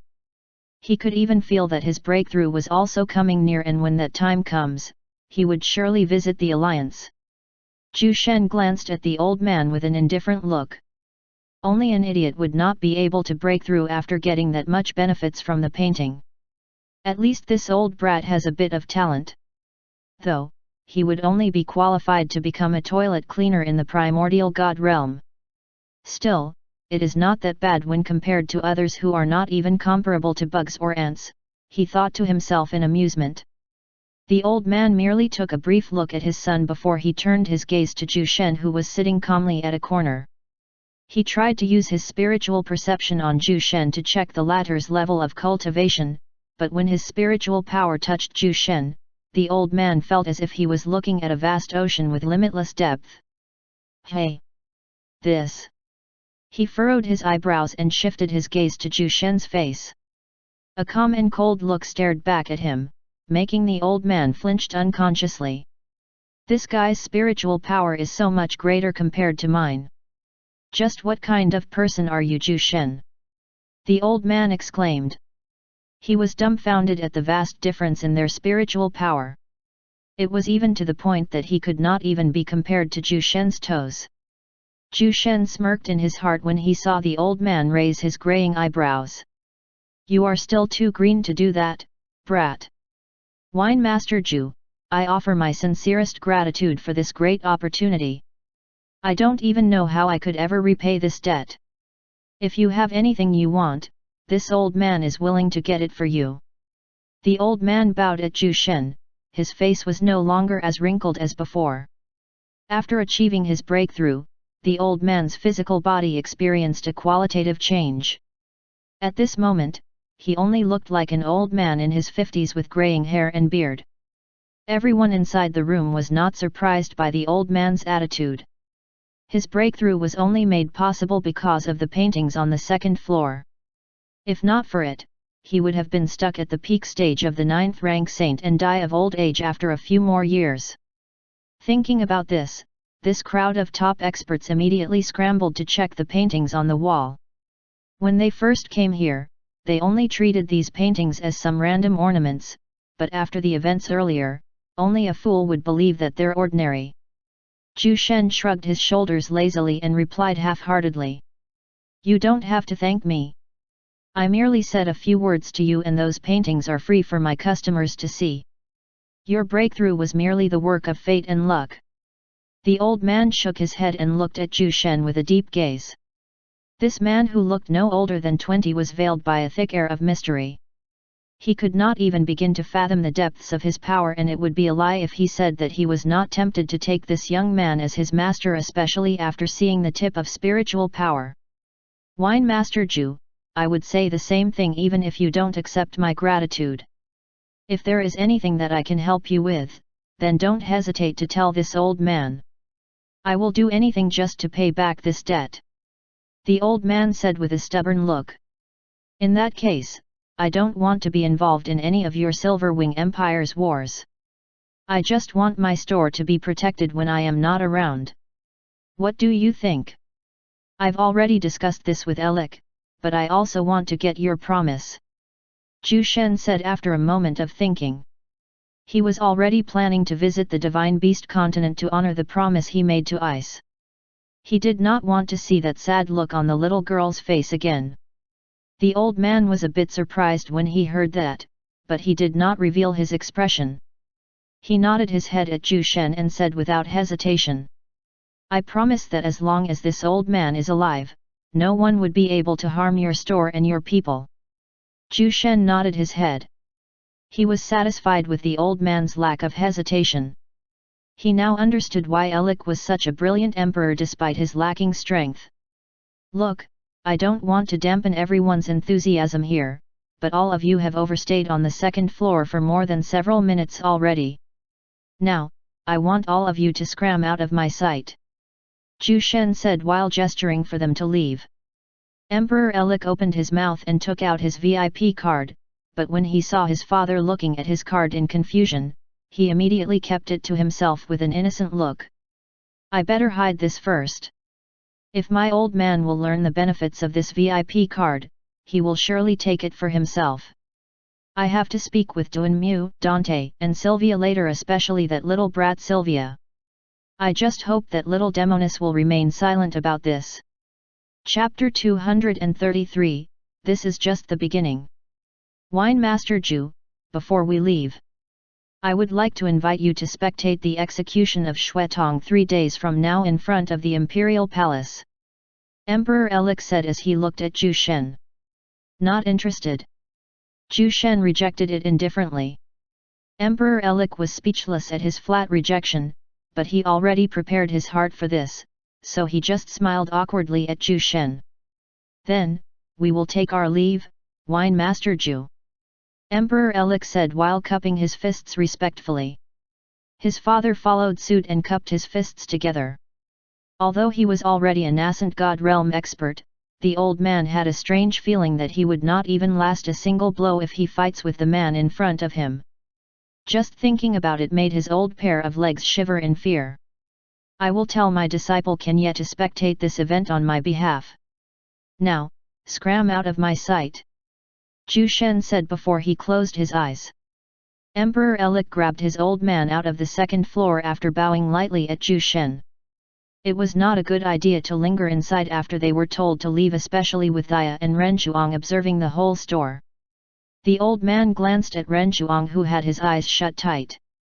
He could now sense how strong this guy was, and it made his eyes shake in surprise. What a thick killing aura! How many lives had he taken to reach this point? I could even feel a hint of fear despite the fact that I'm one huge realm stronger than him. Terrifying. At this moment, the old man no longer dared to take this silent man lightly. From what he had felt about Ren Zhuang's aura, the latter was enveloped by a dense air of invisible bloody atmosphere. It was so dense that he could even smell death while he was in front of Ren Zhuang. After the father and son duo left the second floor, Ren Chuang slowly opened his eyes and glanced in the direction that they have gone to. A nascent god realm expert? Too bad he is too old. He muttered in a deep voice. Zhu Shen stood up after a moment of silence. He then walked towards the refining hall to check on his two alchemy disciples. Two old men sat cross-legged in front of their own alchemy furnace. They wore serious looks as they refined the dans inside the furnace using the techniques that Zhu Shen taught them recently. They did not even realize that there was someone who had summoned his tribulation lightning just several minutes ago. It was because the refining hall blocked all outside distractions, including the loud rumbling of thunder and shaking of the earth. There was also the heart-calming bead that made these two old men more focused on their refining process. Zhu Shen watched the two old men with an unblinking gaze. He then shook his head lightly before leaving the refining hall. The both of them are hard-working people, but their lack of talent is preventing them from making an improvement. From the way they refined their dans, it can be seen that their years of experience in handling ingredients were not entirely wasted, but this could be improved after they learn more of my alchemy techniques. Even so, it would take them a lot of time before they achieve a breakthrough in alchemy, but with my teachings, I should be able to somehow shorten this process. Zhu Shen was deep in his thoughts and he realized that he was already standing in front of his room. He slowly opened the door and saw a little girl sleeping on his bed with a big snot bubble. He chuckled when he saw this. He then sat on the bed and caressed the little girl's cheeks with a hint of warmth on his expressionless face. Just give me a little more time, little tiger. After my sex opening ceremony, I will immediately bring you to the Divine Beast continent to look for your parents. I just hope that nothing troublesome comes up before that time comes. The sleeping Lolita snuggled closer to Zhu Shen's hand after feeling his warmth. She then mumbled a series of incomprehensible words before biting Zhu Shen's finger. Zhu Shen's lips rose upwards when he saw this. He then gently retracted his hands, but the little girl refused to release her hold on him. Zhu Shen stared speechlessly at the little girl before taking out a bottle of milk from his space earring. He then placed the tip of the bottle near the little girl's nose, which made her little nose twitch continuously. And as if on stimulants, she snatched the bottle of milk from Zhu Shen's hand before sucking on its contents with her eyes still closed. Zhu Shen patted her small head before leaving his room. I should check the construction of the sect building. From what Ren Chuang told me, the sect building should be completed in a few days. It was indeed a good idea to leave this job to Liu Lai and Xia Xinyu. He muttered as he teleported out of his store. The unfinished sect building was just a few hundred meters away from his wine store and he could already see it from above. This was designed by him, but he could not help but feel a sense of happiness after seeing it right in front of his eyes. This is just the beginning. It's still too far away to go back to the primordial god realm. I should not be hasty on this. Anyway, that old fart Lao Go is unaware that I'm still alive. For now, I must build my own force that would fight against that old fart's celestial paragon tower. Besides, I have grown to like this kind of idle lifestyle. Zhu Shen muttered, his gaze was now directed to the distant sky. Chapter 234, I miss him so much after. Zhu Shen slowly got down from the skies. His sudden descent brought a series of surprised exclamations from the hired servants who were busy constructing his sect building.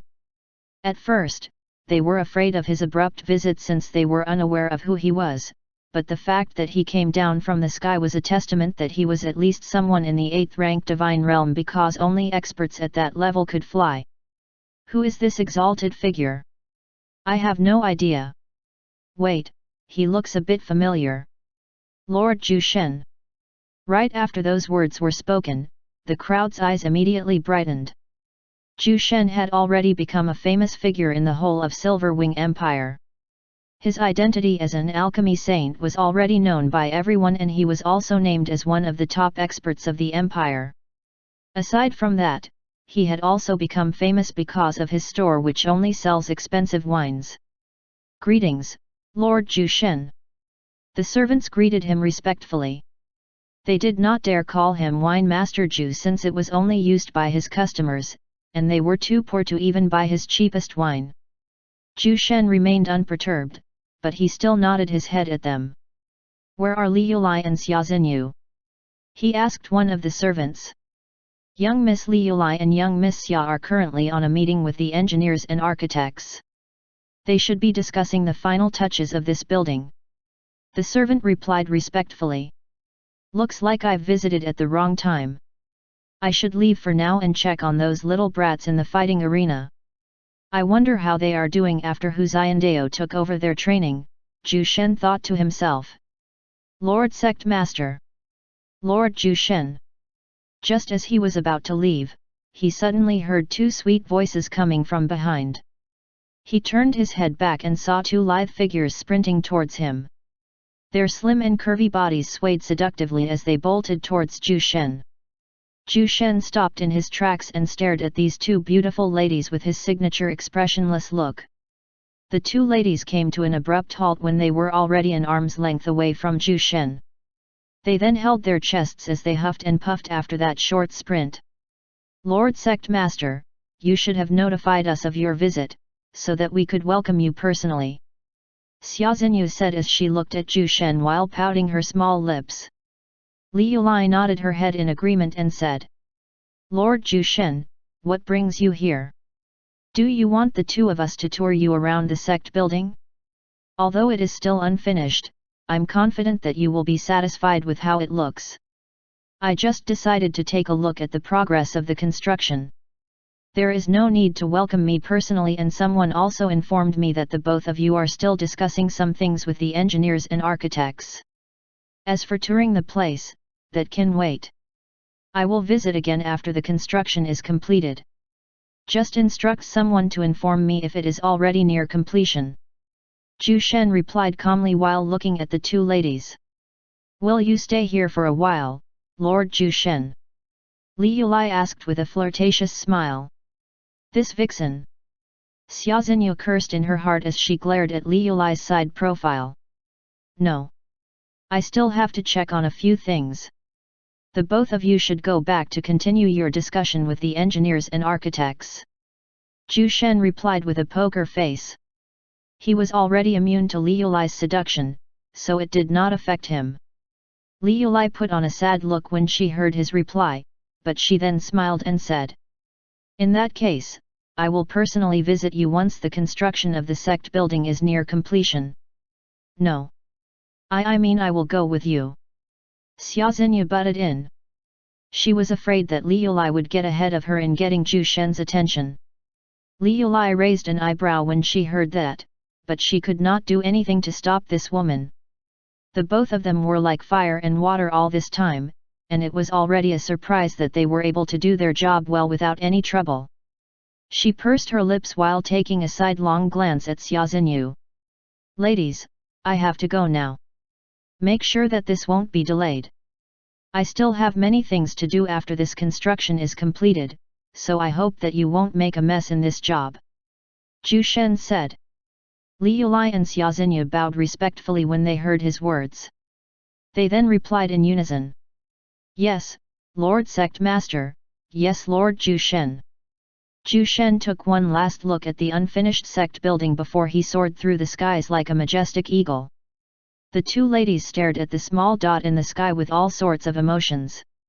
They only recovered after no longer seeing his figure. Sigh. "I miss him so much. We should complete this construction as soon as possible so that we can see him again," Xia Xinyu blurted out without thinking. Strangely, Li Yulai did not oppose her idea this time. She merely nodded her head to show her agreement. Inside the beast fighting arena, loud grunting sounds can be heard as 100 individuals can be seen practicing with their swords in hand. All of them looked young, but their explosive muscles and tanned skins made them look much older. In front of these young men were two figures who wore strict and rigid expressions. One of them was a tall man with a robust physique and long wavy red hair. He had his arms crossed as he stared at the youths in front of him. This man is Hu Xiandao, the new main instructor of these young men. Standing beside him was a man who looked to be in his early 30s. He seemed smaller in comparison to the giant guy Husaindao, but his piercing gaze and peerless aura made him just lose a bit when it comes to overall temperament. This man was Zhu Shen's second disciple, Ken Yi. Ken Yi's complexion and appearance changed after he broke through to the 7th-rank Emperor realm. He no longer looked like a bedraggled mercenary. Zhu Shen glanced at everyone through his spiritual perception. Letting Husaindao take over as their instructor was a good move. At least the demon crystal will not be wasted in his hands. He muttered. He was satisfied with how things looked for the young kids. Chapter 235, 1 month in the Endless Forest? Zhu Shen strode forward with a calm expression. He was checking the progress of all the youths through his spiritual perception. With his improved mental ability, he was able to clearly see the improvements of everyone after merely taking a single glance at them. Yang Zhenqi is still leading all of them in terms of strength increase. Even Han Sen did not improve as much as he did. Although I have to acknowledge that none of them slacked during their training. Ken Yi and Husaindao must have been strict on them, but that is not a problem. Zhu Shen thought to himself. Husaindao was the first one who noticed the arrival of Zhu Shen. He stared at Zhu Shen with a look of surprise. Lord Zhu Shen.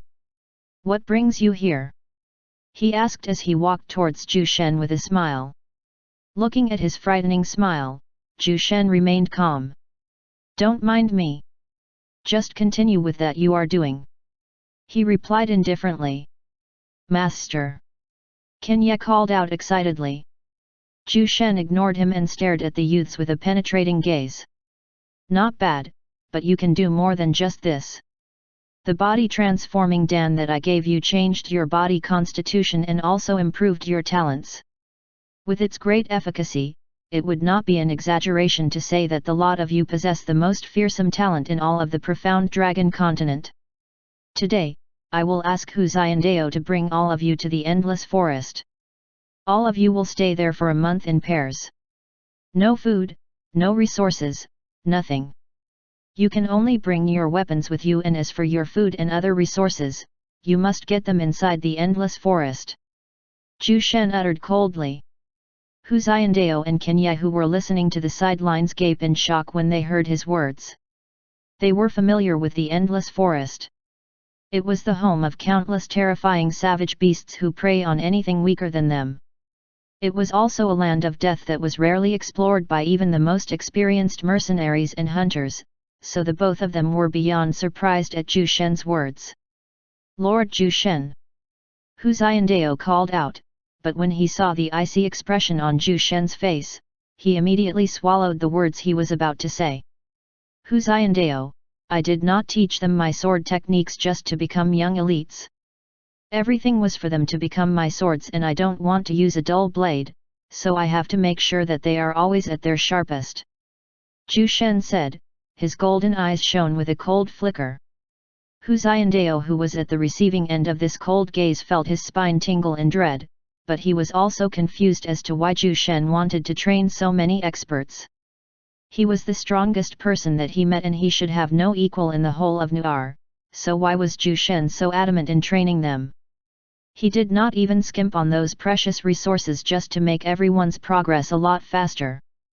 Husaindao had many questions lingering in his mind, but he did not dare ask Zhu Shen, especially after seeing that cold pair of golden eyes. I understand, Lord Zhu Shen. I will bring them to the Endless Forest as you command. He replied with his head down.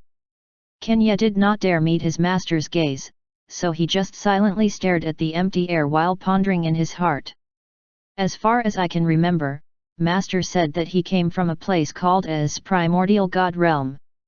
According to him, talented individuals and strong experts are numerous in that place. From Master's tone, he seemed to be preparing for something. Does he have an enemy from that place? He thought. Good. Xiandao, go back to the store and tell Lu Solan to have a few elders of the Ice Cloud Sword sect go with you in monitoring the safety of these kids. You can also ask her if she wants to bring some of her disciples to train inside the Endless Forest. Just make sure that none of these youths die within that place. Zhu Shen commanded while looking at the tall barbarian. Yes, Lord Zhu Shen. I'll go and inform them immediately. Hu Xiandao bowed his head as he replied. Zhu Shen waved his right hand and gestured for him to leave. He then stared at his disciple who was still looking at the empty air like an idiot. Kenya! Zhu Shen called him, which instantly made Kenya recover from his deep thinking. He stared at his master and waited for him to speak. Within 3 days, you will go to the Imperial Palace to spectate the execution of Xue Tong on my behalf. Also, I have to remind you that you must not involve yourself with the noble families. I don't want my people to be part of their political struggles. Zhu Shen said. Kenya nodded his head at his master. Yes, master. I will never involve myself with those shitty nobles. I have hated them since I started to become a mercenary. Although not all of them have illegal activities, most of them do, so I won't risk myself with them, but a little bit of socializing is not bad, right? He asked. Zhu Shen ignored him and shifted his gaze to the resting youths. Seeing his master's lack of response, Kenya shrugged his shoulders. I just want to discuss life with those fair-skinned noble women. Too bad. He mumbled softly. Zhu Shen heard him, but he chose to disregard his disciple's bullshit. After a month in the endless forest, all of you must come back alive, so you must protect your partners at all costs. Remember, you are my swords and this won't be the hardest training that you will experience since this is just a preparation for something bigger. Zhu Shen said in a mysterious tone. Chapter 236, Alliance Head Situ. That day, the youths travelled to the endless forest together with some of Lu Solan's disciples. Leading them were Hu Xiandao and a few elders from the Ice Cloud Sword sect. The endless forest was a dangerous place infested by countless savage beasts, but Zhu Shen was confident that Hu Xiandao and the others would be able to protect the young kids. It was a journey that would change these young elites and turn them into fearsome warriors. Although it would have been a good idea to send them inside the spirit world, Zhu Shen did not want to babysit them too much. He had also discussed with Hu Xiandao and the others that they would only aid the youths when they are already on the brink of death. Inside the store.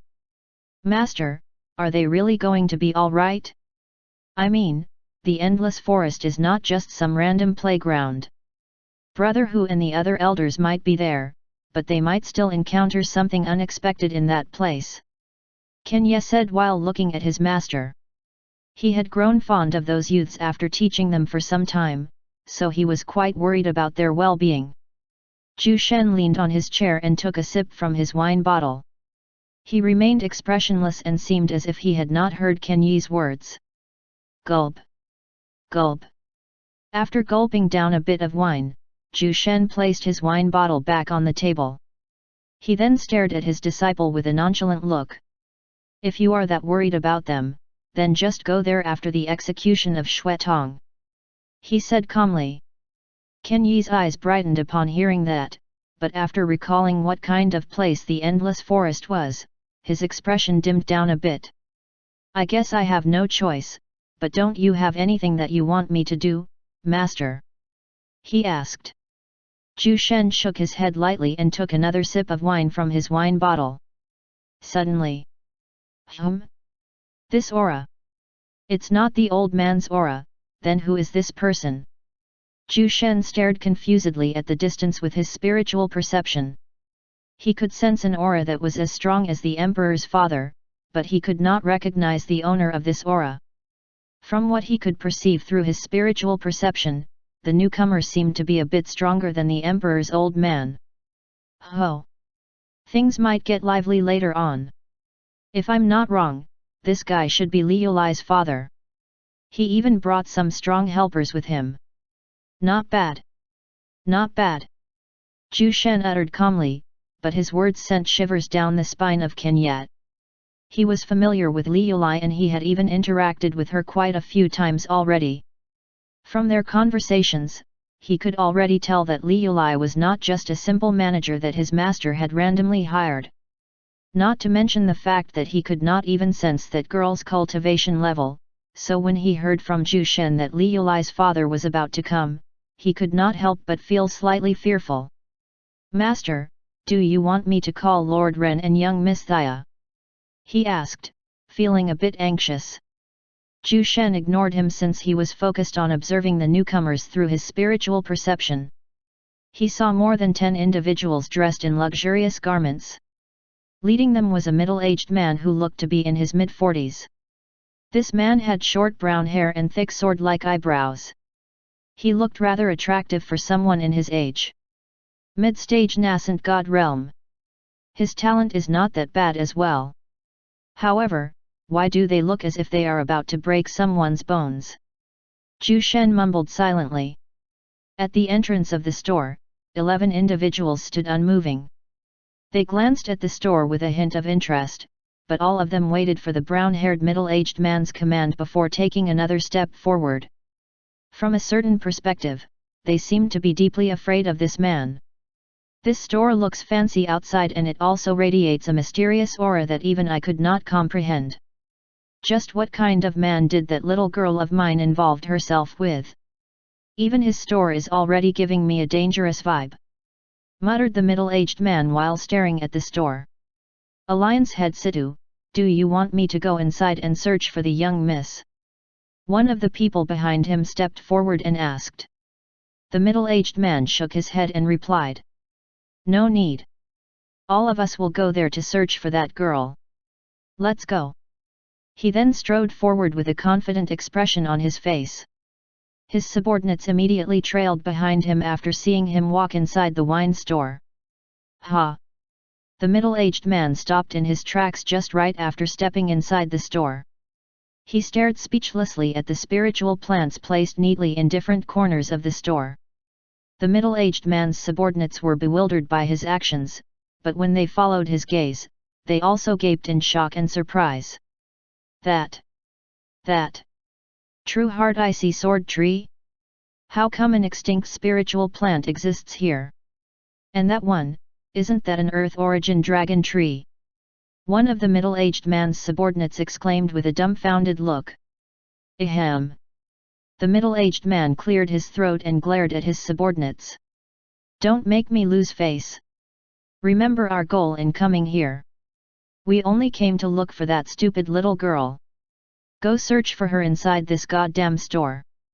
He muttered coldly. Yes, Alliance head Situ. Yes, Alliance head Situ. His subordinates instantly sprung into action and searched every corner of the first floor. Some of them even went to the second floor to look for Li Yulai, and they were lucky enough that all of them had cultivation levels that exceeded the 7th rank Emperor realm, or they would have been kicked out by Ren Chuang. Unbeknownst to them, there was a pair of beautiful blue eyes looking at them with a cold gaze. A chilly glint flickered in those ocean-like orbs. Chapter 237, Even young Miss Thea is powerless. This. Another 9th rank spiritual plant. One with draconic attribute at that. Alliance head Situ muttered in shock as he stared at the spiritual plants coiled like small dragons. Alliance head Situ felt a piercing gaze swept through his back. He turned around and saw a young lady with a head full of blonde hair. She had a pair of ocean blue eyes that radiated with coldness. He was slightly taken aback to see such a young lady with a cultivation level that was even greater than his own daughter. He knew that his daughter was the most talented young elite in the Alliance, so he was amazed. There's actually such a talented young lady here. And from the looks of it, she seems to be even younger than Li Yulai. Interesting, he muttered in his heart, feeling a bit surprised. You entered my master's store with hostile looks. What is your purpose in coming here? Thea asked in a chilly tone as she glared fixedly at Alliance head Situ. She could sense that this middle-aged man was already at the nascent god realm, but she was not afraid of him. Your master? You mean, you are a disciple of this store's owner? What a shame.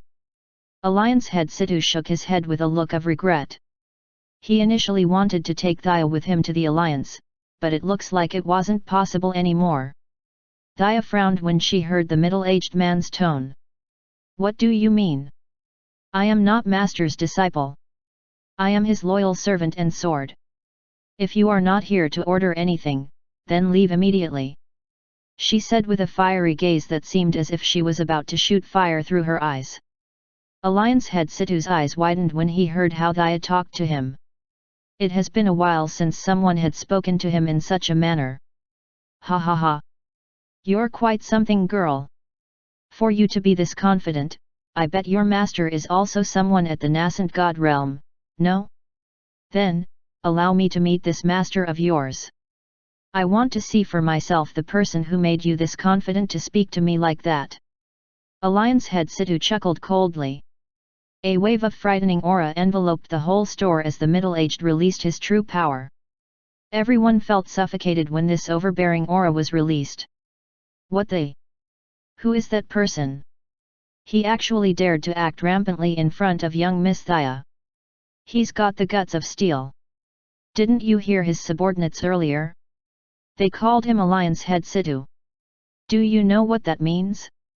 That person is most likely one of the Alliance heads of the Alliance. The customers gasped in surprise when someone said that. They were aware of what that name implied. It was the behemoth that ruled over the entire profound dragon continent, and for one of the Alliance heads to be present inside the store was already shocking. Hold it! A sweet voice echoed inside the store which instantly removed the suffocating atmosphere. Everyone breathed a sigh of relief as they stared at the owner of the voice. She was a tall young lady with long purple hair. Her pair of beautiful eyes were staring daggers at the middle-aged man. This woman is Long Meili. Alliance head Situ was surprised that his aura was actually swiftly taken down by someone. He glanced at the woman responsible for it and furrowed his eyebrows. Your aura contains a strong amount of draconic energy. You are not a human. What is an immortal dragon like you doing in this place? Could it be that you are the owner? He asked, feeling a bit confused. He was also surprised to see such a high-level savage beast living inside an empire. He did not know how many times he had been surprised today, and it seemed like he had underestimated the power that this store held. Long Meili shook her head with a dark look. I'm not the owner of this store. I am but my master's servant and steed. She replied coldly. She did not even look embarrassed when she said those words. Servant? Steed? Hey! Alliance head Situ became even more confused. A steed at the nascent god realm and someone from the noble dragon race at that? A noble dragon like yourself actually submitted to a human? Now, I'm becoming even more curious at this master of yours. Alliance head Situ muttered while looking at Long Meili with a hint of mockery. He had once tried to tame a young dragon during his younger years, but the dragon refused to submit to him, so he could only choose to kill it. Just as Long Meili was about to erupt into a frenzy, she suddenly paused and her expression seemed to have cooled down. Human, if not for my master, I would have already smacked you to death. Humph! She coldly harumphed before she left with heavy strides. Alliance head Situ glanced at her departing figure with a look of interest. He then shifted his gaze to Thea, who was still glaring at him as if he owed her a large sum of money. Where is your master? Is he too scared to meet me? He said while chuckling in disdain. Thea clenched her fists tightly and gritted her teeth. An unconcealed look of rage can be seen on her face. She did not want to hear anyone bad-mouthing Zhu Shen, so she was already incredibly angry this time. You will regret this. Thea muttered through gritted teeth. She then left the scene after that. Whoa! Even young Miss Thea is powerless against that man. It looks like he is really an Alliance head of the Alliance. I think something interesting is about to happen this time. The customers discussed in hushed voices as they watched the entire scene being played out. They were also feeling a bit excited and expectant on what was about to happen. Chapter 238, Angry Little Girl.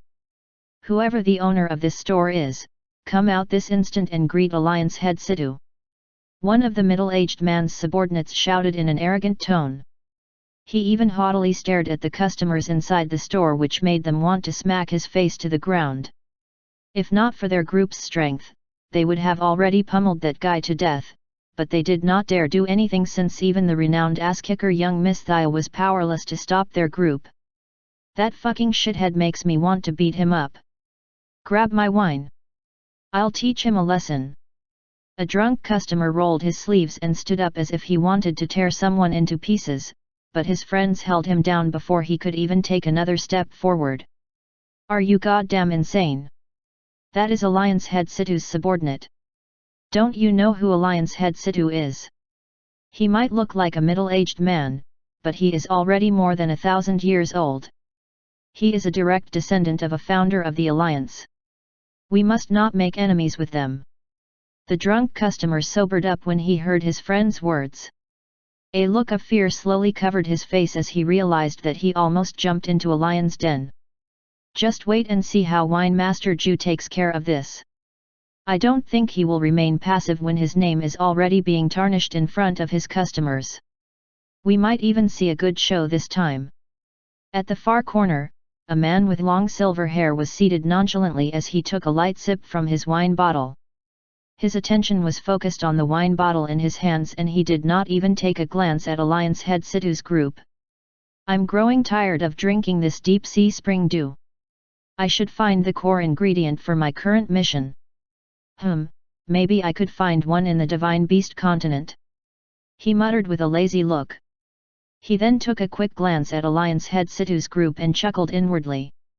I don't know why that little lizard became so meek, but that little tiger is not the same as her. You guys even have the gall to shout so loud when she is sleeping upstairs. He thought in amusement. Man, is the owner such a pussy?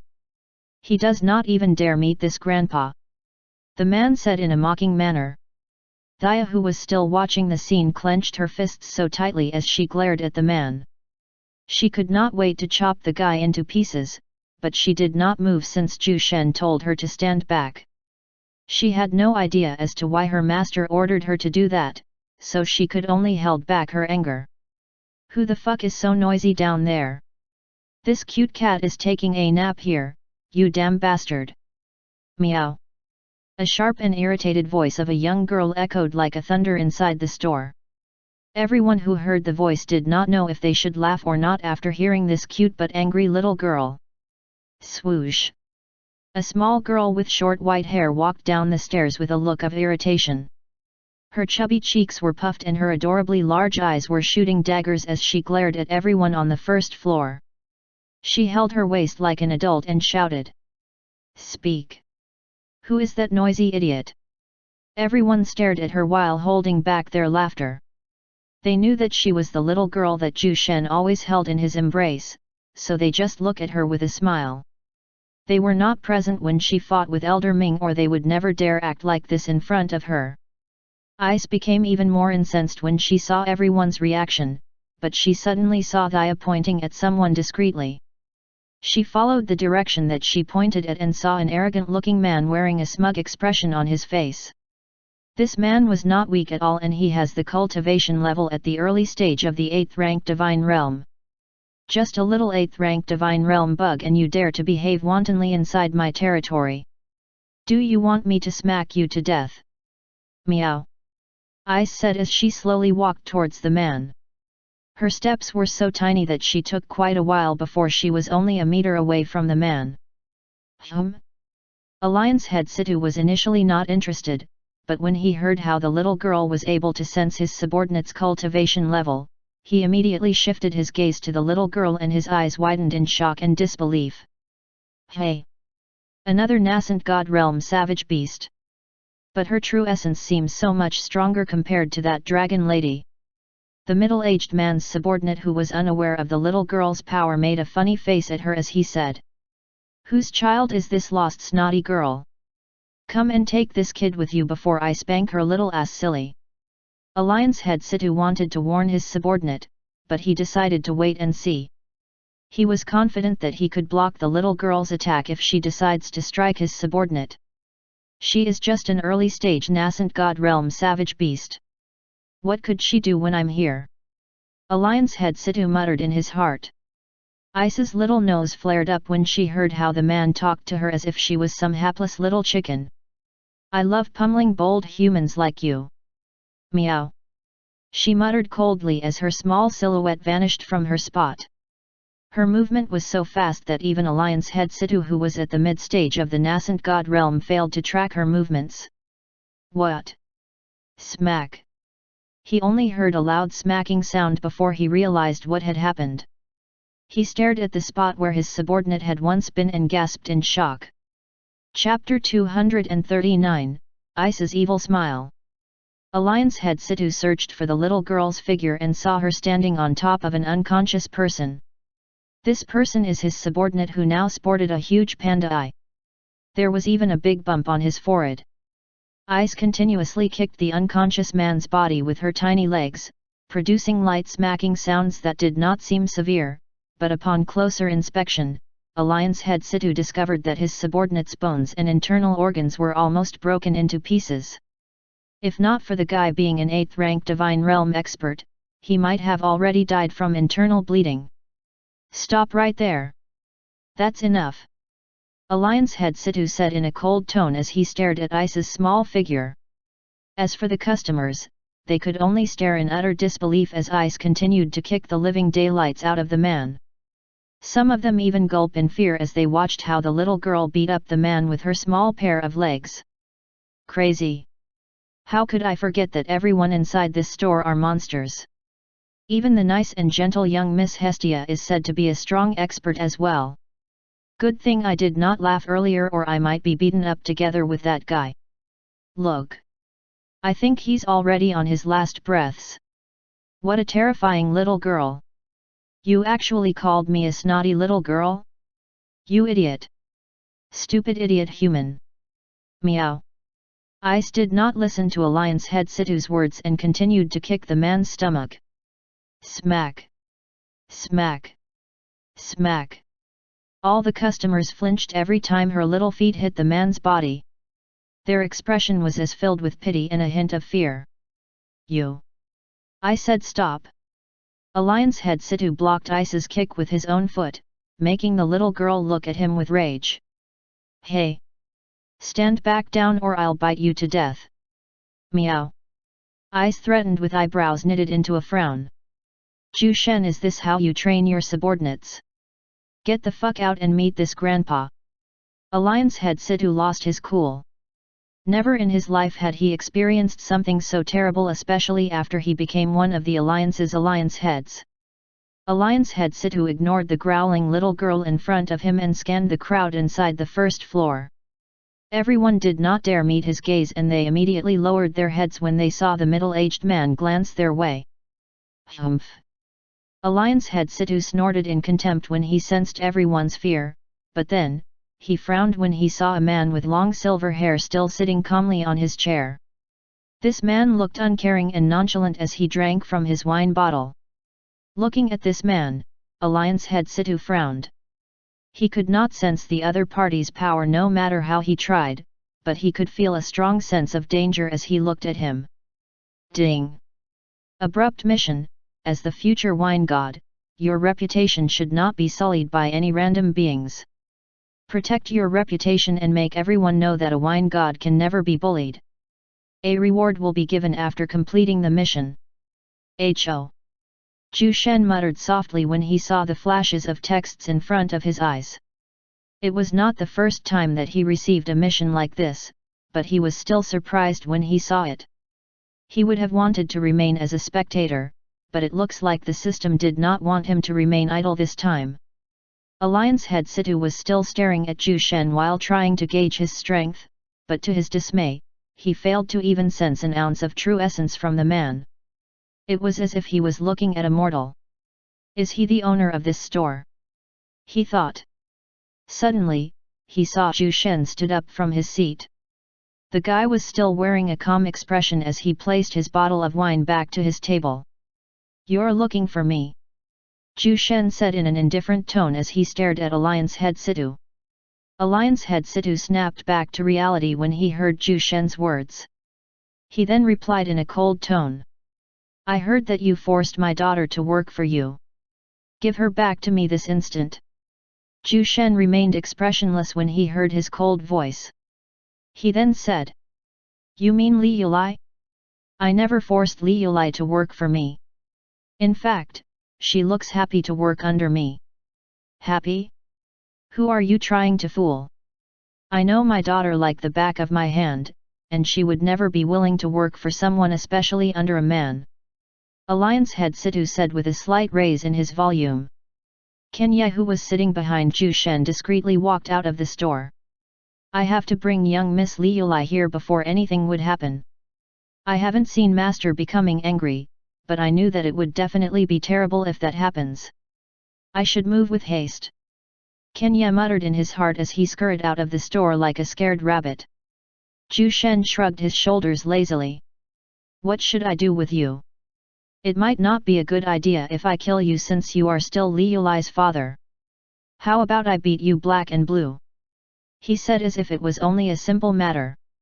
What did you say? Say that again if you dare. Alliance head Situ pointed a finger at Zhu Shen with a face full of wrath. His earlier wariness about Zhu Shen vanished after his rage took over him. Ice's expression brightened when he saw this scene. She covered her mouth to suppress her urge to laugh. In all her life, Zhu Shen was the only one that she could not gauge, but she was certain that even she would be powerless against him. Come on, stinky human. Beat this old man up until he could no longer find his broken pieces of teeth. Meow. Ice said with an evil smile plastered on her small face. Chapter 240, Not Enough. Ice punched the empty air with her little fists while giggling. A playful expression covered her face as she stared at Alliance head Situ. Go. Beat him up until that Li Yulai girl could no longer tell that he is her father. Hee hee. Meow. She uttered while laughing happily. The customers covered their mouths to suppress their laughter, making their faces turn red like a ripe tomato. Who would dare to laugh at someone like Alliance head Situ? Perhaps only this little girl has the guts to laugh in his presence. The subordinates of Alliance head Situ could only glare at the little girl because they knew that they would only be courting death if they try to oppose her. If even an 8th-rank Divine Realm expert was like a powerless little mouse in front of her, then what could the lot of them do? They might as well just watch and spectate the scene to avoid embarrassing themselves. Alliance head Situ's eyes flashed with fury, and the overwhelming aura of a mid-stage nascent god realm gushed out of his body, suffocating almost everyone inside the store. If not for the special properties of the store, this aura alone might have made some of them unconscious. Alliance head Situ controlled his aura and directed the bulk of it to Zhu Shen.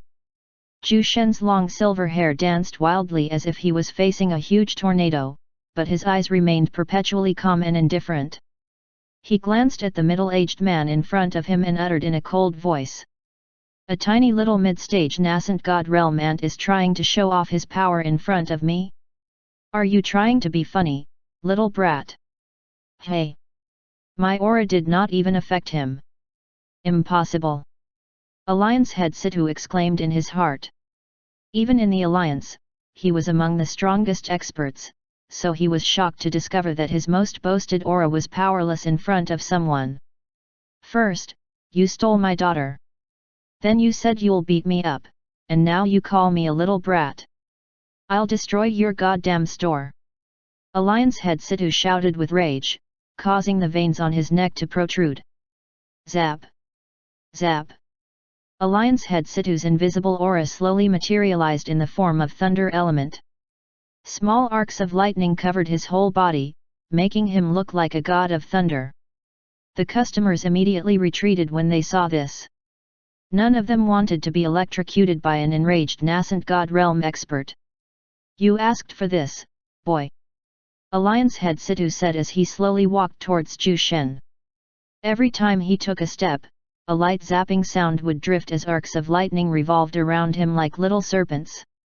Zhu Shen eyed the middle-aged man calmly without a hint of change in his emotions. A thunder-attributed nascent god realm? Not bad, but if you want to show off this kind of lousy power, then you are in the wrong place, little brat. he said. PFFTT. Ha ha ha. You're right. I told you earlier that this human is an idiot. I did, right? Meow. Ice erupted into a burst of laughter while holding her little belly. Roar. A lion's head Situ snarled as he pounced towards Ju Shen. He disappeared like a bolt of lightning and reappeared behind Ju Shen. He struck his fist, producing a violent zapping sound to erupt inside the store. Zap. Zap. This punch looked so devastatingly strong that anyone that would be hit by it would surely become a meat paste. Everyone held their breaths when they saw this attack. There was only one person, or to be exact a little person, who wore a different look than everyone. She had an excited smile plastered all over her chubby face which caused her eyes to almost become invisible. Smack! A loud smacking sound was heard before everyone saw a figure being hurled out of the store. Thud! Thud! The figure rolled several times on the cold ground outside before he managed to stand back on his feet. There was a look of disbelief on his face as he stared at the man inside the store who still wore a poker face. You! He said while pointing at Ju Shen. How did he? A lion's head Situ touched his cheeks and he felt a hot sensation on that bulging part. He was slapped. And he was not even able to dodge it. But what made him even more bewildered was how the hell did Ju Shen do it? He was mystified by what had happened that he failed to notice that his robes was slowly being burned by a dark fire. He only realized that something was wrong when he felt a cold breeze caressing his naked body. He glanced down and saw himself standing naked outside of the store under the peculiar gazes of a large crowd. He immediately covered his private parts as he took out an extra set of robes from his space ring. He looked like a flustered little virgin boy as he hastily covered himself with his extra set of robes. After that, he heard a little girl laughing like there's no tomorrow. Ha ha ha! I saw something. It looks like a peanut and a pair of dark grapes. Ha ha ha! Ice rolled on the ground as she laughed. A lion's head Situ felt embarrassed, but he no longer dared to go inside the store. This Ju Shen guy, how strong is he? If he could throw a mid-stage nascent god realm like me with a single slap, then he should be at least at that realm, but did he really reach that level? Even that old man in the alliance was still not at that level, a lion's head Situ thought as he stared at Ju Shen's expressionless face. Ju Shen slowly walked out of the store, making a lion's head Situ unconsciously take a step back. He told himself that he was not afraid of Ju Shen, but his body was being honest. Little brat, you think slapping you was enough? I still have not heard that ding sound for my mission, so I think I still have to beat you up real quick. Ju Shen said with a slightly annoyed tone. He thought that slapping a lion's head Situ was enough to complete the mission, but it looks like he needed to do more than just that. Chapter 241, Can you just scram out of my sight? A lion's head Situ felt cold in his heart when he heard Ju Shen's words. If it was earlier, he would have just laughed it off if someone would speak those words, but the man in front of him was different to the ones he had interacted with in his life. He speaks as if he was an old man despite his young look and youthful air. Ju Shen could also remain calm in the face of his overwhelming aura. Aside from that, he might also be the strongest person in the whole profound dragon continent. My lovely daughter, just what kind of person did you involve yourself with? He muttered in his heart as he stared at Ju Shen with a fake calmness. He was already shaken that he almost failed to cover his shivering limbs. Come here. I will make things less painful if you remain obedient. Ju Shen said as he beckoned a lion's head Situ to go near him. Ice strutted out of the store with a wide smile. She then sat cross-legged on the ground and cupped her chin with both her hands as she stared at the scene with great interest. Some customers also came out of the store to spectate this. It was rare to see an alliance head inside their Silver Wing Empire, so they were quite excited to see him fight against Ju Shen, who was known to be a mysterious expert. Man, to think that Wine Master Ju easily slapped him out of the store in a single strike. From what I have heard, all the alliance heads has a cultivation level that exceeds a 9th rank saint, but I'm not sure what that realm is called. Isn't it the 10th rank god realm? Idiot! That term is only circulated by those foolish historians who knew nothing about the truth. All I know is that the realm after the 9th rank saint is where one could break away from their mortal chains and become an immortal. Cool! I snorted when he heard their discussion and said in an arrogant tone. Stupid humans, the realm after the 9th rank saint is called the nascent god realm. Only those with superior talents could reach that level, and this idiotic alliance head is someone at the mid-stage of the nascent god realm. He could not even dodge Zhu Shen's attack, so what made him act all pompous in my territory? Humph! Everyone became speechless when they heard her words, but they also learned something important from that. They never thought that this middle-aged alliance head who was easily slapped away by Zhu Shen was actually such a terrifying individual. Then what about Zhu Shen? How strong was he? Ice ignored their ignorant looks and shifted her attention back to Zhu Shen and alliance head Situ. Wait! Friend, let me apologize for barging inside your store with that kind of nasty attitude.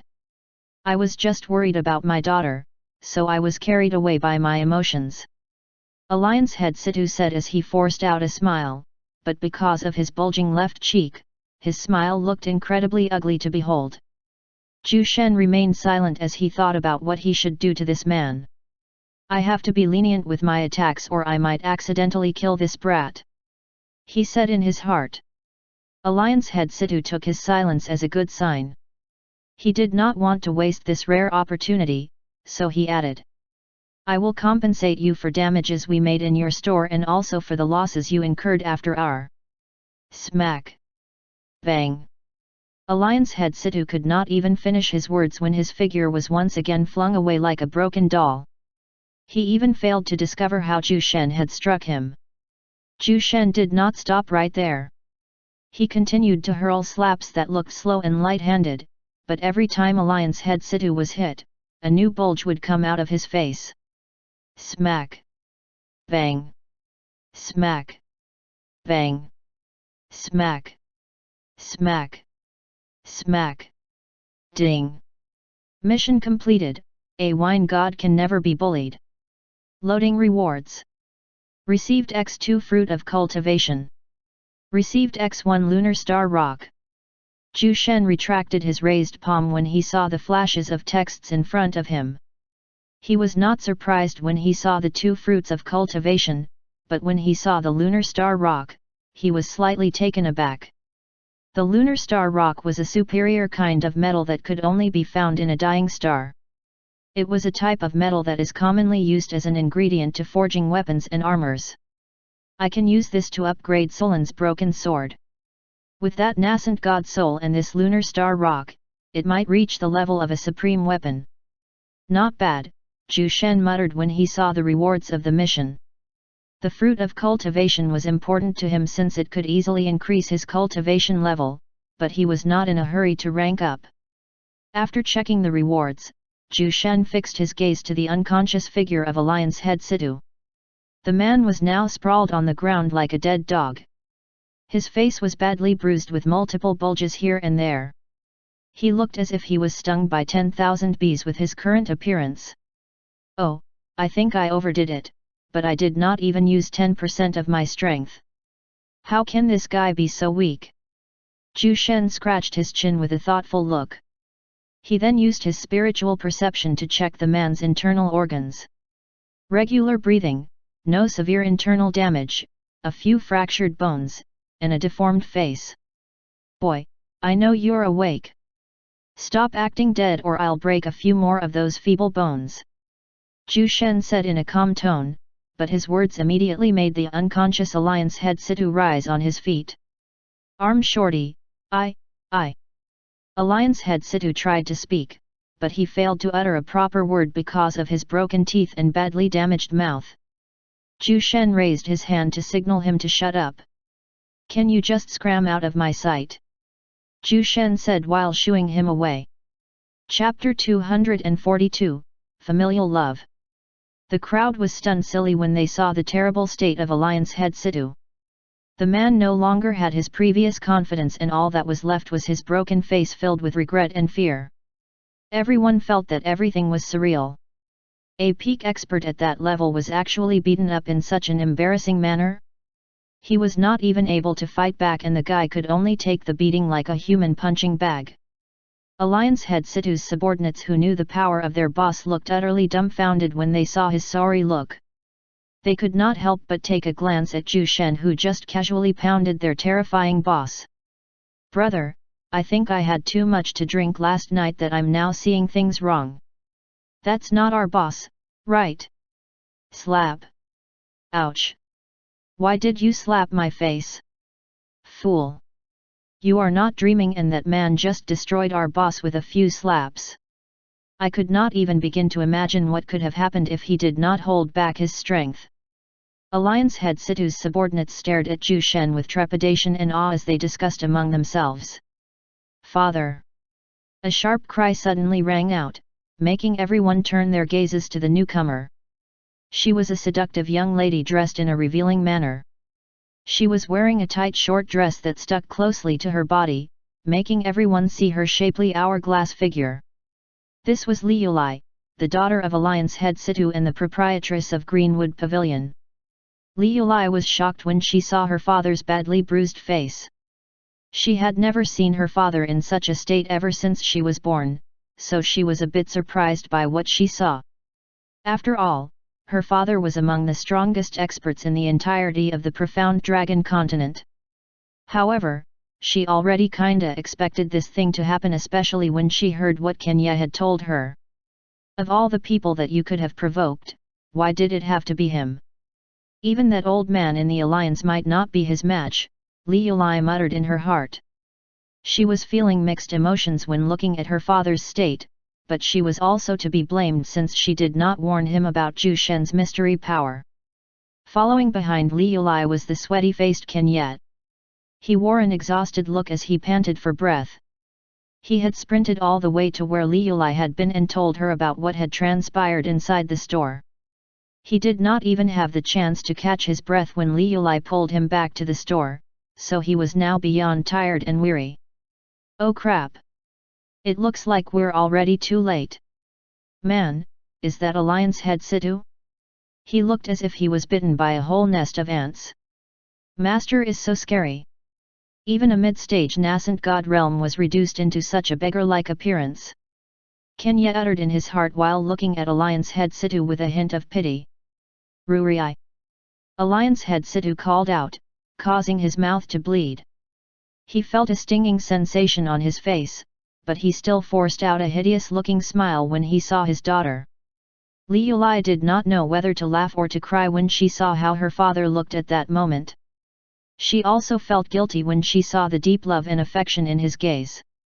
She had been away for too long, and the two of them were separated for several years.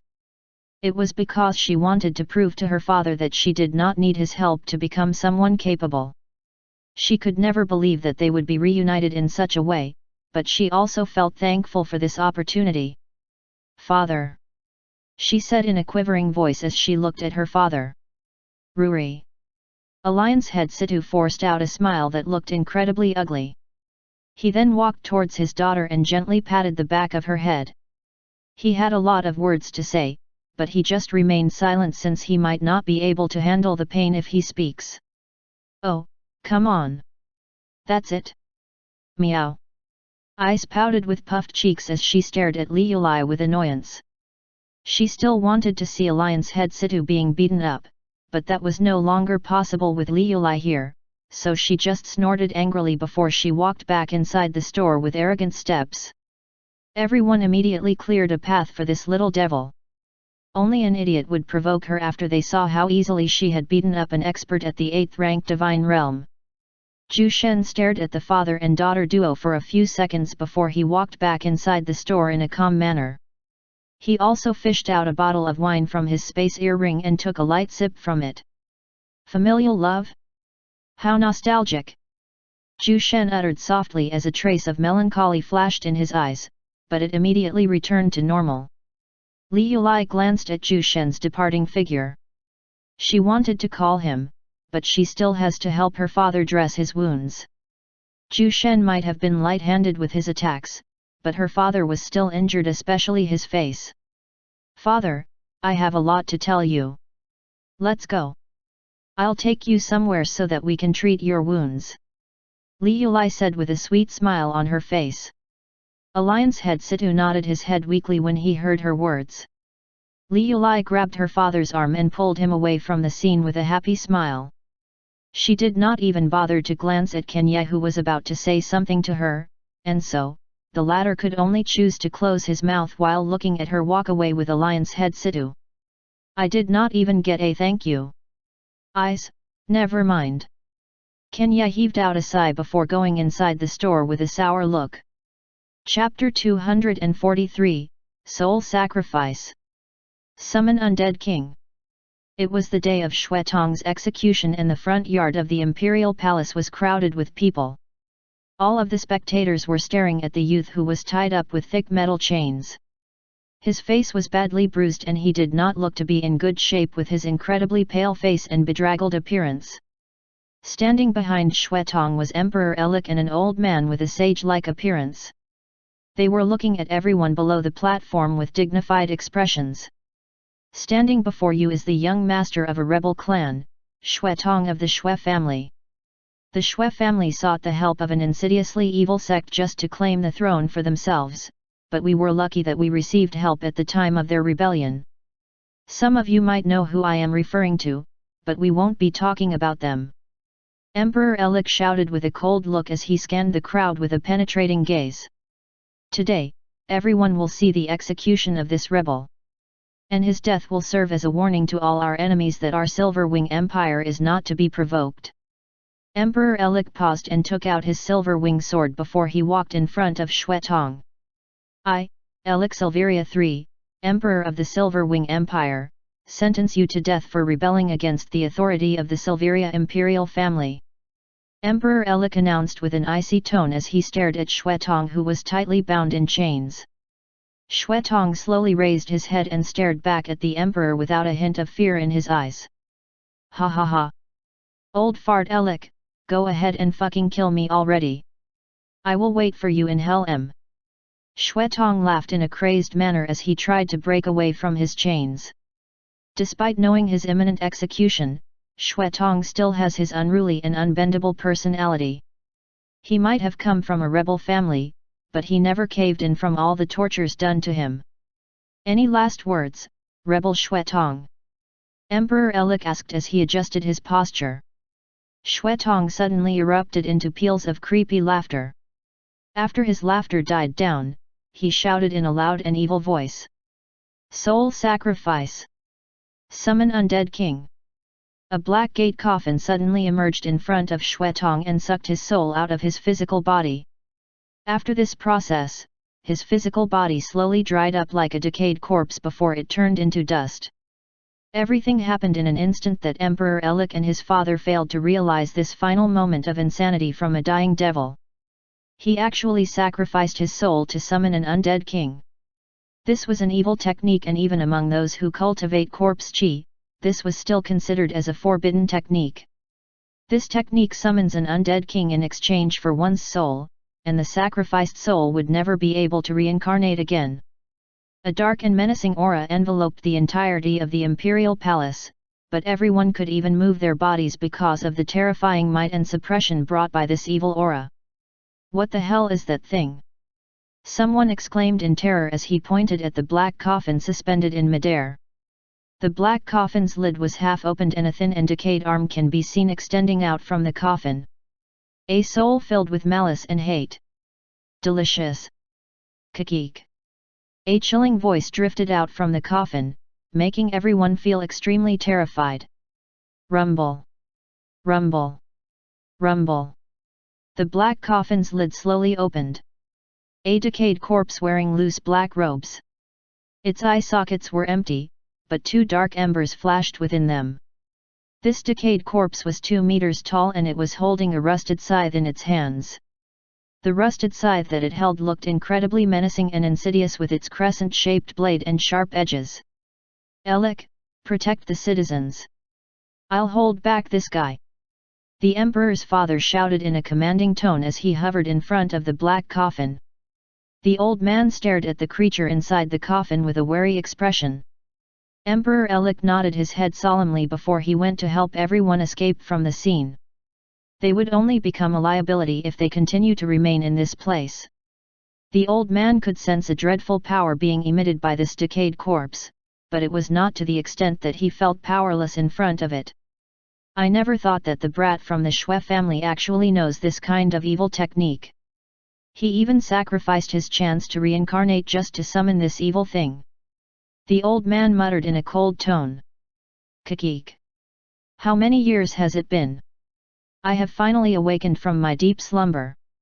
Kikik. The creature inside the coffin jumped out and cackled in a malicious manner. Its voice sounded terrifyingly creepy and high-pitched. It then stared at the old man in front of it and spoke in a slightly surprised tone. To think that this world actually gave birth to a nascent god realm expert after that war. Kikik. Not bad. Not bad at all. Kikik.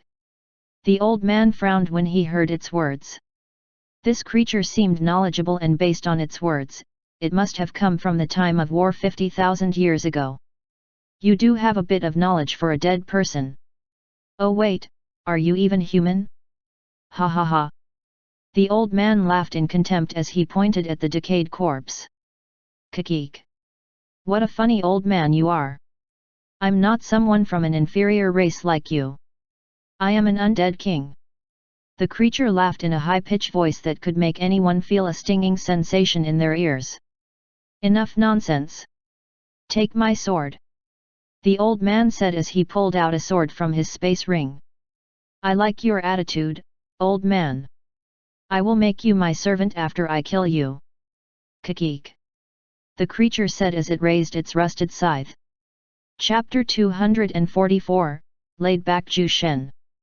The old man brandished his sword and shouted in a solemn voice. Sky-rendering sword phantom. Materialize. Swoosh. The evil-looking decayed corpse lifted its rusted scythe to block the incoming attack. Bang. The evil creature was flung away, but it managed to stabilize itself after tumbling in midair. However, it no longer had its previous confidence after it received the old man's attack. A puny early-stage nascent god realm actually managed to throw me away. It looks I have lost more than half of my power after slumbering for thousands of years. Damn it!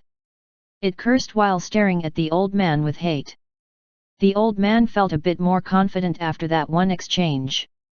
This guy does not look that strong, but I still have to be careful. An expert at that era should have a few more things up their sleeves. He muttered in his heart as he conjured another spell. Sky Diamond Protective Halo. Materialize. Humph. The evil creature snorted as it pounced towards the old man while lowering its rusted scythe in a different angle, hoping to catch the old man by surprise. Bang. Crack. Hum. The evil creature was a bit shocked when it discovered that its attack was not even able to destroy the old man's shield.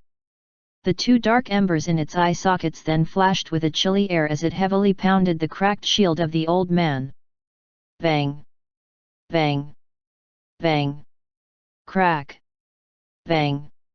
The old man's Sky Diamond Protective Halo disintegrated, but it still managed to withstand a few strikes, giving the old man an opportunity to conserve his true essence. He then moved towards the evil creature like a slithering snake as he pointed his sword forward. Clang! Sword and scythe met in midair, causing sparks to fly in every direction. The fighting between the two continued for more than an hour, causing great destruction everywhere around them. The might two nascent god realms in battle must not be taken lightly. They could decimate an entire mountain just with their fists alone. Half of the imperial palace was destroyed and its 9th rank protective array was not even able to block the power of the two. Bang! Clang! Bang! Bang! Bang! Clang! Clang! Clang! Just right outside the entrance of the Immortal's wine, a man with long silver hair can be seen seated calmly on his chair. He was holding a small little girl in his left arm and a bottle of wine in his right. Standing behind him was a tall young lady with purple hair. She had a dainty figure and seductive body that could make any man look at her with hungry gazes. She was looking at the man with admiration while deep in her thoughts. Zhu Shen took a light sip of wine from his wine bottle and glanced in a certain direction. Things are getting quite lively for Kenya in the Imperial Palace. Mali, tell Hestia to prepare a few medicines. That brat Kenya might come back with a few injuries. He muttered in amusement. Yes, master. Long Mali bowed her head respectfully before she went inside the store in a graceful manner. Stinky human, where are my promised bottles of milk? Do you think I've forgotten about it? Meow. Give it to me. Eyes flailed in Zhu Shen's embrace like a child throwing a tantrum. Zhu Shen smacked the back of her head, but he still took out a huge bottle of milk from his space earring. This bottle is equivalent to 10 normal bottles of milk. This is already more than what I promised you, he said as he handed the big bottle of milk to the pouting little girl. Humph. At least you are sensible. Meow. I snatched the big bottle from Zhu Shen's hands and sucked the opening like a starved camel. Ah, this one is delicious. Did you add something different here? Meow. Ice asked with a shining gaze as she stared at the bottle of milk in her hands. Dunno. Zhu Shen replied lazily. Gulp. Gulp. Gulp. Gulp. Gulping sounds echoed about as the little girl continued to drink her milk. She had her eyes shut tight as she savored the taste of the milk. On the other hand, Zhu Shen's attention was fixated on the battle happening in the Imperial Palace. An undead at the nascent god realm, but its power seemed to be weakened. That old brat should be able to defeat it, he muttered.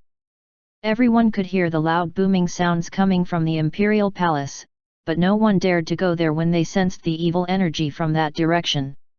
Even from a distance, they knew that a great battle was happening in the Imperial Palace. As to who is fighting, they were curious, but none of them were brave enough to go and spectate the fight. Today is the execution of Xuetong, right? Does it have something to do with all the commotion? I think 2 nascent god realm experts are fighting in the Imperial Palace at this moment. One of them must be the former emperor. As for his opponent, I have no idea. How about we check it out? Let's just stay from a safe distance. Nothing should happen to us if we are careful enough. Are you nuts? Go ahead and go there, but no one among us will be coming with you. Idiot. Zhu Shen leisurely sipped his wine, looking relaxed and carefree. He looked like someone who was out on the beach to enjoy the sea breeze. He gently caressed the head of the little girl as he watched the battle in the Imperial Palace through his spiritual perception. That old brat's sword techniques look lousy and terrible. He could not even bring out his full potential. What a waste of sword of comprehension. Zhu Shen muttered in a soft voice filled with disdain. Stinky human, can I have more of this? Please. Meow. Ice's chubby face suddenly came into his view, blocking him from watching the fight. Zhu Shen squeezed her cheeks and said. No. Chapter 245, The Bedraggled Kenyat. Near the Imperial Palace. Bonk. A figure was thrown away like a kite with broken strings. He was an old man with a sage-like appearance and long white hair. A small line of blood trickled down the old man's lips after that exchange. He stared at the evil creature hovering not far away from his direction. The evil being was holding a rusted scythe as he stared back at the old man with a mocking look on his decayed face. You are quite strong for a newly ascended nascent god realm expert, but you could still not defeat me even in my weakened state. If only I had all my powers, then you won't be standing in front of me anymore. Kikik.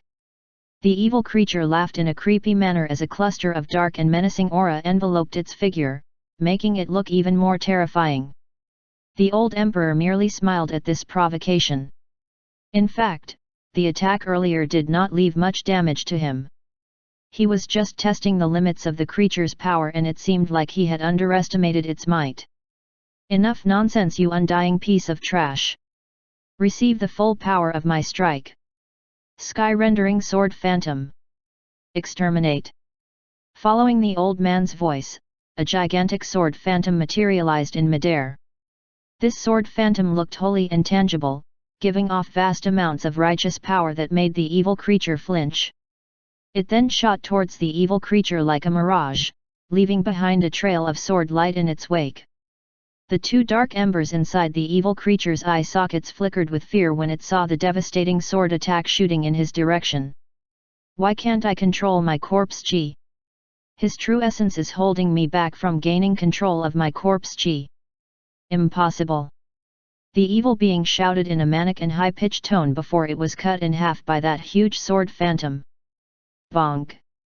A deep sword wound that spanned hundreds of meters was left behind along the streets of Beltran City because of that attack. As for the undead king, the two halves of its body can be seen slowly melting into a puddle of black liquid that slowly seeped through the ground. The black coffin that was hovering in midair also vanished after the death of the undead king. Sigh. So this is what it feels like to fight a nascent god realm being. That thing was even in its weakened state, but I could only barely defeat it. The old man shook his head in self-reproach. He then slowly descended to the ground as he looked at the terrible mess they created during that battle. Half of the imperial palace was destroyed and almost all of the establishments near the imperial palace were reduced into a pile of rubble broken remains. The destruction brought by their battle was already that much despite the number of 9th rank protective arrays placed all over Beltran City. The old man could even begin to imagine what could have happened if there were no protective arrays placed in Beltran City. I should check on Elik if he's fine. Also, I have to help him increase his strength to the 9th rank saint before we depart to the Alliance. I have a few things to discuss with the bigwigs in the Alliance. The old man muttered before he flew away from the scene. Outside the entrance of the Immortal's Wine, Zhu Shen was still seated on his chair with an indifferent look on his face. That idiot could have ended the fight sooner if he practiced more on sword techniques. His basic foundation is too shallow and even his sword movements and techniques are full of flaws. Zhu Shen said in disdain before picking up his bottle of wine. He drank its contents down to the last drop and shook his head, looking rather dissatisfied with the taste of the wine. Even this deep-sea spring dew could no longer satisfy my wine craving. After my sex opening ceremony, I should immediately go to the Divine Beast continent to search for Little Tiger's parents. From the map provided by the system, I can see a lot of high-level spiritual plants in there that I could use as ingredients for my wines. He said as he burned the empty bottle of wine with a small flicker of dark flame. Not even a single speck of ash remained after he burned the bottle of wine. Suddenly, a figure that looked rather disheveled came into his view. This was his second disciple, Kenyet, who just came to witness the execution of Xuetong in front of the imperial palace. Kenyet's hair was unkempt and messy, even a part of his clothes was torn away. He wore a tired expression as he dragged his slightly injured body to the store. Why am I so unlucky, especially these past few days? God damn it! He cursed under his breath. Zhu Shen's lips curved upwards when he saw his disciple's current appearance. He had already expected this to happen when he saw the battle between the undead king and the former emperor through his spiritual perception. Little Tiger, go inside and call Hestia. Tell her to give the medicines to Kenyet. Zhu Shen said to the little girl in his arms. Surprisingly, the lazy little girl actually nodded her head and replied in an obedient manner. Okay. Meow. She then jumped out of Zhu Shen's embrace and strutted inside the store while holding a huge bottle filled with milk. Master. Kenyet greeted his master after arriving in front of him. He sounded weary and weak, but he still bowed at Zhu Shen with respect. I assume something great must have happened in the imperial palace for you to look like this. Zhu Shen said calmly. Kenyet did not know if Zhu Shen was joking or speaking his own thoughts, so he could only smile wryly after hearing that. It is as you said, Master. Something great indeed happened earlier, but I hope that it won't ever happen again. Kenyet said with a crooked smile. Chapter 246, Green Flames? A day after the death of the undead king, the imperial palace was slowly being reconstructed. The Silveria imperial family also funded the reconstruction of all the establishments destroyed yesterday, making everyone cheer for their generosity. The bustling life of everyone inside Beltran City continued as usual, but some of the residents still felt fearful after the event that happened yesterday. After all, even the Imperial Palace was not spared during that grand battle between two top experts. Inside the refining hall of Zhu Shen's wine store, several figures can be seen spectating a man as he was refining a broken sword. He looked calm as he pounded the broken sword with a forging hammer. Clang! Clang! Clang! Clanging sounds echoed inside the hall as the hammering continued. To think that Master is also a weapon refiner. Don't tell me he is also an array formation maker. Master Fengzi said with a look of admiration and awe. His decision to become Zhu Shen's alchemy disciple was mostly under the influence of Supreme Elder Qi Hongtian, but he never regretted becoming Zhu Shen's alchemy disciple. He learned a lot of things from him, and he could even feel that he was almost at the level of an alchemy saint after training with his master for less than a month. Qi Hongtian, who was standing beside him, nodded his head with a blank look. Master's attainments in alchemy is already beyond my comprehension, and even his attainments in the art of weapon making doesn't seem shallow. In fact, his sophistry and way of forging are many times better compared to those renowned weapon refiners I've seen, he muttered in his heart as he watched Zhu Shen repair the broken sword with magic-like movements.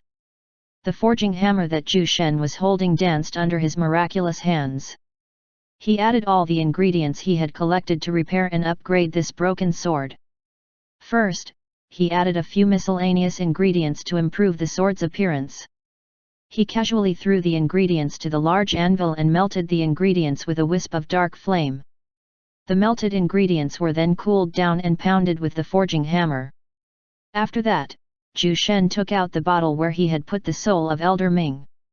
A small mass of a white figure can be seen sealed inside the bottle. This was Elder Ming's immortal soul. Zhu Shen opened the bottle and muttered in an indifferent tone. Reform. Zhu Shen placed the immortal soul of Elder Ming within the sword and reformed it. He also erased all of Elder Ming's memories and branded it with his own spiritual power. After doing this, Zhu Shen refined the sword using his true essence, making it even more compatible with the remnant soul of a nascent god realm expert. With the lunar star rock, this sword would have an even greater potential since it would gain the ability to grow along with its owner. Zhu Shen thought to himself as he took out an ordinary-looking rock with rough edges. He produced a wisp of black flame at the tip of his finger and flicked it towards this piece of ordinary-looking rock. Not enough. As expected of a lunar star rock, even a wisp of my abyssal flames is not enough to melt it. 2 more should do it. He thought as he produced more wisps of dark flame. At this moment, the small piece of rock melted under the intense heat of Zhu Shen's abyssal flames. Clang! Clang! Clang! Lu Sulan watched the entire refining process with both excitement and veneration. She could already imagine the might of the sword that Zhu Shen would be able to reforge. With the refining skills that he displayed, she was confident that the sword that her master would forge would be something beyond her expectations. According to Master, this broken sword was an origin weapon in its peak. This kind of weapon is something that even a nascent god realm expert could only hope to possess. And with all the ingredients that Master added to the reforging process, just what kind of sword could he make? Lu Sulan softly muttered, but her words still entered the ears of everyone inside the refining hall. Origin weapon? What's that? Kenya muttered in a bewildered tone as he looked at his senior. Lu Sulan shrugged and replied. I don't know what level that is, but from Master's tone, it should be something that exceeds the level of a nascent weapon. This weapon refining looks fun. I should ask Master if he is willing to teach me the art of weapon making. Kenya said with a shining gaze. He was already imagining himself forging a powerful saber in his own. Lu Sulan chuckled when she saw the expression of her junior. She then shifted her attention back to Zhu Shen and exclaimed in awe when she saw the partially completed sword on top of the large anvil.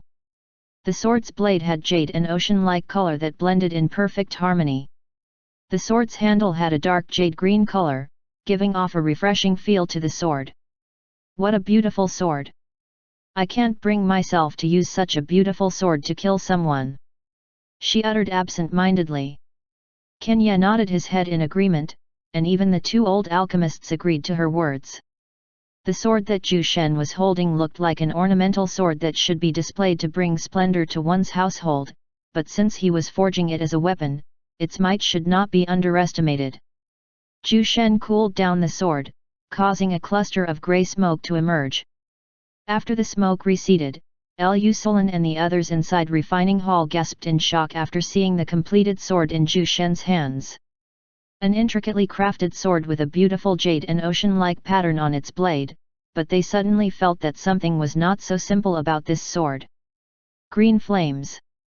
Lu Sulan exclaimed in shock when she saw the incorporeal flames gushing out from the sword. Chapter 247, Dual Attributed Sword. Dual Attributed Weapon. Qi Hongtian, who was the most experienced among the onlookers, exclaimed in utter astonishment when he saw the green flames emitted by the sword. At first, they thought that the sword would be ice attributed because of its ocean-like color and jade patterns, but they never would have thought that the completed sword actually contained a strong flame attribute that did not look ordinary. The green flames gushing out of the sword was not the kind of flame that radiates an overwhelming amount of heat. In fact, no one inside the refining hall could feel an increase in the temperature. This made them stare confusedly at Zhu Shen, who was holding the sword with a calm look. "Master, this flame. What is this?" Lu Sulan asked curiously as she stared at the sword in her master's hands with a shining gaze. Zhu Shen's gaze was still fixated on the sword he forged as he replied. When a weapon is forged from a lunar star rock, it would have the ability to emit this kind of flame. This green flame is called the lunar star flames, and I know that you guys are bewildered as to why it is not producing any heat, so let me show you something. Zhu Shen's tone was mysterious when he spoke those words. He then took out a saint weapon from his space earring and showed it to everyone. This shield is a saint weapon, and it is one of the hardest shields to break because of its sturdiness and the complex forging method used to enhance its defensive ability. Sulan, try cutting this shield with your saint weapon, Zhu Shen said as he tossed the shield to Lu Sulan. Lu Sulan was confused, but she still caught the shield with her hands. When she held the shield, she could already feel its toughness and heavy weight. She then took out her sword from space ring, which was also a saint weapon, and did as she was told. Clang! A loud clanging sound echoed inside the refining hall after Lu Sulan slashed the shield with her saint weapon. Everyone stared at the shield and saw that there was only a long white mark where Lu Sulan had slashed it. Master, this shield is indeed quite sturdy. I could not break it without using any of my sword techniques, but what do you want to show us by making me do this? Lu Sulan asked as she retrieved her sword. Qi Hongtian and the others also stared at their master, waiting for his answer. Zhu Shen glanced at them and shook his head. A sword cultivator must learn to be patient. Now, use this sword to cut the shield, but don't use any true essence with your attack, he said while handing the newly forged sword to Lu Sulan. Lu Sulan carefully held the exquisite-looking sword that gleamed like a beautiful piece of art. She stared at it in awe and excitement as she thought. Is this really my sword? It's so beautiful. Senior sister, don't keep us in suspense, Kenya said while scratching the back of his head. Lu Sulan rolled her eyes at Kenya before raising the newly forged sword above her head. She then slashed down the sword, producing a beautiful green arc in the air as she swung it down. Pu! Everyone did not hear the clanging sound that they were expecting. Instead, they heard the sound of something being slashed in half by the sword. To everyone's surprise, the shield, which was a saint weapon, was now cut into two halves. The most surprising thing was that the shield was melting on the part which the sword had cut into. This! Lu Sulan and the others gasped with dumbfounded expressions when they saw it. Lu Sulan did not use any sword techniques, and she just casually slashed down the sword with her raw strength, but it still cut a saint weapon in half as if it was slicing a piece of paper. The lunar star flame never produces heat, but when it comes into contact with another object, it could melt it without a problem. This kind of ability is very useful during battles since your opponents would be unaware of its ability to melt things. Aside from the lunar star flame, I also added an array formation in that sword, giving it an ice attribute. You can activate its icy nature by using your true essence. Try it. Zhu Shen said in a calm tone, as if placing an array formation on a weapon was something so easy to accomplish. Master, you mean, you are also an array formation maker?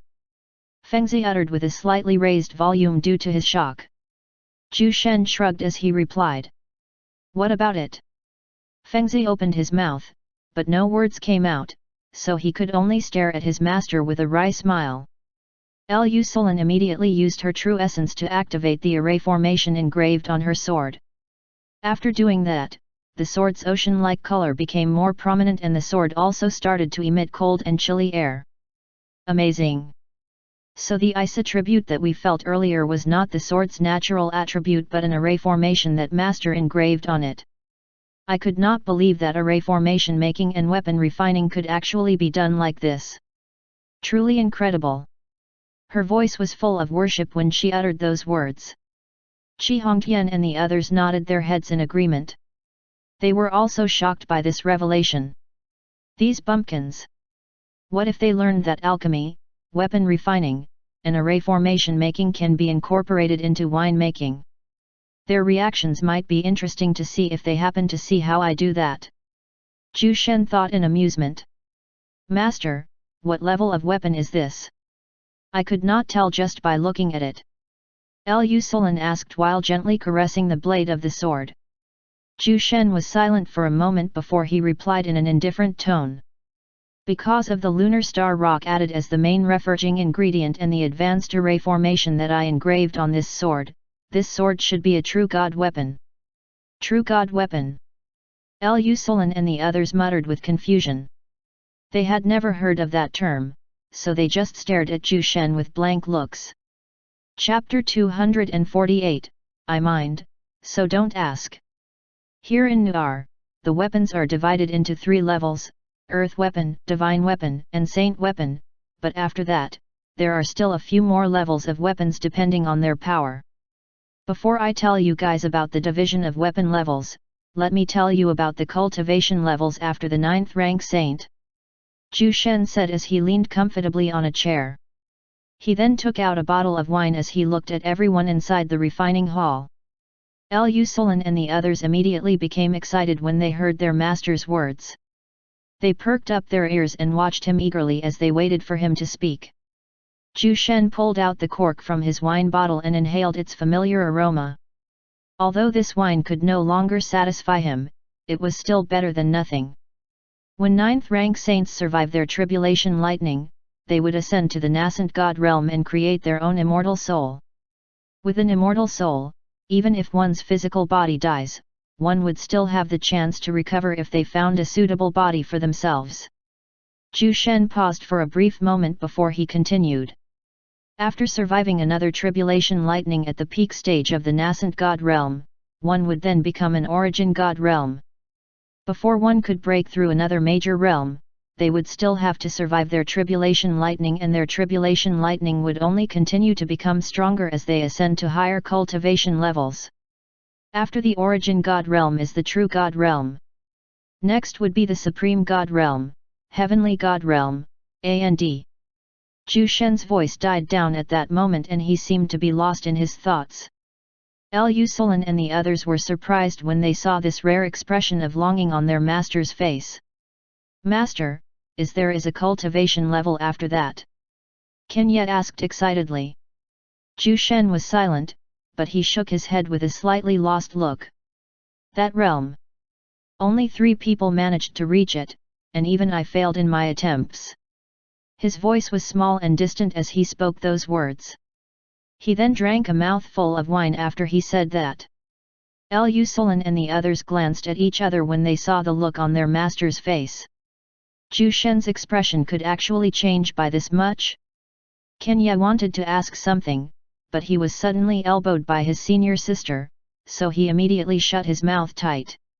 I wonder what kind of past master had in that place. From his words, there should be a cultivation level after the heavenly god realm, but only 3 people managed to reach that level. Master also mentioned that he failed in reaching that realm, so does that mean he is someone at the heavenly god realm? If he is that strong, then what is he doing in our world?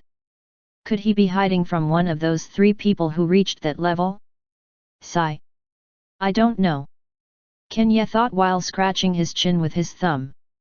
Okay, that's all for cultivation levels. Now, let us discuss the weapon levels after the Saint Weapon, Nascent Weapon, Origin Weapon, True God Weapon, Supreme God Weapon, and the Heavenly God Weapon. That sword should be a True God Weapon, and it is not just an ordinary True God Weapon since it has the ability to grow along with its owner. Ju Shen said in a calm tone while lightly shaking his bottle of wine. Lu Solon and the others were stunned when they heard that. A weapon that could grow along with its owner. There was actually such a kick-ass weapon. They thought. Lu Solon held her sword gently while looking at it with a sparkling gaze. Her lips curved upwards from the sheer joy of finally owning such a powerful weapon. She then stared at her master and bowed respectfully as she said. Master, I can't thank you enough for forging such a beautiful sword for me. I promise that I'll do anything that you ask me. Ju Shen glanced at her calmly and said. Remember, that sword is not an ordinary weapon, so you should train harder to give the sword the opportunity to face against the top experts of the primordial god realm, but there's no hurry. We still have an ample amount of time before we go to that place. Also, I have to go somewhere after the sex opening ceremony, so I will leave the safety of the store to you guys. Yes, Master. Lu Solon replied with confidence. Master, where are you going? Can we go there with you? Kenya asked. Chi Hongtian and Fengzi listened closely while looking at their master. Ju Shen stared at Kenya and replied in an indifferent tone. I will visit the Divine Beast continent. Are you sure that you want to go with me? Kenya gulped when he heard that and he immediately shook his head as he said. Master, that place, you know. Lu Solon chuckled when she saw the panicked expression of her junior brother, but she was also quite shocked when she learned that Ju Shen was planning to go to the Divine Beast continent. It was the only place that even the strongest experts of the Alliance refused to go. Even the demons of the Crimson Fiend continent would never dare to casually visit that place. The Divine Beast continent is a place infested with countless savage beasts. Nascent God Realm savage beasts could easily be found there, and even something stronger than that also existed in that place. Master, if you don't mind me asking, what are you planning to do in the Divine Beast continent? Chi Hongtian asked curiously. Just what could his master be planning to do in that place? After all, Ju Shen was not someone who does things without reason, but what is his purpose in going there? I mind, so don't ask. Ju Shen replied, and everyone inside the refining hall could only smile wryly after hearing his words. Chapter 249, Prince Arslan. In the central parts of Beltran City, a humongous tower stood erect like a pillar. It was around 600 meters tall and was shaped like a slithering snake hissing at the skies. This towering skyscraper was gifted by the emperor to his second son for his great achievements in cultivation and also in war. Inside the topmost room of the tower, a man can be seen standing as he gazed through the window. He was looking at the bustling life of Beltran City from above, his eyes flashed with coldness. I've been here for a few years and many of my subordinates had already fallen within this human soil, but what did I get in return? Nothing. The man had long black hair and a refined-looking faded beard that made him look manlier and handsome. His black pupils now radiated with a tinge of reddish hue as the light of coldness in his eyes intensified. This man is none other than the second prince of the Silver Wing Empire, Prince Arslan. Suddenly, a man wearing tight black clothes emerged and kneeled in front of the second prince as he said, Your Highness, we have an urgent message from our people who are observing the alliance. Prince Arslan held back his anger and turned to glance at his subordinate. He then uttered in a cold tone. A message? A few months ago, I asked for reinforcements from them, but we still haven't gotten even a single soldier. Read the contents of the letter they sent." The man in black robes shivered when he sensed the rage in his tone, but he still did as he was told and opened the letter given to him. "Your Highness, I know that you need more manpower right now, but this is not possible at the moment. One of our hideouts was discovered by the Alliance, making us lose thousands of our men. As much as I would like to help you, your subordinate is also powerless to do this. Currently, we are regrouping our remaining people and we will also hold a meeting to change our plans. I hope that you can grace us with your brilliant mind in this coming meeting since we would really need a great plot to achieve our plans. This subordinate awaits your presence, Your Highness." The second prince's anger subsided when he heard the contents of the letter. So more of our brothers had also fallen. Damn it! Investigate the authenticity of this letter, and if this is indeed true, then I have to prepare to meet everyone else. Prince Arslan ordered coldly before he shifted his gaze back to the bustling scenery down below. "I obey," the man in black robes said before he vanished from the room. "Silver Wing Empire. This place will be mine one day," Prince Arslan muttered in an eerily calm voice. Inside the second floor of Zhu Shen's wine store. "Wine Master Zhu, I heard from your disciple that you will be going to the Divine Beast continent after your sect's opening ceremony. That place is the territory of billions of savage beasts and even my father would never dare to go there. Just what are you planning to do in that place, Wine Master Zhu?" Emperor Elik asked as he looked at Zhu Shen with a curious look. He could hardly believe that there was actually someone who wants to visit that place. Zhu Shen glanced at Kenya when he heard that and the latter immediately evaded his gaze while whistling innocently. "Your Majesty, do you really have to tell my master that I told you about it?" Kenya thought to himself, feeling rather fearful at what kind of punishment might come his way later. "My plans does not concern you, Elik, so there is no need for you to know about anything I do," Zhu Shen replied with a poker face. Emperor Elik shrugged and changed the topic. "I had my men visit the construction place of your sect building and they told me that it is nearing completion. From what they told me, it should be done in a day or two. Wine Master Zhu, do you need my help for the coming opening ceremony of your sect?" the Emperor asked with a smile. "Help? Maybe you could really help me," Zhu Shen said. Emperor Elik's eyes shone when he heard his words and he immediately said, "Just tell what I can do to help you, Wine Master Zhu. I'll make sure that it will be done right away." Zhu Shen's expression did not change as he replied in calm manner. "Just help me invite the most distinguished individuals in the profound Dragon continent." Emperor Elik was not surprised to hear that, but he could now sense the ambition of Zhu Shen and this made him a bit excited at the thought of it. Is he planning to conquer the whole continent? Or is it the whole of Nuar? Ha ha ha! Don't worry, Wine Master Zhu. With my father's ascension to the nascent god realm, I should be able to use his power to invite a fraction of the Alliance's greatest experts," Emperor Elik said in a confident tone. "Good," Zhu Shen said plainly. Emperor Elik was all smiles as he excitedly stood up from his seat. "Wine Master Zhu, since this involves a lot of things, I have to leave immediately and begin my preparations. Just expect the presence of a lot of experts in your sect's opening ceremony." Ha ha ha! The corners of Zhu Shen's lips imperceptibly rose upon hearing the Emperor's confident words. He then waved his hands, signaling the Emperor to leave. Emperor Elik obediently left the second floor when he saw this signal. Behind Zhu Shen, Kenya could only shake his head with a stiff smile after seeing the retreating figure of the Emperor. Perhaps only my master could command the Emperor this way. Even Alliance head Situ was beaten black and blue by him, he thought. "Kenya, I think we need to discuss a few things." Kenya's knees buckled when he heard those cold words, but he gained courage and immediately sprinted out of the second floor like a frightened bunny. Zhu Shen chuckled and shook his head. "That kid!